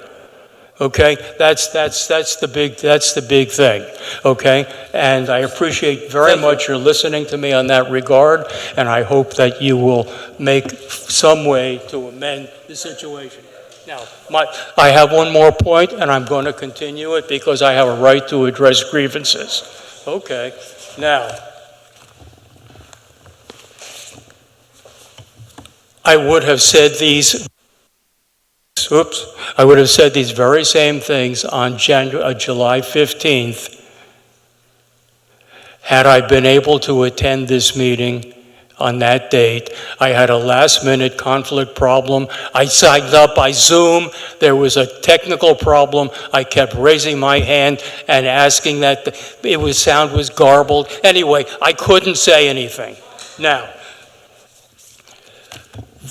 you revised the right to know policy. And as a result, you made it hard, you made it intimidating, you reduced transparency, you reduced communication between the community and the government. This is what happened. Mr. DeRocco introduced the motion.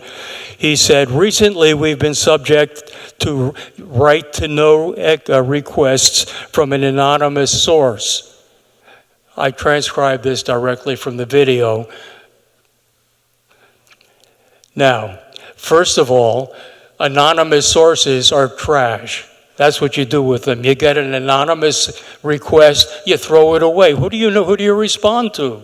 How do you even know? It isn't worth anybody's time to look into the request if you don't know to whom to respond.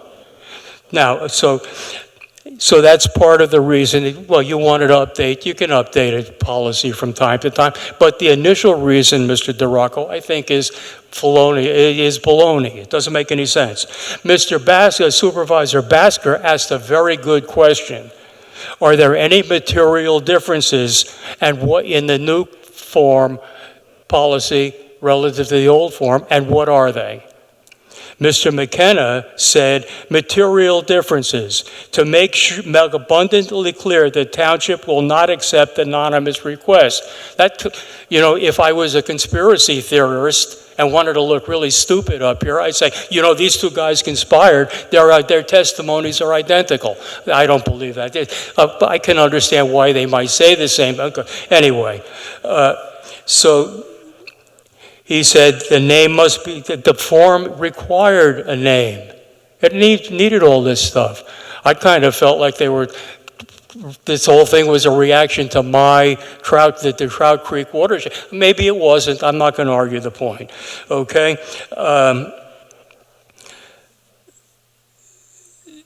It says I'm sorry, I have to find my place here.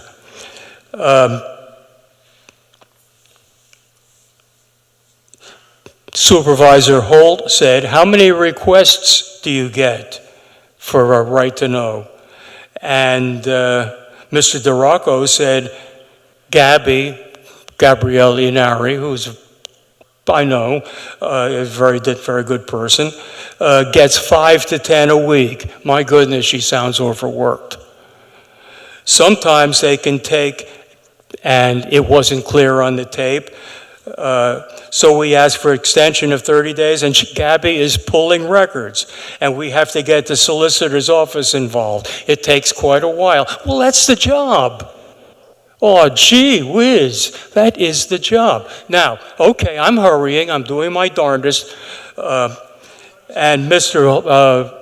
then it says, Supervisor Holt said, not only staff time, but our solicitor's time and money that we spend from our budget, all good things. Now, I wonder here that the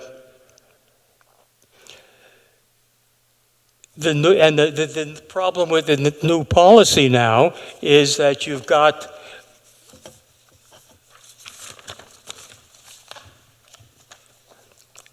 the old policy said, consistent with past practice and policy of maintaining an open communication with the public. That's excellent. That's excellent. I would be proud of a government that did that.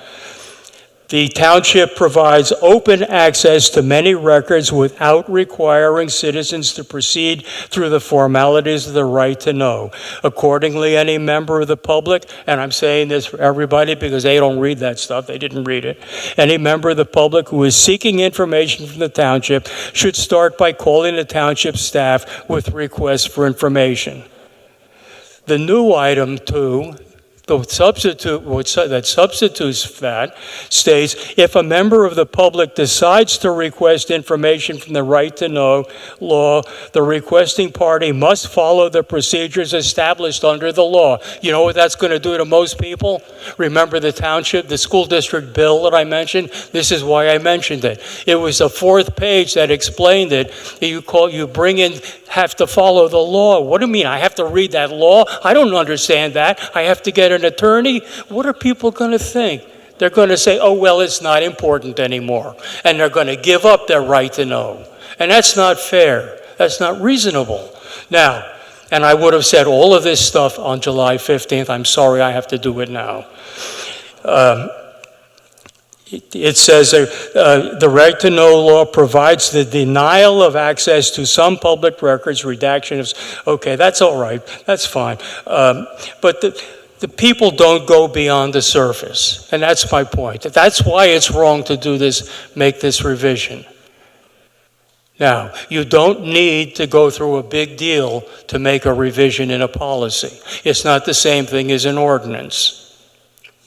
Sorry, Now, just so I understand. what I'm asking you- Yeah, what are you asking? Go ahead.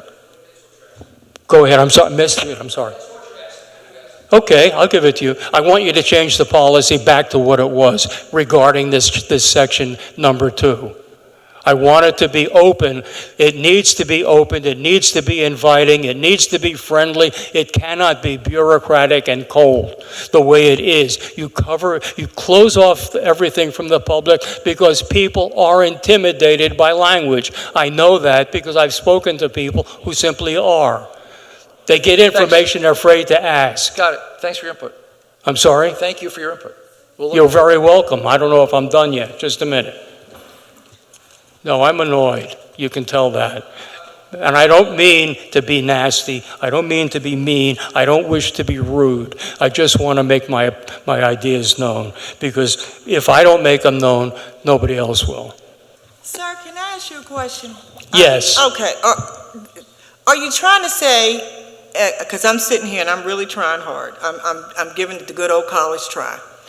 But are you trying to say you want them to put back to say if somebody sends in something anonymous that we're going to go and look for it, and or what is it that you want? I just said that. I want item 2 returned to what it was. I want the old item 2 back that states that, consistent with past practices, the township is opened. Now it says you have to read the law. Well, the township is open, but we can't go back to the past. We got to kind of go to the future. I understand. This is the future. No. Yes, you did. Listen to me. Okay, now I'm trying real hard. I Go really ahead. am. I'm listening. I get what you're saying. Okay, and I understand that everybody's not a lawyer. I'm not one. Okay, I can read too. Just like you said, people read. Reading's fundamental, but everybody doesn't take the time to read anymore because people are just in another place. Their minds and things are just not saying, I'm going to go to page 4 or go back to page 2. They just don't do that anymore. People want things, and I'm going to use this analogy. Keep it simple, stupid. Okay? I don't mean to say it that way, but that's the bottom line. Keep it simple, stupid. I agree with you. So, you're absolutely right. okay, so here's the thing. If Mr. DeRocco and Mr. McKinney put something there, and people are doing it, and you felt that we forgot to dot the I's and cross the T's, because that's what I'm picking up, is that you don't think we dotted the I's and crossed the T's on a particular thing, then I get that. And I think everybody up here understands that. And I think everybody up here, including the people in the office, will attempt to dot the I's and cross the T's. But we can't go backwards. We can't do that. I understand you may want to, but we can't go backwards. We gotta go forward. And I understand everything you said, and it makes a heck of a lot of sense. But you gotta let us try. We made an error, okay? Everybody's entitled to one. There's nobody here that's perfect. So we made an error. You've explained that to us. I think I understand it. I think Mr. DeRocco got it. I think Mr. McKinney, I think everybody sitting here got it. Even the kids that were here, I think they understood it. But let us go forward. And if it happens again, then come back and say, you know what, I sat here and I said it. Or call one of us directly. Here's the thing. You can call me directly. I'll give you my card, and I got 3 more years on this board. So if it doesn't work out the way you want it, call me and you can have a conversation, and I'll write down what you said, and I'll bring it back to the board. How's that sound? No. Okay, well, So listen, you are absolutely right in certain respects. Okay? And I'm willing to argue the point with you. Because I like it, it's part of the fun. That's why I come to get up every. But now see, listen, I'm not wait a trying minute. to argue. I'm trying to make it make sense. That's what I'm saying. I'm trying I to understand make it make what you're sense. saying, but it does not make sense not to correct an error. It is not going backward, it's going forward. But I'm saying we are trying to correct the error because Then do it. you gave it to us. Are you going to change the order? Are you going to redo the policy? We can't change the order, but I can help address the order. Are you going to, will Guys, I think, first of all, this has gone a long time. it will go on longer, because it's important. Can I finish? I let you talk, now you can let me talk for a minute. I think what I heard is you don't like paragraph 2 of the amended right-to-know law, and you don't like this paragraph 2, you don't like the way it's written, and you have a problem with a procedure we followed or didn't follow. Are those the two issues that we're fighting about here? I'm sorry. The acoustics are terrible here, I'm sorry. Okay, so you're up here complaining about a paragraph we modified in the right-to-know law, the second paragraph, paragraph number 2 or something like that, right? Is that your issue? That's part of it. And then the first issue is a procedure we followed incorrectly or didn't follow at all.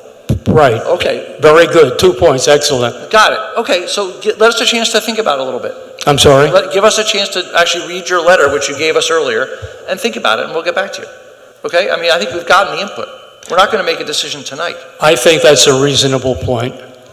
All right. I don't disagree. I do not agree, though, with I got it. Supervisor Johnston Pugh to say that correcting an error is going backward. It's going forward. It's progressive. It's recognizing that there's a problem and solving it. We may have a different opinion whether there's an error, but let us at least have a chance to understand all this stuff before. I'm sorry?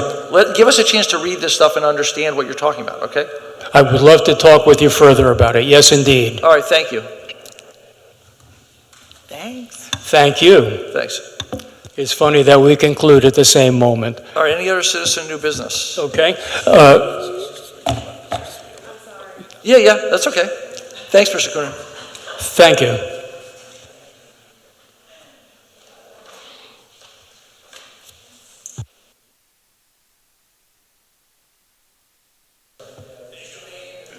All right, well past my bedtime. My name is Jen Abrams. I am actually an Easttown resident, but I am speaking on behalf of, and I'm yelling. I'm sorry, it's late.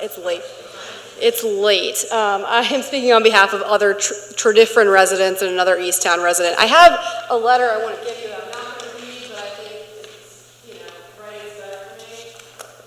Is that cool? All right.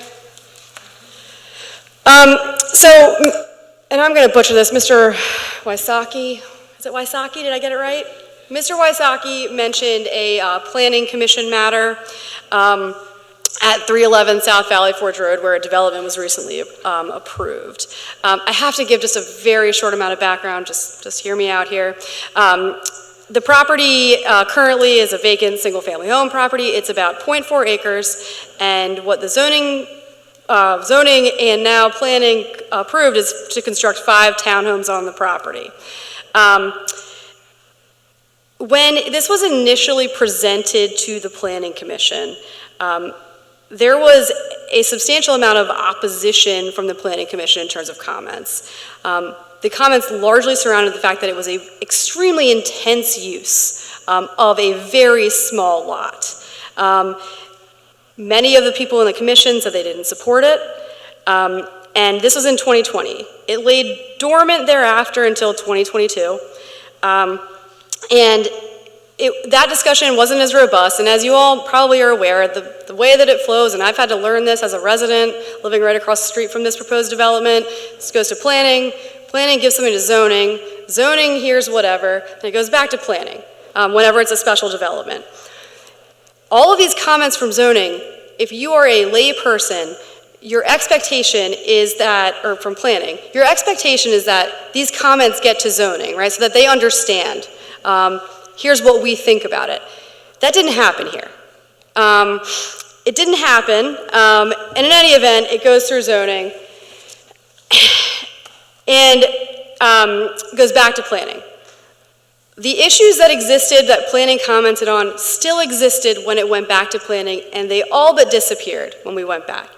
From our perspective, and you can read this letter, and I'm a little tired, you have to forgive me, it is late, and I know that you are all tired, and I'd love for you to read this letter, but when it got back from zoning that approved the special exception, it felt like there was nothing we could say.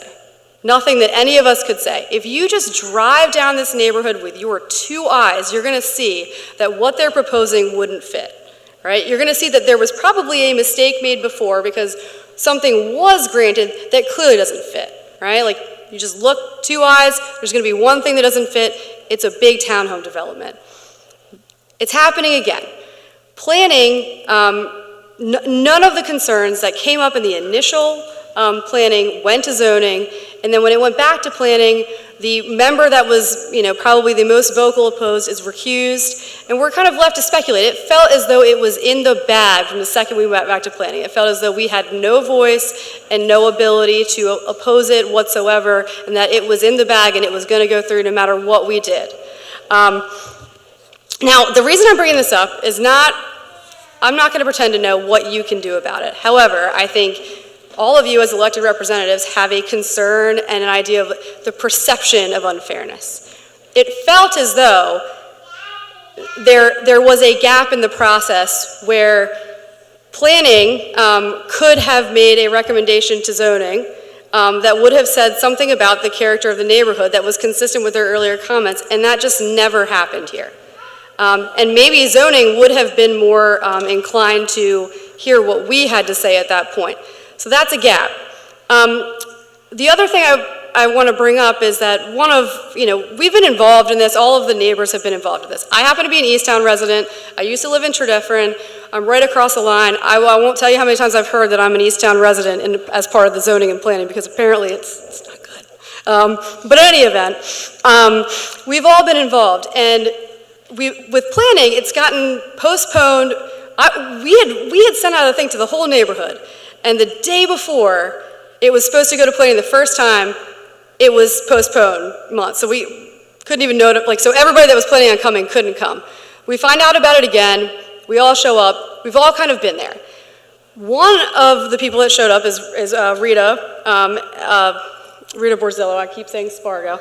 She found out it was going to be heard. She was out of town, it's August, asked for a continuance and was never responded to. All right, so despite having her voice heard all along, at the end decision, she's not even responded to. Right, so it creates this perception that it's in the bag. The other thing is the only member of the Planning Commission that was very vocal and sort of seemed to be standing up for the concerns of the residents at the time, and they're legitimate concerns about traffic, concerns about stormwater. There are waiver requests here that are, they're there. This is too small of a lot. He wasn't there on the 15th. So effectively, it felt as though nobody had their voice heard in terms of the process. Now, as elected representatives that have concerns about the perception of fairness, I'm not impugning anybody's motives, but it felt as though the process was stacked against us as residents. More fundamentally, and again, I'm speaking on behalf of everybody here, they might have their own individual comments, but this is our collective. R4 zoning allows for numerous different types of developments. The development that was approved here is the most intensive type of development. One of the things the zoning board did here was they granted a variance to allow the most intensive form of development on a lot that was slightly too small. Now, what that does, because multifamily is the most intensive exception in the R4 zoning, is it increases the impervious surface requirement from 35% to 50%. And reading between the lines on everything this board's considered over many years, one of the biggest concerns that you are addressing constantly is stormwater management, right?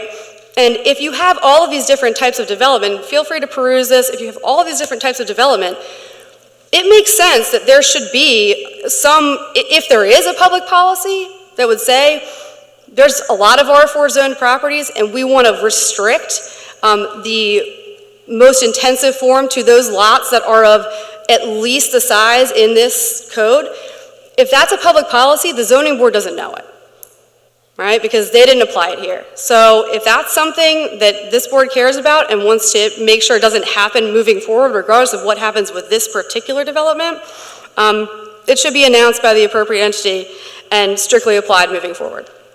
The other thing I just want to mention is another basically hole in the zoning code with R4 residential districts.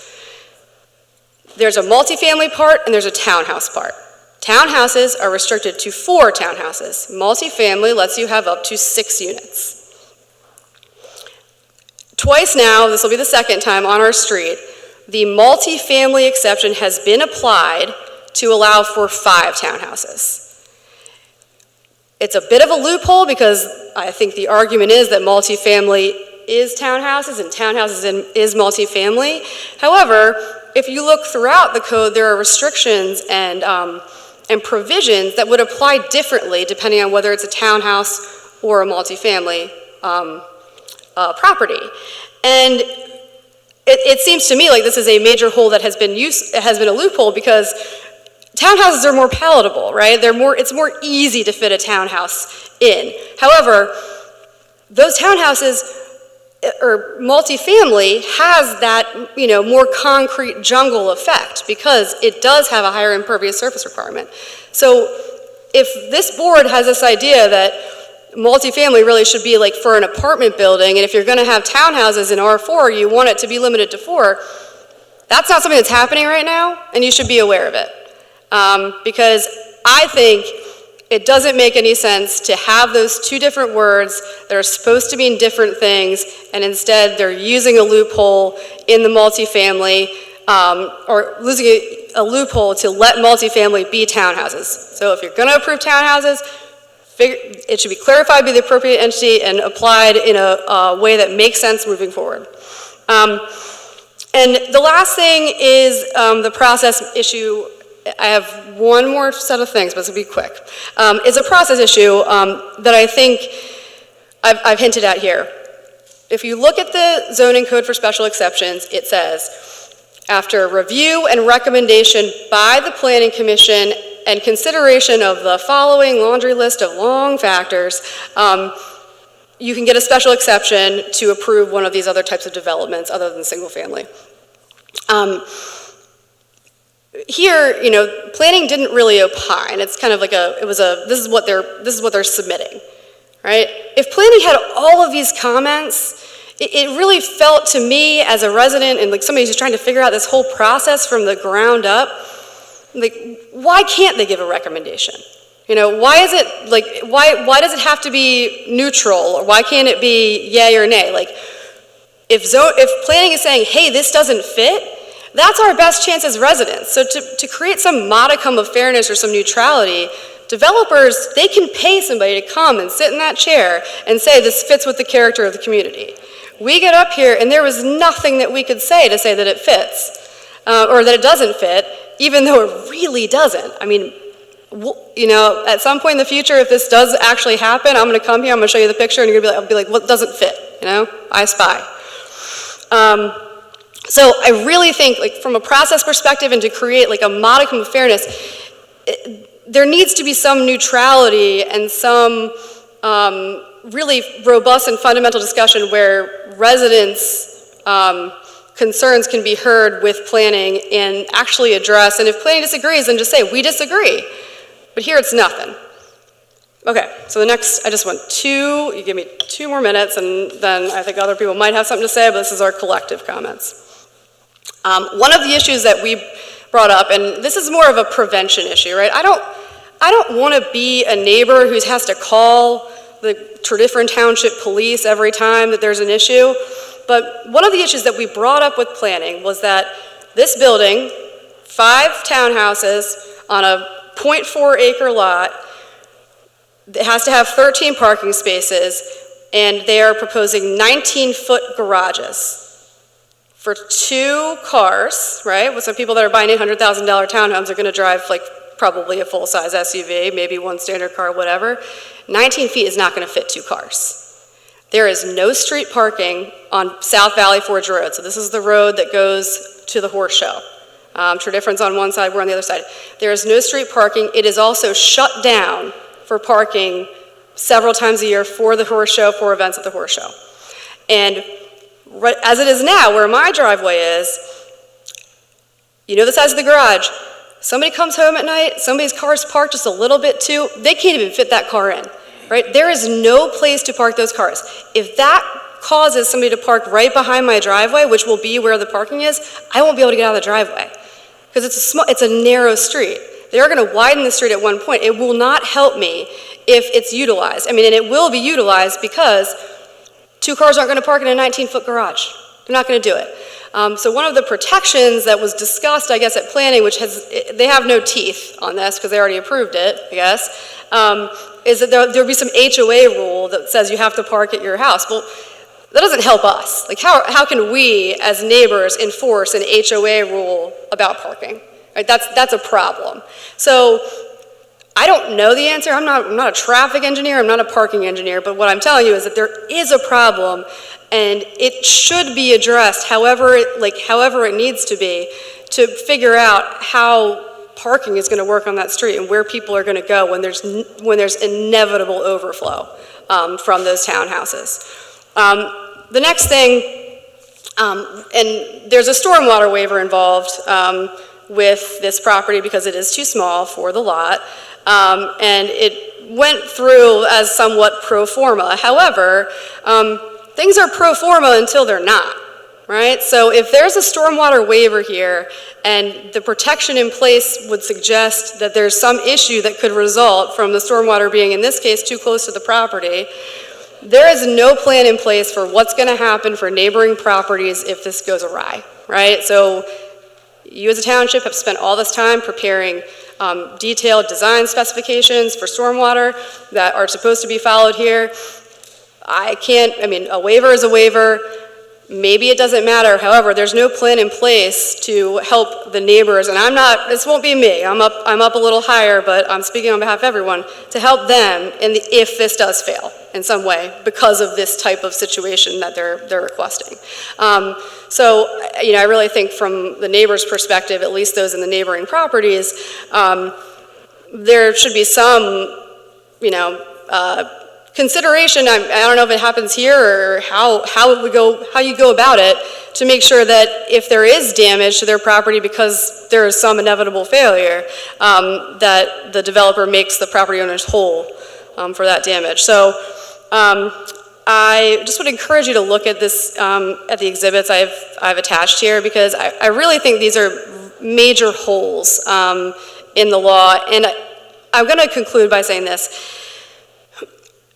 Fundamentally, as residents wherever we're Easttown, we're Tredyffrin, you want to have some expectation or predictability here. And when I bought my house on the street that I bought it on in 2021, I had seen, and I had actually known the people that lived in the house where she's here, Juhi bought, I had seen a sign up saying they're going to put townhouses in. When I bought the property, I looked up that property, the property that is now going to be developed. It had been approved for a twin, and one of the things I saw in that decision and every other zoning board decision was, is there a developable, or is there a way to develop this without needing some exception, right? And that was something that the zoning board did over and over again. So I had an expectation that would happen here, right? Is there something that they can do without going to the zoning board and doing something extra?